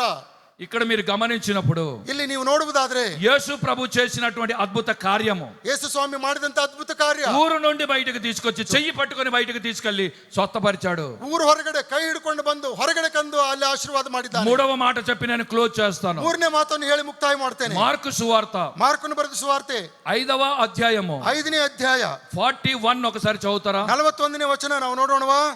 మార్క్ 5:41. ಮಾರ್ಕ 5:41. ತಲಿತ ಕುಂ ಅಂದನು. ಆ ಮಾತಿಗೆ ಅಮ್ಮಣ್ಣಿ ಏಳನ್ನುತ್ತೇನೆ ಎಂದರ್ಥ. ఆ చిన్నదాన్ని చెయ్యి పట్టుకొని తలి తాకుమి అని ఆమెతో చెప్పాను. ಆ ಚಿಕ್ಕ ಮಗುವಿನ ಕೈ ಹಿಡಿದು ತಲಿತ ಕುಂ ಎಂಬುದಾಗಿ ಹೇಳಿ ಅವಳನ್ನು ಎಬ್ಬಿಸ್ತಾ ಇದ್ದಾನೆ. ఇక్కడ మీరు గమనించినప్పుడు ಇಲ್ಲಿ ನೀವು ನೋಡುವುದಾದ್ರೆ యాయీరు అనే సమాజ మందిరపు అధికారి ఉన్నాడు. ಇಲ್ಲಿ ಸಭಾ ಮಂದಿರದ ಅಧಿಕಾರಿಯಾಗಿರ್ತಕ್ಕಂಥ ಯಾಯೀರ್ ಎಂಬವನಿದ್ದಾನೆ. ఆమె కుమార్తె చావునకు సిద్ధముగా ఉన్నది. ಸೊ ಅವರ ಮಗಳು ಸಾಯುವಂತ ಸ್ಥಿತಿಯಲ್ಲಿದ್ದಳು. ఆమె బాగుపడాలని ఆయన యేసయ్య దగ్గరికి వచ్చాడు. ಆಕೆಗೆ ಸ್ವಸ್ಥ ಮಾಡಬೇಕೆಂಬುದಾಗಿ ಯಾಯೀರನು ಯೇಸುವಿನ ಹತ್ರ ಬಂದಿದ್ದಾನೆ. తండ్రికి కుమార్తె అంటే చాలా ఇష్టం ఉంటది. ಸೊ ತಂದೆಗೆ ಮಗಳು ಅಂದ್ರೆ ತುಂಬಾ ಇಷ್ಟ ಇರ್ತದೆ. తల్లికి మాత్రము కుమారుడు అంటే చాలా ఇష్టం. ತಾಯಿಗೆ ಮಾತ್ರ ಮಗನು ಅಂದ್ರೆ ಬಹಳ ಇಷ್ಟ. మీరు ఎక్కడైనా చూడండి, ನೀವ್ ಎಲ್ಲಿ ಬೇಕಾದ್ರೂ ನೋಡ್ರಿ. మా ఇంట్లో కూడా అదే జరుగుతుంది. ಸೊ ನಮ್ಮ ಮನೆಯಲ್ಲೂ ಕೂಡ ಅದೇ ನಡೆಯುತ್ತದೆ. ఏదైనా ప్రాబ్లం వస్తే ಯಾವ್ದಾದ್ರು ಸಮಸ್ಯೆ ಬಂದ್ರೆ నా కుమారుడు వాళ్ళ అమ్మ దగ్గరికి పోతాడు. ಸೊ ನನ್ನ ಮಗ ಅವ್ರ ತಾಯಿ ಹತ್ರ నా ಹೋಗ್ತಾನೆ, దగ్గరికి రాడు. ನನ್ನ ಹತ್ರ ಬರಂಗಿಲ್ಲ. కానీ ఆడపిల్లలు ಆ ಹೆಣ್ಣು ಮಕ್ಕಳು వాళ్ళు ఏదైనా సమస్య వస్తే డాడీ దగ్గరికి వస్తారు. ಸೊ ಅವ್ರಿಗೇನಾದ್ರೂ ಸಮಸ್ಯೆ ಆದ್ರೆ ತಂದೆ ಹತ್ರ ಬರ್ತಾರೆ. ఎందుకంటే డాడీ వాళ్ళకి ఫస్ట్ హీరో ಯಾಕಂದ್ರೆ ಡ್ಯಾಡಿನೇ ಅವರಿಗೆ ಮೊದಲನೇ ಹೀರೋ. కనుక వాళ్ళు వచ్చి వారి సమస్యని చెబుతారు. ಅದಕ್ಕೋಸ್ಕರವಾಗಿ ಅವ್ರ ತಂದೆ ಹತ್ರ ಬಂದು ಅವ್ರ ಸಮಸ್ಯೆ ಹೇಳ್ಕೊಳ್ತಾರೆ. అందుకేనేమో యాయీరు కుమార్తెకు బాగులేకపోతే యాయీరు బాధ్యత తీసుకున్నాడు. ಯಾಯೀರನ ಮಗಳಿಗೆ ಅಸ್ವಸ್ಥಳಾಗಿದ್ದಾಗ ಯಾಯೀರನು ಅದರ ಜವಾಬ್ದಾರಿ ತೆಗೆದುಕೊಳ್ತಾನೆ. 12 సంవత్సరాల నుండి ఆమె అనారోగ్యంతో ఉంది. 12 ವರ್ಷದ ಯಾಯೀರನ ಮಗಳು ಅನಾರೋಗ್ಯದಲ್ಲಿದ್ದಾಳೆ. అయితే యేసు ప్రభు నడుచుకుంటూ వస్తున్నాడు. ಯೇಸು ಸ್ವಾಮಿ ಆ ಒಂದು ಸ್ಥಳದಲ್ಲಿ ನಡ್ಕೊಂಡು ಬರ್ತಾ ಇದ್ದಾನೆ. మార్గ మధ్యలో ಮಾರ್ಗ ಮಧ್ಯದಲ್ಲಿ రక్తస్రావ రోగము కలిగిన స్త్రీ కనబడింది. ಅಲ್ಲಿ ರಕ್ತಸ್ರಾವದಿಂದ ಬಾಧೆ ಪಡ್ತಕ್ಕಂತ ಹೆಣ್ಣು ಮಗಳನ್ನು ನಾವು ನೋಡ್ತೇವೆ. ఆమె దారిలో వచ్చింది. ಆ ರಕ್ತ ಕುಸುಮದ ರೋಗಿ ಮಾರ್ಗ ಮಧ್ಯದಲ್ಲಿ ಬಂದಳು. యేసు ప్రభు నడుచుకుంటూ వెళ్ళిపోతున్నాడు. ಯೇಸು ಸ್ವಾಮಿ ನಡ್ಕೊಂಡು ಹೋಗ್ತಿರ್ಬೇಕಾದ್ರೆ ఆమె వెనక నుండి వచ్చి వస్త్రపు చంగు ముట్టింది. ಆಕೆ ಹಿಂದ್ಗಡೆ ಬಂದು ವಸ್ತ್ರದ ಒಂದು ಗೊಂಡೆಯನ್ನು ಮುಟ್ತಾ ಇದ್ದಾಳೆ. వెంటనే ఆమె బాగా అయిపోయింది. ತಕ್ಷಣವೇ ಆಕೆ ಗುಣವಾದಳು. యేసు ప్రభు పోల్చాడు. ಯೇಸು ಸ್ವಾಮಿ ತಾನು ಅಂದುಕೊಂಡ నా ప్రభావం పోయింది, ನನ್ನ ಒಂದು ಮಹತ್ವ ಹೋಗ್ಬಿಡ್ತು, ఎవరో నన్ను ముట్టుకున్నారు, ಯಾರೋ ನನ್ನನ್ನು ಮುಟ್ಟಿದ್ದಾರೆ, ఆమె ఎవరు అని చూశాడు. ಯಾರು ಅಂತ ಹೇಳಿ ನೋಡಿದನು, గుర్తుపట్టాడు. ಗುರ್ತು ಹಿಡಿದನು. ఆమెను పిలిచి ಆಕೆಯನ್ನು ಕರೆದು ఏమి జరిగింది చెప్పు అందరికి అన్నాడు. ಏನು ನಡೆಯಿತು ಅಂತ ಹೇಳಿ ಎಲ್ಲರಿಗೂ ಹೇಳು ಎಂಬುದಾಗಿ ಹೇಳಿದ. అయితే ఆమె ఏమని చెప్పిందంటే ಅದಕ್ಕೆ ಆ ಅಮ್ಮ ಏನ್ ಹೇಳಿದಳು, జరిగిన సంగతంతయు చెప్పిందట. ನಡೆದಂತದೆಲ್ಲವನ್ನು ಕೂಡ ತಿಳಿಸಿದಳು. అది 33వ వచనంలో రాయబడింది. ಅದು 33ನೇ ವಚನದಲ್ಲಿ ಬರೆಯಲಾಗಿದೆ. అది జరిగినదంతయు చెప్పిందట. ಅಲ್ಲಿ ಆಕೆಗೆ ಜರುಗಿದ್ದೆಲ್ಲವನ್ನು ಕೂಡ ತಿಳಿಸಿದಳು. అంటే ఆమె టెస్ట్ మనీ ఇచ్చింది. ಅಲ್ಲಿ ಆಕೆ ತನ್ನ ಸಾಕ್ಷಿಯನ್ನು ಕೊಟ್ಟಳು. ఎంత టెస్ట్ మనీ ఇచ్చిందంటే, ಎಂತ ಸಾಕ್ಷಿ ಕೊಟ್ಟಳು ಅಂದ್ರೆ, బైబిల్ ఏం రాసిందంటే ಸತ್ಯವೇದ ಏನ್ ಬರೀತದಂದ್ರೆ, జరిగినదంతయు చెప్పాను అని రాయి. ಜರುಗಿರುವಂತದ್ದೆಲ್ಲವನ್ನು ಕೂಡ ಹೇಳಿದಳು అంటే ಎಂಬುದಾಗಿ. దాదాపుగా 1-2 hours చెప్పుంటది. ಅಂದ್ರೆ 2 ತಾಸು ಹೇಳಿದಿರಬಹುದು ಅಂತ. ఈ 2 hours ಟೆಸ್ಟ್ ಮನಿ చెప్పేసరికి ಈ 2 ತಾಸಿನ ಆ ಒಂದು ಸಾಕ್ಷಿ ಹೇಳುವಂತ ಸಮಯದಲ್ಲಿ అక్కడ యాయిరు కుమార్తె చచ్చిపోయింది. ಅಲ್ಲಿ ಯಾಯಿರನ ಮಗಳು ಸತ್ತು ಹೋಗ್ಬಿಟ್ಟಳು. ఎవరు సచ్చినా బతికినా కొంతమందికి మైక్ దొరికితే విడిచిపెట్టరు. ಯಾರು ಸತ್ರೇನು ಬಿಟ್ರೇನು ಕೆಲವ್ರಿಗೆ ಮೈಕ್ ಸಿಕ್ಕರೆ ಬಿಡಂಗಿಲ್ಲ. అందుకే నేను ఎప్పుడూ ఒక మాట అంటాను, ಯಾವಾಗಲೂ ನಾನೊಂದು ಮಾತು ಹೇಳ್ತಾ ಇರ್ತೇನೆ, పాస్టర్లకి మైకు యవనస్తులకి బైక్ దొరికితే వదలరని. ಪಾಸ್ಟರ್ಗಳಿಗೆ ಮೈಕು ಯವನಸ್ಥರಿಗೆ ಬೈಕು ಸಿಕ್ಕರೆ ಬಿಡಂಗಿಲ್ಲ ಅವರು. ఈమెకి సాక్ష్యం చెప్పడానికి మైక్ దొరికొంటది. ಸೊ ಈಕೆಗೆ ಸಾಕ್ಷಿ ಹೇಳುವುದಕ್ಕಾಗಿ ಮೈಕ್ ಸಿಕ್ಕಿತು. జరిగినదంతయు చెప్పిందట. జరిಗಿದ್ದೆಲ್ಲವೂ ಕೂಡ ಹೇಳಿದಳು. ఈ చెప్పేలోపు యాయిరు కుమార్తె చనిపోయింది. ಅದೆಲ್ಲ ಹೇಳುವಾಗ ಯಾರಿನ ಮಗಳಲ್ಲಿ ಸತ್ತೋಗ್ಬಿಟ್ಟಿದ್ದಾಳೆ. ఇక్కడ రక్తస్రావము కలిగిన స్త్రీ, ರಕ್ತ ಕುಸುಮ ಇದ್ದಂತ ಸ್ತ್ರೀ, ఆమె ఎన్నో అవస్థలు పడ్డది. ಎಷ್ಟೋ ಕಷ್ಟಗಳನ್ನು ಅನುಭವಿಸಿದ್ದಾಳೆ. స్వస్థత నొందలేదు. ಸ್ವಸ್ಥತೆ ಉಂಟಾಗಿರಲಿಲ್ಲ. యేసయ్య వస్త్రపు చెంగు ముట్టుకున్నది. ಯೇಸು ಸ್ವಾಮಿಯ ವಸ್ತ್ರದ ಆ ಒಂದು ಗೊಂಡೆಯನ್ನು ಮುಟ್ಟಿದಾಗ వెంటనే స్వస్థత నొందింది. ಆಕೆ ಸ್ವಸ್ಥತೆಯನ್ನು ಹೊಂದಿದಳು. గట్టిగా హల్లెలూయా చెప్పండి. హల్లెలూయా ಹೇಳೋಣವಾ? హల్లెలూయా చెప్పండి. హల్లెలూయా, హల్లెలూయా, హల్లెలూయా, హల్లెలూయా. హల్లెలూయా. ఇక్కడ మీరు గమనించినప్పుడు ಇಲ್ಲಿ ನೀವು ನೋಡುವುದಾದ್ರೆ స్వస్థత అనేది ಸ್ವಸ್ಥತೆ ಅನ್ನುವುದಾದ್ರೆ ఎవరి విశ్వాసమును బట్టి వారికి స్వస్థత కలుగుతది. ಯಾರಿಗೆ ವಿಶ್ವಾಸವಿದೆಯೋ ಅವರಿಗೆ ಸ್ವಸ್ಥತೆ ಉಂಟಾಗುತ್ತದೆ. అందుకే బైబిల్లో ఒక మాట రాయబడింది, ಅದಕ್ಕಾಗಿ ಸತ್ಯವೇದದಲ್ಲಿ ಒಂದು ಮಾತು నీ ಬರೆಯಲಾಗಿದೆ, విశ్వాసమే నిన్ను స్వస్థపరచును గాక. ನಿನ್ನ ನಂಬಿಕೆಯೇ ನಿನ್ನನ್ನು ಸ್ವಸ್ಥ ಮಾಡಲಿ ಎಂಬುದಾಗಿ. ఎలాగ మనకు విశ్వాసం అంటే, ಎಂತ ವಿಶ್ವಾಸ ಅನ್ನುವುದಾದ್ರೆ కొంతమంది గుడ్డివారు వచ్చారు, ಕೆಲವರು ಕುರುಡರು ಬಂದ್ರು, వాళ్ళకి యేసు ప్రభు నేలలో ఉమ్మి వేసి ఆ ఉమ్మి రాస్తే వాళ్ళు బాగయ్యారు. ಕೆಲವರಿಗೆ ಯೇಸು ಸ್ವಾಮಿ ನೆಲದ ಮೇಲೆ ಉಗುಳಿ ಕೆಸರು ಮಾಡಿ ಆ ಕೆಸರನ್ನು ಅವರ ಕಣ್ಣಿಗೆ ಹಚ್ಚಿ ವಾಸಿ ಮಾಡಿದ. కొంతమంది నడిచి వెళ్తూ స్వస్థత నొందారు. ಕೆಲವರು ನಡೆದುಕೊಂಡು ಹೋಗ್ತಲೇ ಸ್ವಸ್ಥರಾದ್ರು. కొంతమంది వస్త్రపు చెంగు ముట్టుకొని బాగుపడ్డారు. ಕೆಲವರು ವಸ್ತ್ರದ ಗೊಂಡೆ ಮುಟ್ಟಿದಾಗಲೇ ಸ್ವಸ್ಥತೆ ರಾದ್ರು. అంటే కొంతమందికి ఎలాంటి విశ్వాసం అంటే, ಕೆಲವರಿಗೆ ಎಂತ ವಿಶ್ವಾಸ ಇರ್ತದೆ ಅನ್ನುವುದಾದ್ರೆ ఆ డాక్టర్ దగ్గరికి వెళ్తేనే స్వస్థత కలుగుతది, ಇಂಥ ಡಾಕ್ಟರ್ ಹತ್ರ ಹೋದ್ರೇನೆ ಸ್ವಸ್ಥತೆ ಉಂಟಾಗ್ತದೆ, ఆ మందు తింటేనే బాగవుతది, ಆ ಔಷಧ ತೆಗೆದುಕೊಂಡ್ರೆ ಸ್ವಸ್ಥತೆ ఏ ಆಗ್ತದೆ, మెడిసిన్ తీసుకోకపోయినా ప్రార్థిస్తేనే బాగవుతాను, ಯಾವ ಔಷಧ ಬೇಕಾಗಿಲ್ಲ ಪ್ರಾರ್ಥನೆ ಮಾಡಿದ್ರೆ ಸ್ವಸ್ಥತೆ ಆಗ್ತದೆ. లేకుంటే ఫలానా పాస్టర్ గారు చెయ్యి పెట్టి ప్రార్థిస్తేనే బాగవుతాను. ಕೆಲವು ಪಾದ್ರಿಗಳು ಕಾಲ ಮೇಲೆ ಕೈ ಇಟ್ಟು ಪ್ರೇಯರ್ ಮಾಡಿದ್ರೆ ಸ್ವಸ್ಥತೆ అంటే ಆಗ್ತದೆ. నీ విశ్వాసమే నిన్ను స్వస్థపరుస్తుంది. ಯಾಕಂದ್ರೆ ನಿನ್ನ ವಿಶ್ವಾಸವೇ ನಿನ್ನನ್ನು ಸ್ವಸ್ಥ ಮಾಡ್ತದೆ. కొంతమందికి డిఫరెంట్ విశ్వాసం ఉంటుంది. ಕೆಲವರಿಗೆ ವ್ಯತ್ಯಾಸವಾದಂತ ವಿಶ್ವಾಸಗಳು నీ ಇರ್ತವೆ. విశ్వాసమే నిన్ను స్వస్థపరుస్తుంది. ನಿಮ್ಮ ವಿಶ್ವಾಸವೇ ನಿಮ್ಮನ್ನು ಸ್ವಸ್ಥ ಮಾಡ್ತದೆ. అందుకే ఈ రక్తస్రావము కలిగిన స్త్రీ, ಅದಕ್ಕೋಸ್ಕರವಾಗಿ ರಕ್ತ ಕುಸುಮ ಇದ್ದಂತ ಆ ಸ್ತ್ರೀ, ఆమె విశ్వాసం ఏంటంటే, ಆಕೆ ವಿಶ್ವಾಸ ಏನಂದ್ರೆ వస్త్రపు చెంగు ముట్టుకుంటే చాలు అనుకున్నది. ಆತನ ವಸ್ತ್ರದ ಗೊಂಡೆಯನ್ನು ಮುಟ್ಟಿದ್ರೆ ಸಾಕು ಅಂದ್ಕೊಂಡಳು. చప్పట్లు కొట్టి దేవుని ಚಪ್ಪಾಳೆ ತಟ್ಟಿ స్తుతించండి. ದೇವರನ್ನ ಮಹಿಮೆ ಪಡಿಸೋಣ. హల్లెలూయా, హల్లెలూయా, హల్లెలూయా. హల్లెలూయా. ఇక్కడ ఒక మాట చెప్తాను. ಇಲ್ಲೊಂದು ಮಾತು ಹೇಳ್ತೇನೆ. కర్ణాటకలో ಕರ್ನಾಟಕದಲ್ಲಿ ఒక హీరోయిన్ పేరు కాంచనమాల. ಒಬ್ಬ ನಟಿಯ ಹೆಸರು కాంచనమాల. ಕಾಂಚನಮಾಲ ಅಂತ ಹೇಳಿ. మీరు వినుంటారు ఆ పేరు. ಆ ಹೆಸರನ್ನು ನೀವು ಕೇಳಿಸ್ಕೊಂಡಿದ್ದೀರಿ. మంచి యాక్టర్. ಒಳ್ಳೆ ನಟನೆ ಮಾಡ್ತಕ್ಕಂಥವ್ರು. ఒక రోజు షూటింగ్ వెళ్ళిందట. ಒಂದು ದಿನ ಶೂಟಿಂಗ್ಗೋಸ್ಕರವಾಗಿ ಹೋಗಿದ್ದಾಳೆ. శబరిమలై వెళ్ళింది. ಶಬರಿಮಲೆಗೆ ಹೋಗಿದ್ದಾರೆ. షూటింగ్ అయిపోయింది. ಶೂಟಿಂಗ್ ಮುಗಿದೋಯ್ತು. వచ్చానని ఆ శబరిమలై గుడి లోపలికి వెళ్ళిందట. ಹೋಗ್ತಾ గర్భగుడిలోకి. ಹೋಗ್ತಾ ಹೋಗ್ತಾ ಶಬರಿಮಲೆ ಗುಡಿ ಒಳಗೆ ಹೋದ್ರು. ఆ గర్భగుడిలోకి వెళ్ళింది. ಆ ಗರ್ಭಗುಡಿ ಒಳಗೆ ಹೋದ್ರು. వెళ్ళి ఇలాగ ప్రార్థన చేసి ఏదో వాళ్ళ దేవుడికి మొక్కుకుంటా ఉంది. ಸೊ ಈ ರೀತಿಯಿಂದ ಪ್ರಾರ್ಥನೆ ಮಾಡಿ ದೇವರ ಮುಂದೆ ಅಡ್ಡ ಬಿದ್ರು ಅವರು. అనుకోకుండా ಗೊತ್ತಿಲ್ಲದ ಹಾಗೆ కళ్ళు తిరిగిందట. ಸೊ కళ్ళు తిరిగింది. ಕಣ್ಣು ತಿರುಗಿದ್ ಬಿಟ್ಟು వెంటనే ఆ దేవుడిని ముట్టుకుందట. ಸೊ ಆಮೇಲೆ ಆ ದೇವರನ್ನು ಮುಟ್ಟಿದಳು. సీసీ కెమెరాలో అది క్యాప్చర్ అయింది. ಆ ಸಿಸಿ ಕ್ಯಾಮ್ರಾದಲ್ಲಿ ಅದೆಲ್ಲ ಸರಿಯಾಗಿ ಹಿಡಿಯಲ್ಪಟ್ಟಿತ್ತು. వెంటనే వాళ్ళు వచ్చేసి ನಂತರ ತಕ್ಷಣವೇ ಅವರೆಲ್ಲ ಬಂದು ఒక స్త్రీ వచ్చి దేవుడిని ముట్టుకున్నందుకు దేవుడు అపవిత్రమైపోయాడు. ಒಬ್ಬ ಸ್ತ್ರೀ ದೇವರನ್ನು ಮುಟ್ಟಿದ ಕಾರಣ ದೇವರು ಅಪವಿತ್ರನಾದನು ಅಂತ ಹೇಳಂದ್ರು. అంటే ఒక స్త్రీ వచ్చి దేవుడిని ముడితే దేవుడు అపవిత్రమైపోయాడు. ಒಬ್ಬ ಸ್ತ್ರೀ ಬಂದು ದೇವರನ್ನು ಮುಟ್ಟಿದಾಗ ದೇವರು ಅಪವಿತ್ರನಾದ.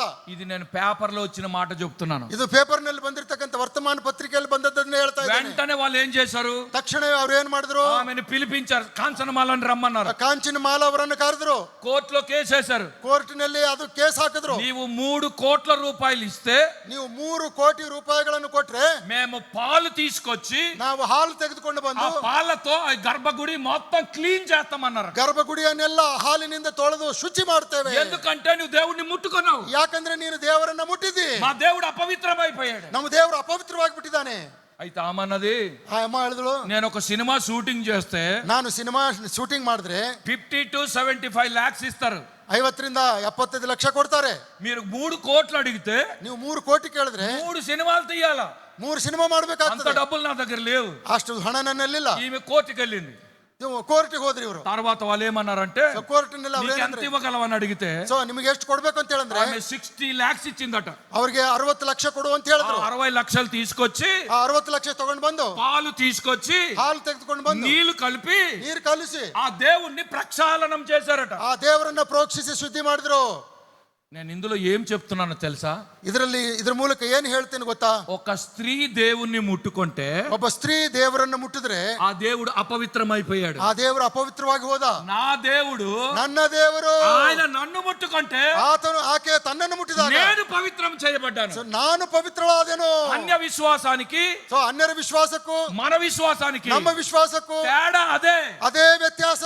మనము ముట్టుకుంటే ನಾವು ಮುಟ್ಟಿದ್ರೆ ఆ దేవుడు అపవిత్రము, ಆ ದೇವರು ಅಪವಿತ್ರನಾಗ್ತಾನೆ. మనం అపవిత్రమైన వారము.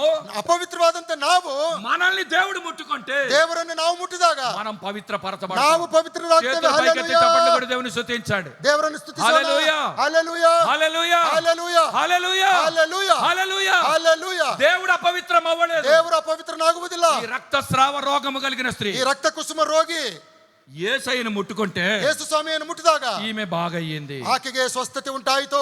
ఇంతలోగా ಈ ಸಮಯದಲ್ಲಿ యేసు ప్రభు నడుచుకుంటూ వచ్చాడు. ಮತ್ತೆ ಯೇಸು ಸ್ವಾಮಿ ನಡ್ಕೊಂಡು ಹೋಗ್ತಾ ಇದ್ದಾನೆ. యాయిరు ఇంటికి వచ్చాడు. ಯಾಯಿರನ ಮನೆಗೆ ಬಂದ. ఆ కుమార్తె చనిపోయింది. ಆ ಮಗಳು ಸತ್ತೋಗ್ಬಿಟ್ಟಿದ್ದಾಳೆ. అక్కడ పిల్లను గ్రోవి వాయిస్తున్నారు. ಸೊ ಅಲ್ಲಿ ಎಲ್ಲರೂ ತಾಳ ಭಜಂತ್ರಿಗಳನ್ನು ಮಾಡ್ತಾ ಇದ್ದಾರೆ. వాయిద్యాలు వాయిస్తున్నారు. ಈ ವಾದ್ಯ ಬಾರಿಸ್ತಾ ಇದ್ದಾರೆ. అందరూ ఏడుస్తున్నారు. ಎಲ್ಲರೂ ಅಳ್ತಾ ಇದ್ದಾರೆ.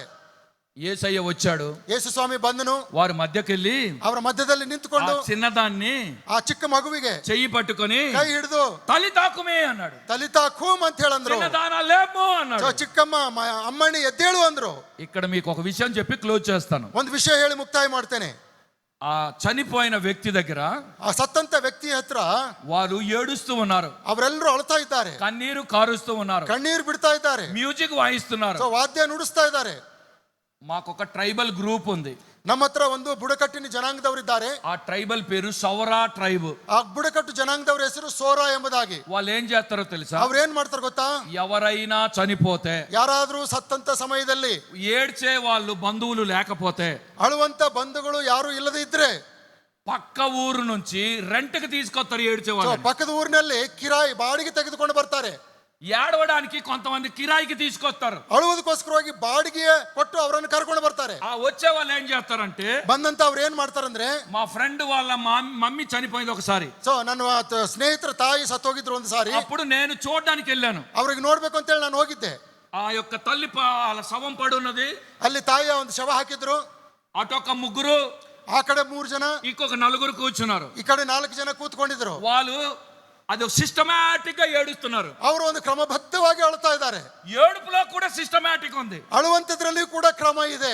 ఏంటబ్బా అనుకున్నాను నేను. ಏನಪ್ಪಾ ಇದು ಅಂತ ಹೇಳಂದ್ರೆ, వాళ్ళు ఏం చేస్తారంటే ಅವ್ರು ಏನ್ ಮಾಡ್ತಾರಂದ್ರೆ, ఆ కిరాయికి తీసుకొచ్చిన వారు ఏడ్చేటప్పుడు ಸೊ ಕಿರಾಯಿಯಿಂದ ತೆಗೆದುಕೊಂಡು ಬಂದಿರತಕ್ಕಂಥವ್ರು ಅಳುವ ಸಮಯದಲ್ಲಿ ఒక పేపర్ మీద ಒಂದು ಕಾಗದದಲ್ಲಿ ఏమని రాశారంటే, ಏನ್ ಬರ್ದಿರ್ತಾರಂದ್ರೆ, ఆమె ఎవరికి పుట్టింది, ಅವ್ರು ಯಾರಿಗೆ ಹುಟ್ಟಿದ್ದಾರೆ తర్వాత ಮಾಡುವುದಕ್ಕಾಗಿ చెయ్యి పట్టుకొని ఊరు వెలుపలికి ಕೈ తీసుకెళ్ళాడు. ಹಿಡ್ಕೊಂಡು ಊರ್ ಹೊರಗಡೆ ಹೋಗ್ತಾ ಇದ್ದಾನೆ. ఊరి బయటనే ఆయనకు స్వస్థపరిచాడు. ಊರ ಹೊರಗಡೆಯೇ ಅವನಿಗೆ ಸ್ವಸ್ಥತೆ ಮಾಡ್ತಾ ಇದ್ದಾನೆ. చెయ్యి పట్టుకొని ಕೈ ಹಿಡಿದು గుడ్డివానికి చూపునిచ్చాడు. ಸೊ ಕೈ ಹಿಡಿದು ಆ ಕುರುಡನಿಗೆ ಕಣ್ಣು ಕೊಟ್ಟ. ఇక్కడ మీరు గమనించినప్పుడు ಇಲ್ಲಿ ನೀವು ನೋಡುವುದಾದ್ರೆ యేసు ప్రభు చేసినటువంటి అద్భుత కార్యము, ಯೇಸು ಸ್ವಾಮಿ ಮಾಡಿದಂತ ಅದ್ಭುತ ಕಾರ್ಯ, ఊరు నుండి బయటకు తీసుకొచ్చి చెయ్యి పట్టుకొని బయటకు తీసుకెళ్లి స్వస్థపరిచాడు. ಊರು ಹೊರಗಡೆ ಕೈ ಹಿಡ್ಕೊಂಡು ಬಂದು ಹೊರಗಡೆ ಕಂದು ಅಲ್ಲಿ ಆಶೀರ್ವಾದ ಮಾಡಿದ್ದಾನೆ. మూడవ మాట చెప్పి నేను క్లోజ్ చేస్తాను. 3ನೇ ಮಾತನ್ನು ಹೇಳಿ ಮುಕ್ತಾಯ ಮಾಡ್ತೇನೆ. మార్కు సువార్త ಮಾರ್ಕನು ಬರೆದ ಸುವಾರ್ತೆ 5వ అధ్యాయము 5ನೇ ಅಧ್ಯಾಯ 41 ఒకసారి చదువుతారా? 41ನೇ ವಚನ ನಾವು ನೋಡೋಣವಾ? మార్క్ 5:41. ಮಾರ್ಕ 5:41. ತಲಿತ ಕುಮ್ ಅಂದನು. ಆ ಮಾತಿಗೆ ಅಮ್ಮಣ್ಣಿ ಏಳನ್ನುತ್ತೇನೆ ಎಂದರ್ಥ. ఆ చిన్నదాన్ని చెయ్యి పట్టుకొని తలి తాకుమి అని ఆమెతో చెప్పాను. ಆ ಚಿಕ್ಕ ಮಗುವಿನ ಕೈ ಹಿಡಿದು ತಲಿತ ಕುಮ್ ಎಂಬುದಾಗಿ ಹೇಳಿ ಅವಳನ್ನು ಎಬ್ಬಿಸ್ತಾ ಇದ್ದಾನೆ. ఇక్కడ మీరు గమనించినప్పుడు ಇಲ್ಲಿ ನೀವು ನೋಡುವುದಾದ್ರೆ, యాయీరు అనే సమాజ మందిరపు అధికారి ఉన్నాడు. ಇಲ್ಲಿ ಸಭಾ ಮಂದಿರದ ಅಧಿಕಾರಿಯಾಗಿರ್ತಕ್ಕಂಥ ಯಾಯೀರ್ ಎಂಬವನಿದ್ದಾನೆ. ఆమె కుమార్తె చావునకు సిద్ధముగా ఉన్నది. ಸೊ ಅವರ ಮಗಳು ಸಾಯುವಂತ ಸ್ಥಿತಿಯಲ್ಲಿದ್ದಳು. ఆమె బాగుపడాలని ఆయన యేసయ్య దగ్గరికి వచ్చాడు. ಆಕೆಗೆ ಸ್ವಸ್ಥ ಮಾಡಬೇಕೆಂಬುದಾಗಿ ಯಾಯೀರನು ಯೇಸುವಿನ ಹತ್ರ ಬಂದಿದ್ದಾನೆ. తండ్రికి కుమార్తె అంటే చాలా ఇష్టం ఉంటది. ತಂದೆಗೆ ಮಗಳು ಅಂದ್ರೆ ತುಂಬಾ ಇಷ್ಟ ಇರ್ತದೆ.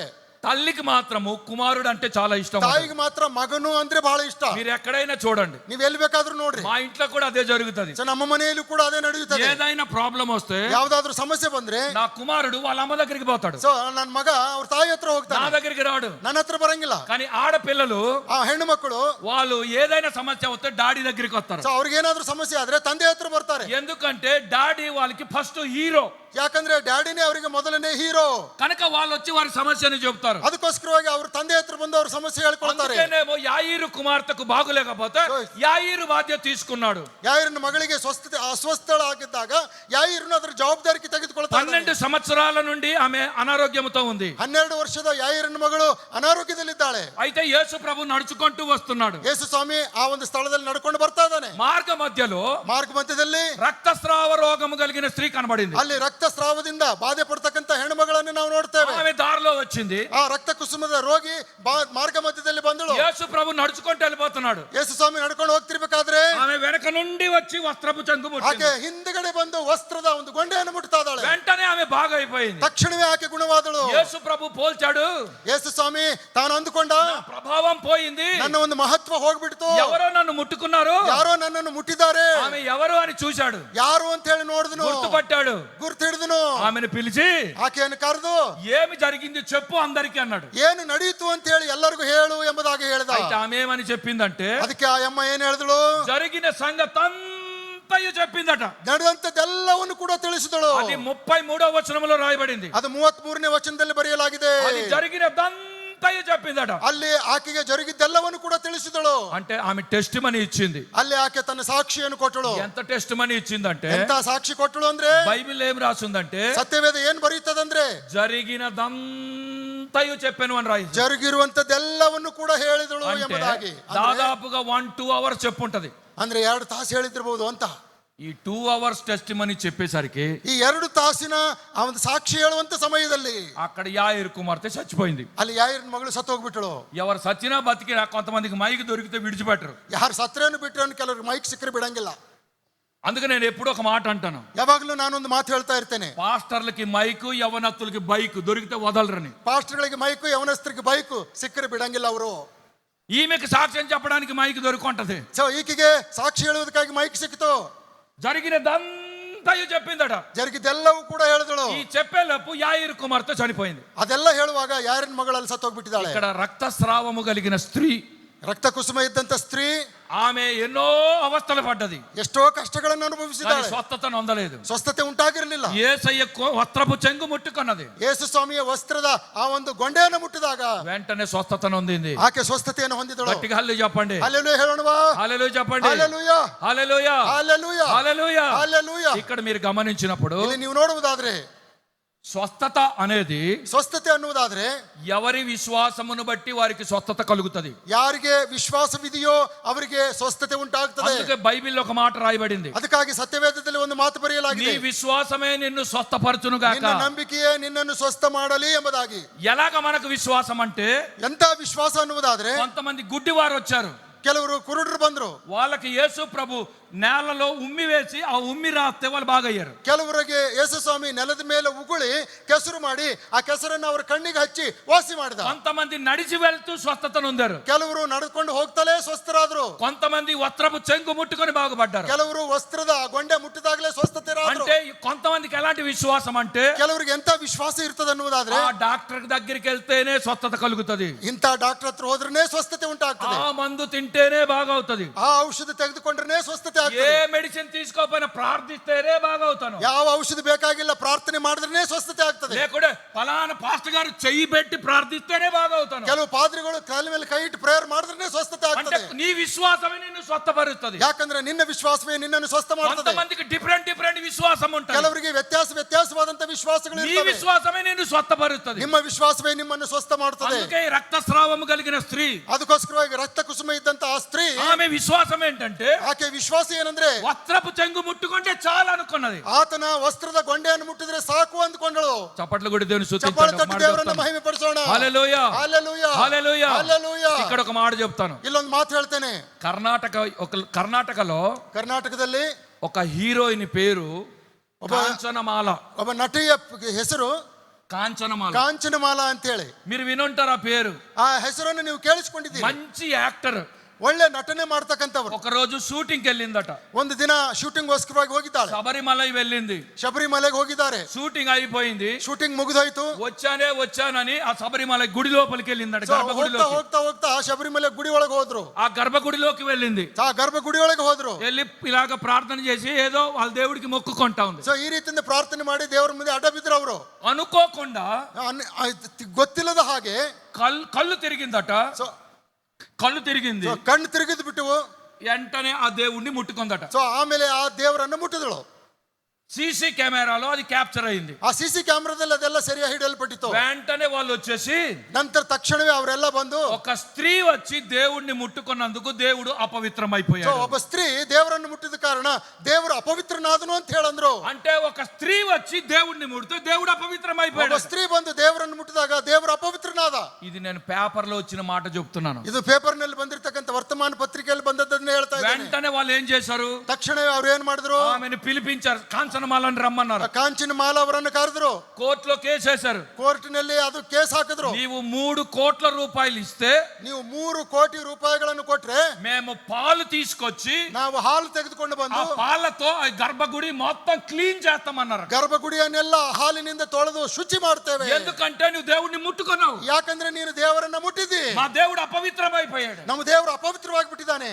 అయితే ఆమన్నది, ಆ ಅಮ್ಮ ಹೇಳಿದಳು, నేను ఒక సినిమా షూటింగ్ చేస్తే ನಾನು ಸಿನಿಮಾ ಶೂಟಿಂಗ್ ಮಾಡಿದ್ರೆ 50 to 75 lakhs ఇస్తారు. 50 ರಿಂದ 75 ಲಕ್ಷ ಕೊಡ್ತಾರೆ. మీరు 3 కోట్లు అడిగితే ನೀವು 3 ಕೋಟಿ ಕೇಳಿದ್ರೆ 3 సినిమాలు తీయాలా. 3 ಸಿನಿಮಾ అంత ಮಾಡ್ಬೇಕಾಗ್ತದೆ. డబ్బులు నా దగ్గర లేవు. ಅಷ್ಟು ಹಣ ನನ್ನಲ್ಲಿಲ್ಲ. ఈమె కోర్టుకి వెళ్ళింది. ನೀವು ಕೋರ್ಟಿಗೆ ಹೋದ್ರಿ ಇವರು. తర్వాత వాళ్ళు ఏమన్నారంటే, ಕೋರ್ಟಿನೆಲ್ಲ నీకు ఎంత ఇవ్వగలవని అడిగితే ಸೊ ನಿಮಗೆ ಎಷ್ಟು ಕೊಡ್ಬೇಕು ಅಂತ ಹೇಳಿದ್ರೆ ఆమె 60 lakhs ఇచ్చిందట. ಅವ್ರಿಗೆ 60 ಲಕ್ಷ ಕೊಡು ಅಂತ ಹೇಳಿದ್ರು. 60 లక్షలు తీసుకొచ్చి ಆ 60 ಲಕ್ಷ ತಗೊಂಡು ಬಂದು పాలు తీసుకొచ్చి ಹಾಲು ತೆಗೆದುಕೊಂಡು ಬಂದು నీళ్లు కలిపి ನೀರು ಕಲಿಸಿ ఆ దేవుణ్ణి ప్రక్షాళనం చేశారట. ಆ ದೇವರನ್ನ ಪ್ರೋಕ್ಷಿಸಿ ಶುದ್ಧಿ ಮಾಡಿದ್ರು. నేను ఇందులో ఏం చెప్తున్నానో తెలుసా?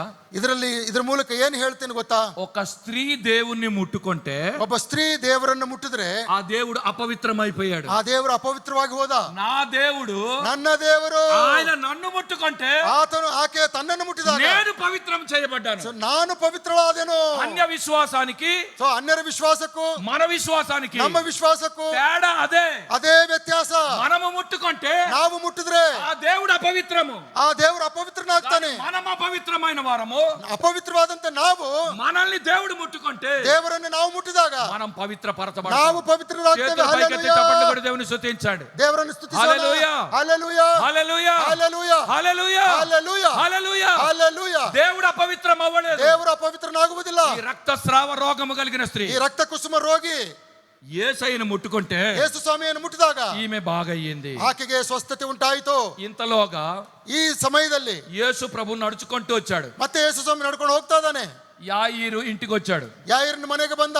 ఆ కుమార్తె చనిపోయింది. ಆ ಮಗಳು ಸತ್ತು ಹೋಗ್ಬಿಟ್ಟಿದ್ದಾಳೆ. అక్కడ పిల్లను గ్రోవి వాయిస్తున్నారు. ಸೊ ಅಲ್ಲಿ ಎಲ್ಲರೂ ತಾಳ ಭಜಂತ್ರಿಗಳನ್ನು ಮಾಡ್ತಾ ಇದ್ದಾರೆ. వాయిద్యాలు వాయిస్తున్నారు. ಈ ವಾದ್ಯ ಬಾರಿಸ್ತಾ ಇದ್ದಾರೆ. అందరూ ఏడుస్తున్నారు. ಎಲ್ಲರೂ ಅಳ್ತಾ ಇದ್ದಾರೆ. యేసయ్య వచ్చాడు. ಯೇಸು ಸ್ವಾಮಿ ಬಂದನು. వారి మధ్యకెళ్ళి ಅವರ ಮಧ್ಯದಲ್ಲಿ ನಿಂತುಕೊಂಡು చిన్నదాన్ని ಆ ಚಿಕ್ಕ ಮಗುವಿಗೆ చెయ్యి పట్టుకొని ಕೈ ಹಿಡಿದು తల్లి తాకుమే అన్నాడు. ತಲಿತಾ ಖೂಮ್ ಅಂತ ಹೇಳಂದ್ರು. చిన్నదానా లేమో ಸೊ అన్నాడు. ಚಿಕ್ಕಮ್ಮ ಅಮ್ಮಣ್ಣಿ ಎದ್ದೇಳು ಅಂದ್ರು. ఇక్కడ మీకు ఒక విషయం చెప్పి క్లోజ్ చేస్తాను. ಒಂದು ವಿಷಯ ಹೇಳಿ ಮುಕ್ತಾಯ ಮಾಡ್ತೇನೆ. ఆ చనిపోయిన వ్యక్తి దగ్గర ಆ ಸತ್ತಂತ ವ್ಯಕ್ತಿ ಹತ್ರ వారు ఏడుస్తూ ఉన్నారు. ಅವರೆಲ್ಲರೂ ಅಳ್ತಾ ಇದ್ದಾರೆ. కన్నీరు కారుస్తూ ఉన్నారు. ಕಣ್ಣೀರು ಬಿಡ್ತಾ ಇದ್ದಾರೆ. మ్యూజిక్ వాయిస్తున్నారు. ಸೊ ವಾದ್ಯ ನುಡಿಸ್ತಾ ಇದ್ದಾರೆ. మాకొక ట్రైబల్ గ్రూప్ ఉంది. ನಮ್ಮ ಹತ್ರ ಒಂದು ಬುಡಕಟ್ಟಿನ ಜನಾಂಗದವರಿದ್ದಾರೆ. ఆ ట్రైబల్ పేరు సౌరా ట్రైబ్. ಆ ಬುಡಕಟ್ಟು ಜನಾಂಗದವರ ಹೆಸರು ಸೋರಾ ಎಂಬುದಾಗಿ. వాళ్ళు ఏం చేస్తారో తెలుసా? ಅವ್ರು ಏನ್ ಮಾಡ್ತಾರೆ ಗೊತ್ತಾ? ఎవరైనా చనిపోతే, ಯಾರಾದ್ರೂ ಸತ್ತಂತ ಸಮಯದಲ್ಲಿ ఏడ్చే వాళ్ళు బంధువులు లేకపోతే, ಅಳುವಂತ ಬಂಧುಗಳು ಯಾರು ಇಲ್ಲದೆ ಇದ್ರೆ పక్క ఊరు నుంచి రెంట్కి తీసుకొస్తారు ఏడ్చే ಸೊ వాళ్ళు. ಪಕ್ಕದ ಊರಿನಲ್ಲಿ ಕಿರಾಯಿ ಬಾಡಿಗೆ ತೆಗೆದುಕೊಂಡು ಬರ್ತಾರೆ. ఏడవడానికి కొంతమంది కిరాయికి తీసుకొస్తారు. ಅಳುವುದಕ್ಕೋಸ್ಕರವಾಗಿ ಬಾಡಿಗೆ ಕೊಟ್ಟು ಅವರನ್ನು ಕರ್ಕೊಂಡು ಬರ್ತಾರೆ. ఆ వచ్చే వాళ్ళు ఏం చేస్తారంటే, ಬಂದಂತ ಅವ್ರು ಏನ್ ಮಾಡ್ತಾರಂದ್ರೆ, మా ఫ్రెండ్ వాళ్ళ మమ్మీ చనిపోయింది ఒకసారి. ಸೊ ನನ್ನ ಸ್ನೇಹಿತರ ತಾಯಿ ಸತ್ತೋಗಿದ್ರು ಒಂದು ಸಾರಿ. అప్పుడు నేను చూడడానికి వెళ్ళాను. ಅವ್ರಿಗೆ ನೋಡ್ಬೇಕು ಅಂತ ಹೇಳಿ ನಾನು ಹೋಗಿದ್ದೆ. ఆ యొక్క తల్లి వాళ్ళ శవం పడి ఉన్నది. ಅಲ್ಲಿ ತಾಯಿಯ ಒಂದು ಶವ ಹಾಕಿದ್ರು. అటొక ముగ్గురు, ಆ ಕಡೆ 3 ಜನ, ఇంకొక 4 కూర్చున్నారు. ಈ ಕಡೆ 4 ಜನ ಕೂತ್ಕೊಂಡಿದ್ರು. వాళ్ళు అది సిస్టమాటిక్ గా ఏడుస్తున్నారు. ಅವರು ಒಂದು ಕ್ರಮಬದ್ಧವಾಗಿ ಅಳ್ತಾ ಇದ್ದಾರೆ. ఏడుపులో కూడా సిస్టమాటిక్ ఉంది. ಅಳುವಂತದ್ರಲ್ಲಿ ಕೂಡ ಕ್ರಮ ಇದೆ.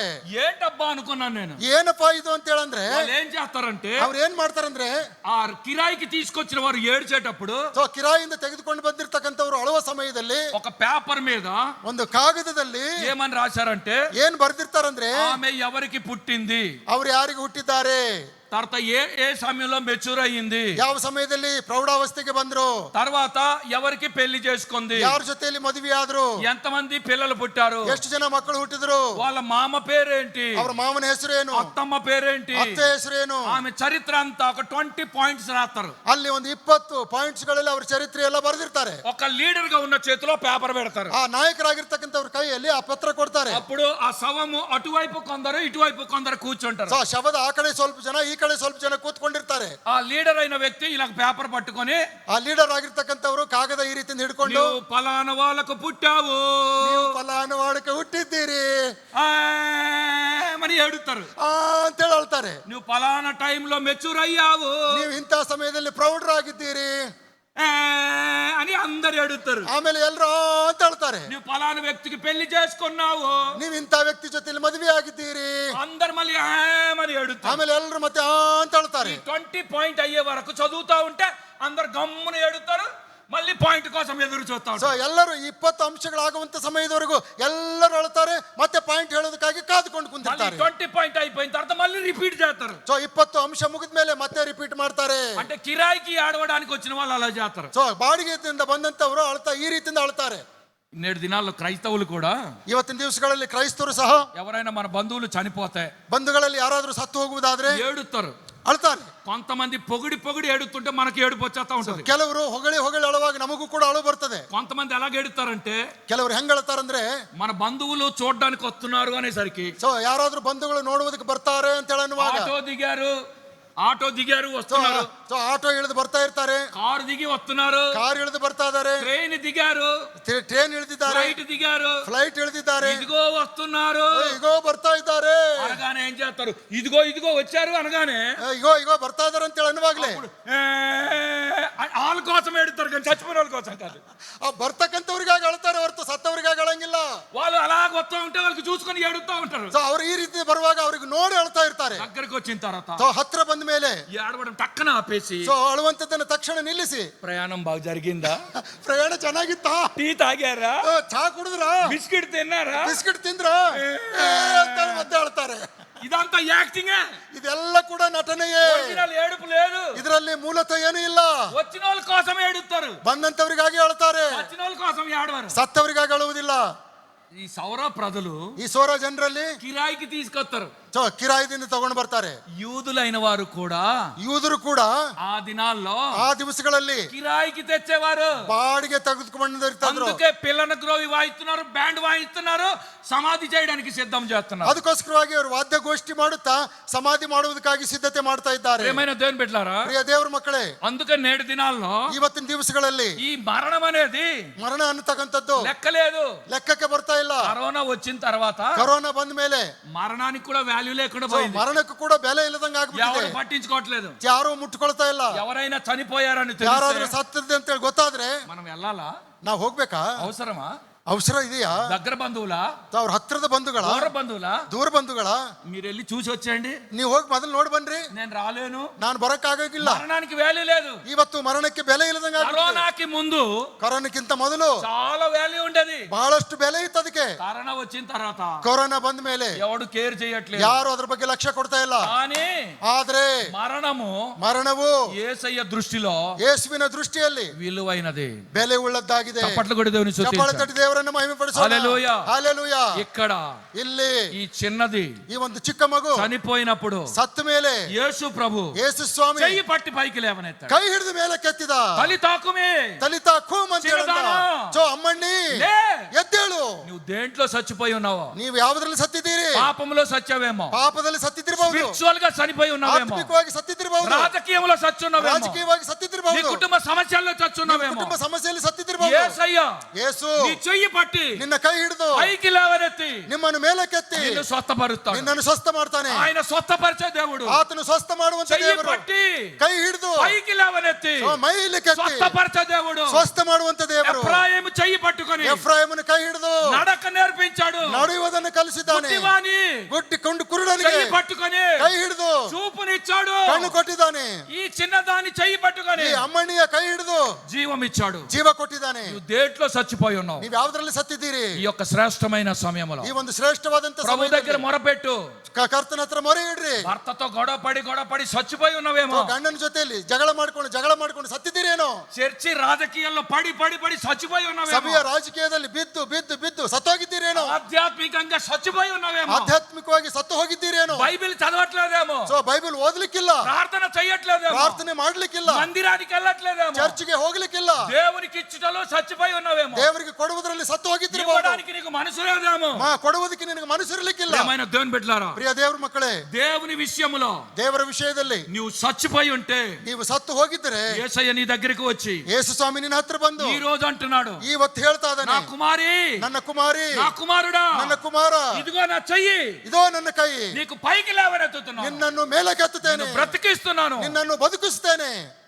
చెయ్యి పట్టుకుంటున్నాను.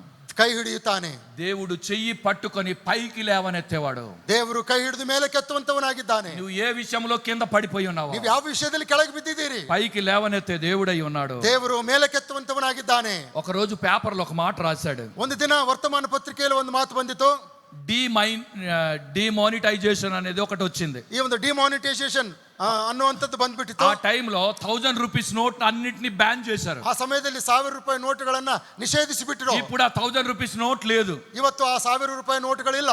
ఒక రోజు ಒಂದು ದಿನ ఒక ఆయన ఏం చేశాడంటే డిమానిటైజేషన్ టైంలో 1000 రూపీస్ అంతా బ్యాన్ చేసినప్పుడు, ಸೊ ಈ 1000 ರೂಪಾಯಿಗಳನ್ನೆಲ್ಲ ಈ ನಿಷ್ಕ್ರಿಯ ಮಾಡಿದ ಮೇಲೆ ಒಬ್ಬ ವ್ಯಕ್ತಿ ಏನ್ ಮಾಡ್ತಾನಂದ್ರೆ ఒక పేపర్ మీద 1000 రూపీస్ అతికించాడు.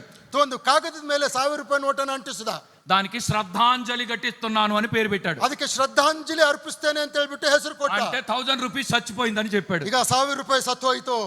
అది చూసిన తర్వాత నాకు ఒక స్టోరీ గుర్తుకొచ్చింది. ಸೊ ಅದನ್ನು ನೋಡಿದ ಮೇಲೆ ಒಂದು ಕತೆ ನೆನಪಿಗೆ ಬಂತು. ఆ 1000 రూపీస్ చచ్చిపోయిందట. 1000 ರೂಪಾಯಿ ಸತ್ತು ಹೋಗ್ಬಿಡ್ತು. చచ్చిపోయి పరలోకం వెళ్ళిందట. ಸತ್ತು ಪರಲೋಕಕ್ಕೆ ಹೋಗ್ಬಿಡ್ತು. అందరు చచ్చిపోతే పరలోకం వెళ్తారు కాబట్టి 1000 రూపీస్ కూడా చచ్చిపోయి పరలోకం వెళ్ళిందట. ಎಲ್ಲರೂ ಸತ್ತ ಮೇಲೆ ಪರಲೋಕಕ್ಕೆ ಹೋಗ್ತಾರಲ್ಲ, ಹಾಗೆ 1000 ರೂಪಾಯಿ ಸತ್ತು ಕೂಡ ಅದು ಪರಲೋಕಕ್ಕೆ ಹೋಯ್ತು. అలాగా నేను 1000 రూపీస్ నోట్ అని దర్జాగా నడుచుకుంటూ వెళ్తుందట. ಸೊ ನಾನು 1000 ರೂಪಾಯಿ ನೋಟ್ ಅಲ್ಲ ಅಂತ ಹೇಳಿ ಗಂಭೀರವಾಗಿ ನಡ್ಕೊಂಡು ಹೋಗ್ತಾ ಇತ್ತು. దేవదూతలు గేట్ దగ్గర నిలబడి నీకు ఎంట్రన్స్ లేదన్నారట. ದೇವದೂತರು ಬಾಗಿಲಿನ ಹತ್ರ ನಿಂತ್ಕೊಂಡು ನಿನಗೆ ಒಳಗೆ ಪ್ರವೇಶ ಇಲ್ಲ ಅಂತ ಹೇಳಂದ್ರು. ఆమె అన్నదట 1000 రూపీస్. ಆ 1000 ರೂಪಾಯಿ ಹೇಳ್ತಾ ಇದೆ, నేను 1000 రూపీస్, ನಾನು 1000 ರೂಪಾಯಿ ನೋಟು, నాకు చాలా వాల్యూ ఉంది, ನನಗೆ ಬಹಳಷ್ಟು ಬೆಲೆ ಇದೆ, ఎవరైనా గానీ నన్ను చూస్తే భయపడాలా, ನಾ ಯಾರಾದ್ರೂ ನೋಡಿದ್ರೆ ನನಗೆ ಭಯ ಪಡಬೇಕು, కనుక నాకు పరలోకానికి ఎంట్రన్స్ అని అడిగిందట. ಸೊ ಆದ್ರಿಂದ ನನಗೆ ಪರಲೋಕದಲ್ಲಿ ಪ್ರವೇಶ ಕೊಡ್ರಿ ಅಂತ ಹೇಳಿ దేవదూత అన్నదట నీకు ఎంట్రన్స్ ಆ లేదన్నదట. ದೇವದೂತ ಹೇಳ್ತಾನೆ ನಿನಗೆ ಪ್ರವೇಶ ಇಲ್ಲ. అప్పుడు ఆ దేవదూత ಆಗ ದೇವದೂತ ఆయన 1000 రూపీస్ మాట్లాడుతూ 1000 ರೂಪಾಯಿ మాట్లాಡ್ತಾ ఇರುವಾಗ నాకు ఛాన్స్ ఇవ్వండి నేను పరలోకంకి వెళ్తానందట. ಒಂದು ಅವಕಾಶ ಕೊಡ್ರಿ, ನಾನು ಒಳಗಡೆ ಹೋಗ್ತೀನಿ. అప్పుడు దేవదూత చూసి అన్నారట, ಆಗ ದೇವದೂತ ನೋಡಿ ಹೇಳ್ತಾ ಇದ್ದಾನೆ, నువ్వు పరలోకం వెళ్ళడానికి నీకేం అర్హత ఉంది, ಪರಲೋಕಕ್ಕೆ ಹೋಗುವುದಕ್ಕೆ ನಿನಗೆ ಯಾವ ಅರ್ಹತೆ ಇದೆ. అయితే నోట్ అన్నదట నాకు ఏం అర్హత కావాలి.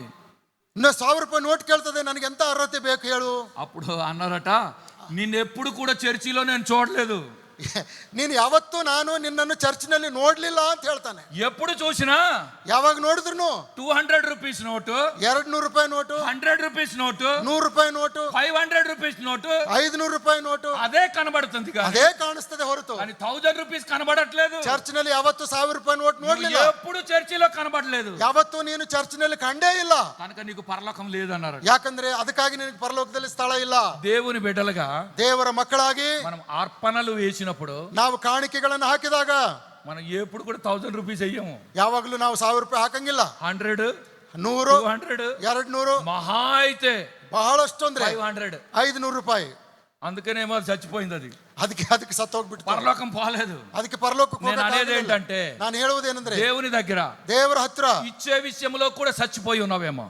ಕೊಡುವಂತ ವಿಷಯದಲ್ಲೂ ಕೂಡ ಸತ್ತು ಹೋಗಿದ್ದೀರಿ ಏನೋ. దేవుడు అంటున్నాడు, ದೇವರು ಹೇಳ್ತಾ ಇದ್ದಾನೆ, చెయ్యి పట్టుకుని పైకి లేవనే, ನಾನು ನಿನ್ನ ಕೈ ಹಿಡಿದು ಮೇಲೆ ಕೆತ್ತುತ್ತೇನೆ. కనుక ఈ యొక్క శ్రేష్టమైన సమయమున ಈ ಒಂದು ಶ್ರೇಷ್ಠವಾದಂತ ಸಮಯದಲ್ಲಿ దేవుని దగ్గర మనము ದೇವರ ಹತ್ರ ನಾವು చెయ్యి పట్టుకుని నడిపే దేవుడి దగ్గర ಕೈ ಹಿಡಿದು ನಡೆಸುವಂತ ದೇವರ ಹತ್ರ మన ನಾವು చేతులను అప్పగిద్దాం. ನಮ್ಮ కైಗಳನ್ನು కొడోಣ. ఒక్క నిమిషం అందరూ లేచి నిలబడదాం. ಒಂದು ನಿಮಿಷ ನಾವೆಲ್ಲ ಎದ್ದು ನಿಂತುಕೊಳ್ಳೋಣ చెయ్యి ಪ್ರಿಯರೇ. పైకెత్తి ನಮ್ಮ ಕೈಗಳನ್ನ ಮೇಲೆ ఒక్క ప్రార్థన, చిన్న ప్రార్థన చేద్దాం. ನಾವು ಒಂದು ಚಿಕ್ಕ ಪ್ರಾರ್ಥನೆ ಮಾಡೋಣ. దేవా నా చెయ్యి పట్టుకో. ದೇವರೇ ನನ್ನ ಕೈ ಹಿಡಿ. నువ్వు చెయ్యి పట్టుకొని పైకి లేవనెత్తే దేవుడవు. ನೀವು ಕೈ ಹಿಡಿದು ಮೇಲಕ್ಕೆತ್ತುವಂತ ದೇವರು ನೀನು. నా మార్గము సరి అయినది లేనప్పుడు ನನ್ನ ಮಾರ್ಗ ಸರಿಯಾಗಿ ಇಲ್ಲದಿದ್ರೆ చెయ్యి పట్టి నడిపించావు. ನನ್ನ ಕೈ ಹಿಡಿದು ನಡೆಸಿದ್ದೀಯಾ.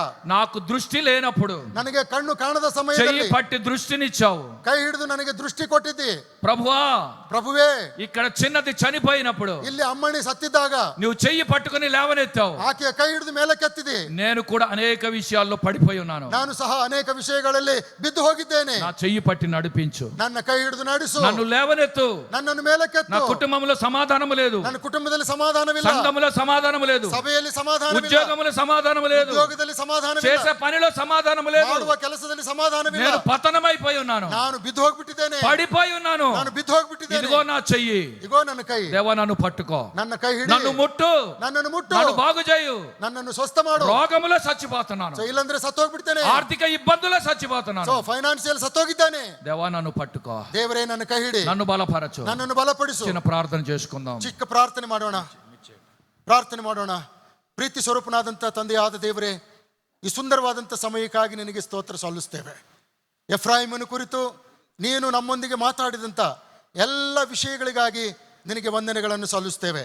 ಎಫ್ರಾಯಿಮನ್ನು ಕೈ ಹಿಡಿದು ನಡೆಸಿದ ಪ್ರಕಾರ ನಮ್ಮನ್ನು ಕೂಡ ಕೈ ಹಿಡಿದು ನಡೆಸಿದ್ದಿ ಸ್ವಾಮಿ. ಎಫ್ರಾಯಿಮನ್ನು ಎದೆಗಪ್ಪಿಕೊಂಡ ಪ್ರಕಾರ ನಮ್ಮನ್ನು ಕೂಡ ಎದೆಗಪ್ಪಿಕೊಂಡಿದ್ದಿ ಸ್ವಾಮಿ. ಎಫ್ರಾಯಿಮನ್ನು ಸ್ವಸ್ಥ ಮಾಡಿದ ಪ್ರಕಾರ ನಮ್ಮನ್ನು ಕೂಡ ಸ್ವಸ್ಥ ಮಾಡಿದ್ದಿ. ಆದರೆ ಎಫ್ರಾಯಿಮು ನಿನ್ನ ಕಡೆಗೆ ತಿರುಗಲಾರದ ಕಾರಣವಾಗಿ ತಿರುವಿ ಹಾಕದಂಥ ಚಪಾತಿಯಾಗಿತ್ತು. ನಮ್ಮ ಜೀವಿತ ಆ ರೀತಿಯಿಂದ ಆಗಬಾರ್ದೆಂಬುದಾಗಿಯೇ ನನಗೂ ನಮಗೂ ವಿಧವಾದಂಥ ರೀತಿಯಿಂದ ನಾವು ಎಲ್ಲಿ ಬಿದ್ದಿದ್ದೇವೆ, ಯಾವ ರೀತಿಯಿಂದ ನಿನ್ನಿಂದ ದೂರವಾಗಿದ್ದೇವೆ, ನಮ್ಮನ್ನು ನಾವು ಪರೀಕ್ಷಿಸಿಕೊಂಡು ಪರಿಶೋಧಿಸಿಕೊಂಡು ಬಿದ್ದಂಥ ಸ್ಥಳದಲ್ಲಿ ಮೇಲಕ್ಕೆದ್ದು ನಮ್ಮ ಕೈಗಳನ್ನು ಮತ್ತೆ ನಿನ್ನ ಕರಗಳಲ್ಲಿ ಕೊಡುವಾಗ ನೀನು ನಮ್ಮನ್ನು ಕೈ ಹಿಡಿದು ಮೇಲಕ್ಕೆತ್ತಿ ನಡೆಸುವಂಥವನು ಎಂಬುವಂಥ ಸತ್ಯವನ್ನು ತಿಳ್ಕೊಂಡಂಥವರಾಗಿದ್ದೇವೆ. ಆದುದರಿಂದ ಕರ್ತನೆ, ಈ ಸಮಯದಲ್ಲಿ ಯಾರಾದರೂ ಸರಿಯೇ ತಮ್ಮ ಜೀವಿತದ ಯಾವ ಸ್ಥಿತಿಗಳಲ್ಲಿ ಬಿದ್ದು ಹೋಗಿದ್ದಾರೆ, ಯಾವ ವಿಷಯದಲ್ಲಿ ಸೋತು ಹೋಗಿದ್ದಾರೆ, ಯಾವ ವಿಷಯದಲ್ಲಿ ನಿನ್ನಿಂದ ದೂರವಾಗಿದ್ದಾರೆ, ಯಾವ ವಿಷಯದಲ್ಲಿ ನಿನಗೆ ಸಿಗಬೇಕಾದಂಥದ್ದನ್ನು ಸಿಗದ ಹಾಗೆ ಮಾಡಿದ್ದಾರೆ, ಯಾವ ವಿಷಯದಲ್ಲಿ ಅನ್ಯ ಜನರ ಜೊತೆಯಲ್ಲಿ ಇಜ್ಜೋಡಾಗಿ ನಿನ್ನ ವಾಕ್ಯವನ್ನು ಮರೆತಿದ್ದಾರೆ, ನಿನ್ನನ್ನು ಪ್ರಾರ್ಥಿಸುವಂಥದ್ದನ್ನು ಮರೆತಿದ್ದಾರೆ, ನಿನ್ನ ಸನ್ನಿಧಾನದಲ್ಲಿ ಬರುವಂಥದ್ದನ್ನು ಮರೆತಿದ್ದಾರೆ, ನಿನಗೆ ಕೊಡುವಂಥದ್ದನ್ನು ಮರೆತಿದ್ದಾರೆ. ಇವೆಲ್ಲವುಗಳನ್ನು ಜ್ಞಾಪಕ ಮಾಡಿಕೊಂಡು ಬಿದ್ದಂಥ ಸ್ಥಳದಲ್ಲಿ ಎದ್ದು ತಮ್ಮ ಕೈಗಳನ್ನು ನಿನ್ನ ಕರಗಳಲ್ಲಿ ಕೊಟ್ಟು ದೇವ ನನ್ನನ್ನು ನಡೆಸು ಎಂಬುದಾಗಿ ಯಾರಾದರೂ ಬೇಡಿಕೊಳ್ಳುವುದಾದರೆ ಕರ್ತನೆ, ಅಂಥವರ ಪ್ರಾರ್ಥನೆಯನ್ನು ಕೇಳಿ ಅವರನ್ನು ಆಶೀರ್ವದಿಸು, ಸ್ವಸ್ಥ ಮಾಡು, ಕೈ ಹಿಡಿದು ಅವರು ಮುಂದಿನ ದಿವಸಗಳಲ್ಲಿ ಎಲ್ಲಿಯೂ ಕೂಡ ಬೀಳದ ಹಾಗೆ ಮುನ್ನಡೆಸಿ ಅವರ ಮೂಲಕ ಮಹಿಮೆ ಹೊಂದು. ಪ್ರಾರ್ಥನೆ ಕೇಳಿದ್ದಕ್ಕಾಗಿ ಸ್ತೋತ್ರ. ಯೇಸುವಿನ ಹೆಸರಿನಲ್ಲಿ ಬೇಡಿಕೊಳ್ಳುತ್ತೇವೆ ನಮ್ಮ ತಂದೆಯೇ, ಆಮೇನ್. ದಯಮಾಡಿ ಎಲ್ಲರೂ ಕುಳಿತುಕೊಳ್ಳ್ರಿ. ಕೊನೆ ಘಟ್ಟಕ್ಕೆ ಬಂದಿದ್ದೇವೆ. ತದನಂತರ ಕೊನೆ ಪ್ರಾರ್ಥನೆ ಮಾಡೋಕ್ಕಿಂತ ಮುಂಚಿತವಾಗಿ ಸಮಯದಲ್ಲಿ ಪ್ರಿಯರೇ, ವೋಟ್ ಆಫ್ ಥ್ಯಾಂಕ್ಸ್, ಕೃತಜ್ಞತೆ ಹೇಳುವಂಥದ್ದು ಭಾಳ ಪ್ರಾಮುಖ್ಯ. ಹಾಗಾಗಿ ಒಂದು 5 ನಿಮಿಷದಲ್ಲೇ ನಾನು ಕಾರ್ಯಕ್ರಮ ಮುಗಿಸ್ತೇನೆ. ದಯಮಾಡಿ ಇನ್ನೊಂದು 5 ನಿಮಿಷ ಕೂತ್ಕೊಳ್ಬೇಕಾಗಿ ನಾನು ಪ್ರೀತಿಯಿಂದ ವಿನಂತಿಸ್ಕೊಳ್ತೇನೆ. ಮುಖ್ಯವಾಗಿ ಕೊನೆ ಅಂತ ಅಲ್ಲ, ದೇವ್ರು ಮಾಡಿದ ಉಪಕಾರಗಳನ್ನು ಮರೀಲಿಕ್ಕೆ ಸಾಧ್ಯವಿಲ್ಲ. ಸೊ ನಾನು ಈ ಪ್ರಾಂತಕ್ಕೆ 2 ವರ್ಷ ಆಯಿತು ವರ್ಗಾವಣೆ ಆಗಿ ಬಂದು. ಸೊ ಮೊದಲನೇ ಮೀಟಿಂಗು ಶ್ರೀರಂಗಪಟ್ಟಣದಲ್ಲಿ ಮಾಡಿದ್ದೀವಿ, ಇದು 2ನೇ ಮೀಟಿಂಗ್. ಸೊ ಮೊದಲನೇ ಸಾರಿ ಮೈಸೂರಿನಲ್ಲಿ ಈ ಕೂಟವನ್ನು ಏರ್ಪಾటు ಮಾಡಲಿಕ್ಕೆ ದೇವರು ತಾನೇ ಕೃಪೆ ಮಾಡಿಕೊಟ್ಟಿದ್ದಕ್ಕೆ ನಾನು ದೇವರಿಗೆ ಕೃತಜ್ಞತೆಗಳನ್ನು ವಂದನೆಯನ್ನು ಸಲ್ಲಿಸುವಂತನಾಗಿದ್ದೇನೆ.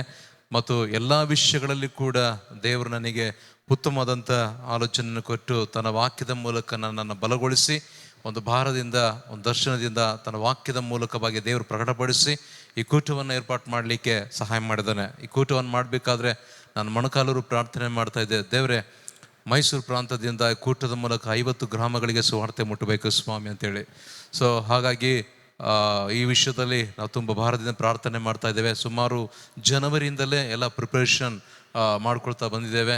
ಪ್ರೇಯರ್ ಕಾರ್ಡ್ಸ್ ಮತ್ತು ಹಾಗೆ ಪ್ಯಾಬ್ಲೆಟ್ಸ್ ಎಲ್ಲ ಡಿಸ್ಟ್ರಿಬ್ಯೂಟ್ ಮಾಡೋದು, ಎಲ್ಲ ವಿಷಯದಲ್ಲಿ ಕೂಡ ದೇವರು ಹಂತವಾಗಿ ದೇವರು ನಡೆಸಿದ. ನನ್ನ ಪ್ರಾರ್ಥನೆ ಜನ ಬರೋದು ಇಂಪಾರ್ಟೆಂಟ್ ಅಲ್ಲ, ಆದರೆ ಎಷ್ಟೇ ಜನ ಬಂದರೂ ದರ್ಶನದಿಂದ, ಭಾರದಿಂದ, ವಾಕ್ಯ ದಾಹದಿಂದ, ಸಮಸ್ಯೆ ಯಾವ ಪರಿಸ್ಥಿತಿಗಳಲ್ಲಿ ಬರ್ತಾರೋ ಆ ಜನಗಳಿಗೆ ಬಿಡುಗಡೆ ಆಗಬೇಕು ಮತ್ತು ಹಾಗೆ ಆಶೀರ್ವದಿಸಲ್ಪಡಬೇಕನ್ನುವಂಥ ನಿಟ್ಟಿನಲ್ಲಿ ಪ್ರಾರ್ಥನೆ ಮಾಡ್ತಾ ಇದೆ. ಹಾಗಾಗಿ ದೇವರು ಅಂತ ಭಾರ ದರ್ಶನ ಇರ್ತಕ್ಕಂಥ ಆತ್ಮೀಯರನ್ನು ಇಲ್ಲಿ ಕಳಿಸ್ಕೊಟ್ಟಿದ್ದಕ್ಕಾಗಿ ನಾನು ದೇವರಿಗೆ ಕೃತಜ್ಞತೆಗಳನ್ನು ವಂದನೆಯನ್ನು ಸಲ್ಲಿಸುವಂತನಾಗಿದ್ದೇನೆ. ಪ್ರತಿ ಸಂದರ್ಭದಲ್ಲಿ ಕೂಡ ನಮ್ಮ ರಾಜ್ಯ ಸಂಯೋಜಕರೊಟ್ಟಿಗೆ ನಾನು ಮಾತಾಡ್ತಾ ಇದ್ದೆ, ಮತ್ತು ಹಾಗೂ ನಮ್ಮ ರೆವರೆಂಡ್ ಡಾಕ್ಟರ್ ಗಾಬ್ರಿಯಲ್ ಗಂಟಣ್ಣವ್ರ ಹತ್ರ ನಾನು ಮಾತಾಡ್ತಾ ಇದ್ದೆ. ಈ ಕೂಟದ ವಿಷಯಗಳಲ್ಲಿ ನಿಜಕ್ಕೂ ಅವರು ನಮಗೆ ಎಷ್ಟೋ ಪ್ರೋತ್ಸಾಹ ಪಡಿಸಿ ಒಂದು ಬೆನ್ನೆಲುಬಾಗಿದ್ದುಕೊಂಡು ನಮಗೋಸ್ಕರ ಪ್ರಾರ್ಥನೆ ಮಾಡ್ತಾ ಪ್ರತಿಯೊಂದು ವಿಷಯದಲ್ಲಿ ನಮ್ಮನ್ನು ಬಲಗೊಳಿಸಿದಂಥ ನಮ್ಮ ಸಂಸ್ಥೆಯ ನಾಯಕರಿಗೂ ಮತ್ತು ಹಾಗೂ ನಮ್ಮ ನೆಟ್ವರ್ಕ್ ಚೇರ್ಮನ್ ಆದಂಥ ಪಿ ಸೆಲ್ವರಾಜ್ ಅಣ್ಣನವರಿಗೂ ಮತ್ತು ಎಕ್ಸಿಕ್ಯೂಟಿವ್ ಡೈರೆಕ್ಟರ್ ಆದಂಥ ಡಬ್ಲ್ಯೂ ವಿಶ್ವಕುಮಾರ್ ಅಣ್ಣನವರಿಗೂ ಮತ್ತು ಹಾಗೂ ಇರುವಂಥ ಅಗಸ್ಟಿನ್ ಡೈರೆಕ್ಟರ್ ಅಣ್ಣನವರಿಗೂ ಮತ್ತು ಹಾಗೂ ಇರ್ತಕ್ಕಂಥ ಎಲ್ಲ ನಮ್ಮ ಸೇವಾ ನಾಯಕರೆಲ್ಲರಿಗೂ ಕೂಡ ನಾನು ವಂದನೆಯನ್ನು ಸಲ್ಲಿಸುವಂತನಾಗಿದ್ದೇನೆ.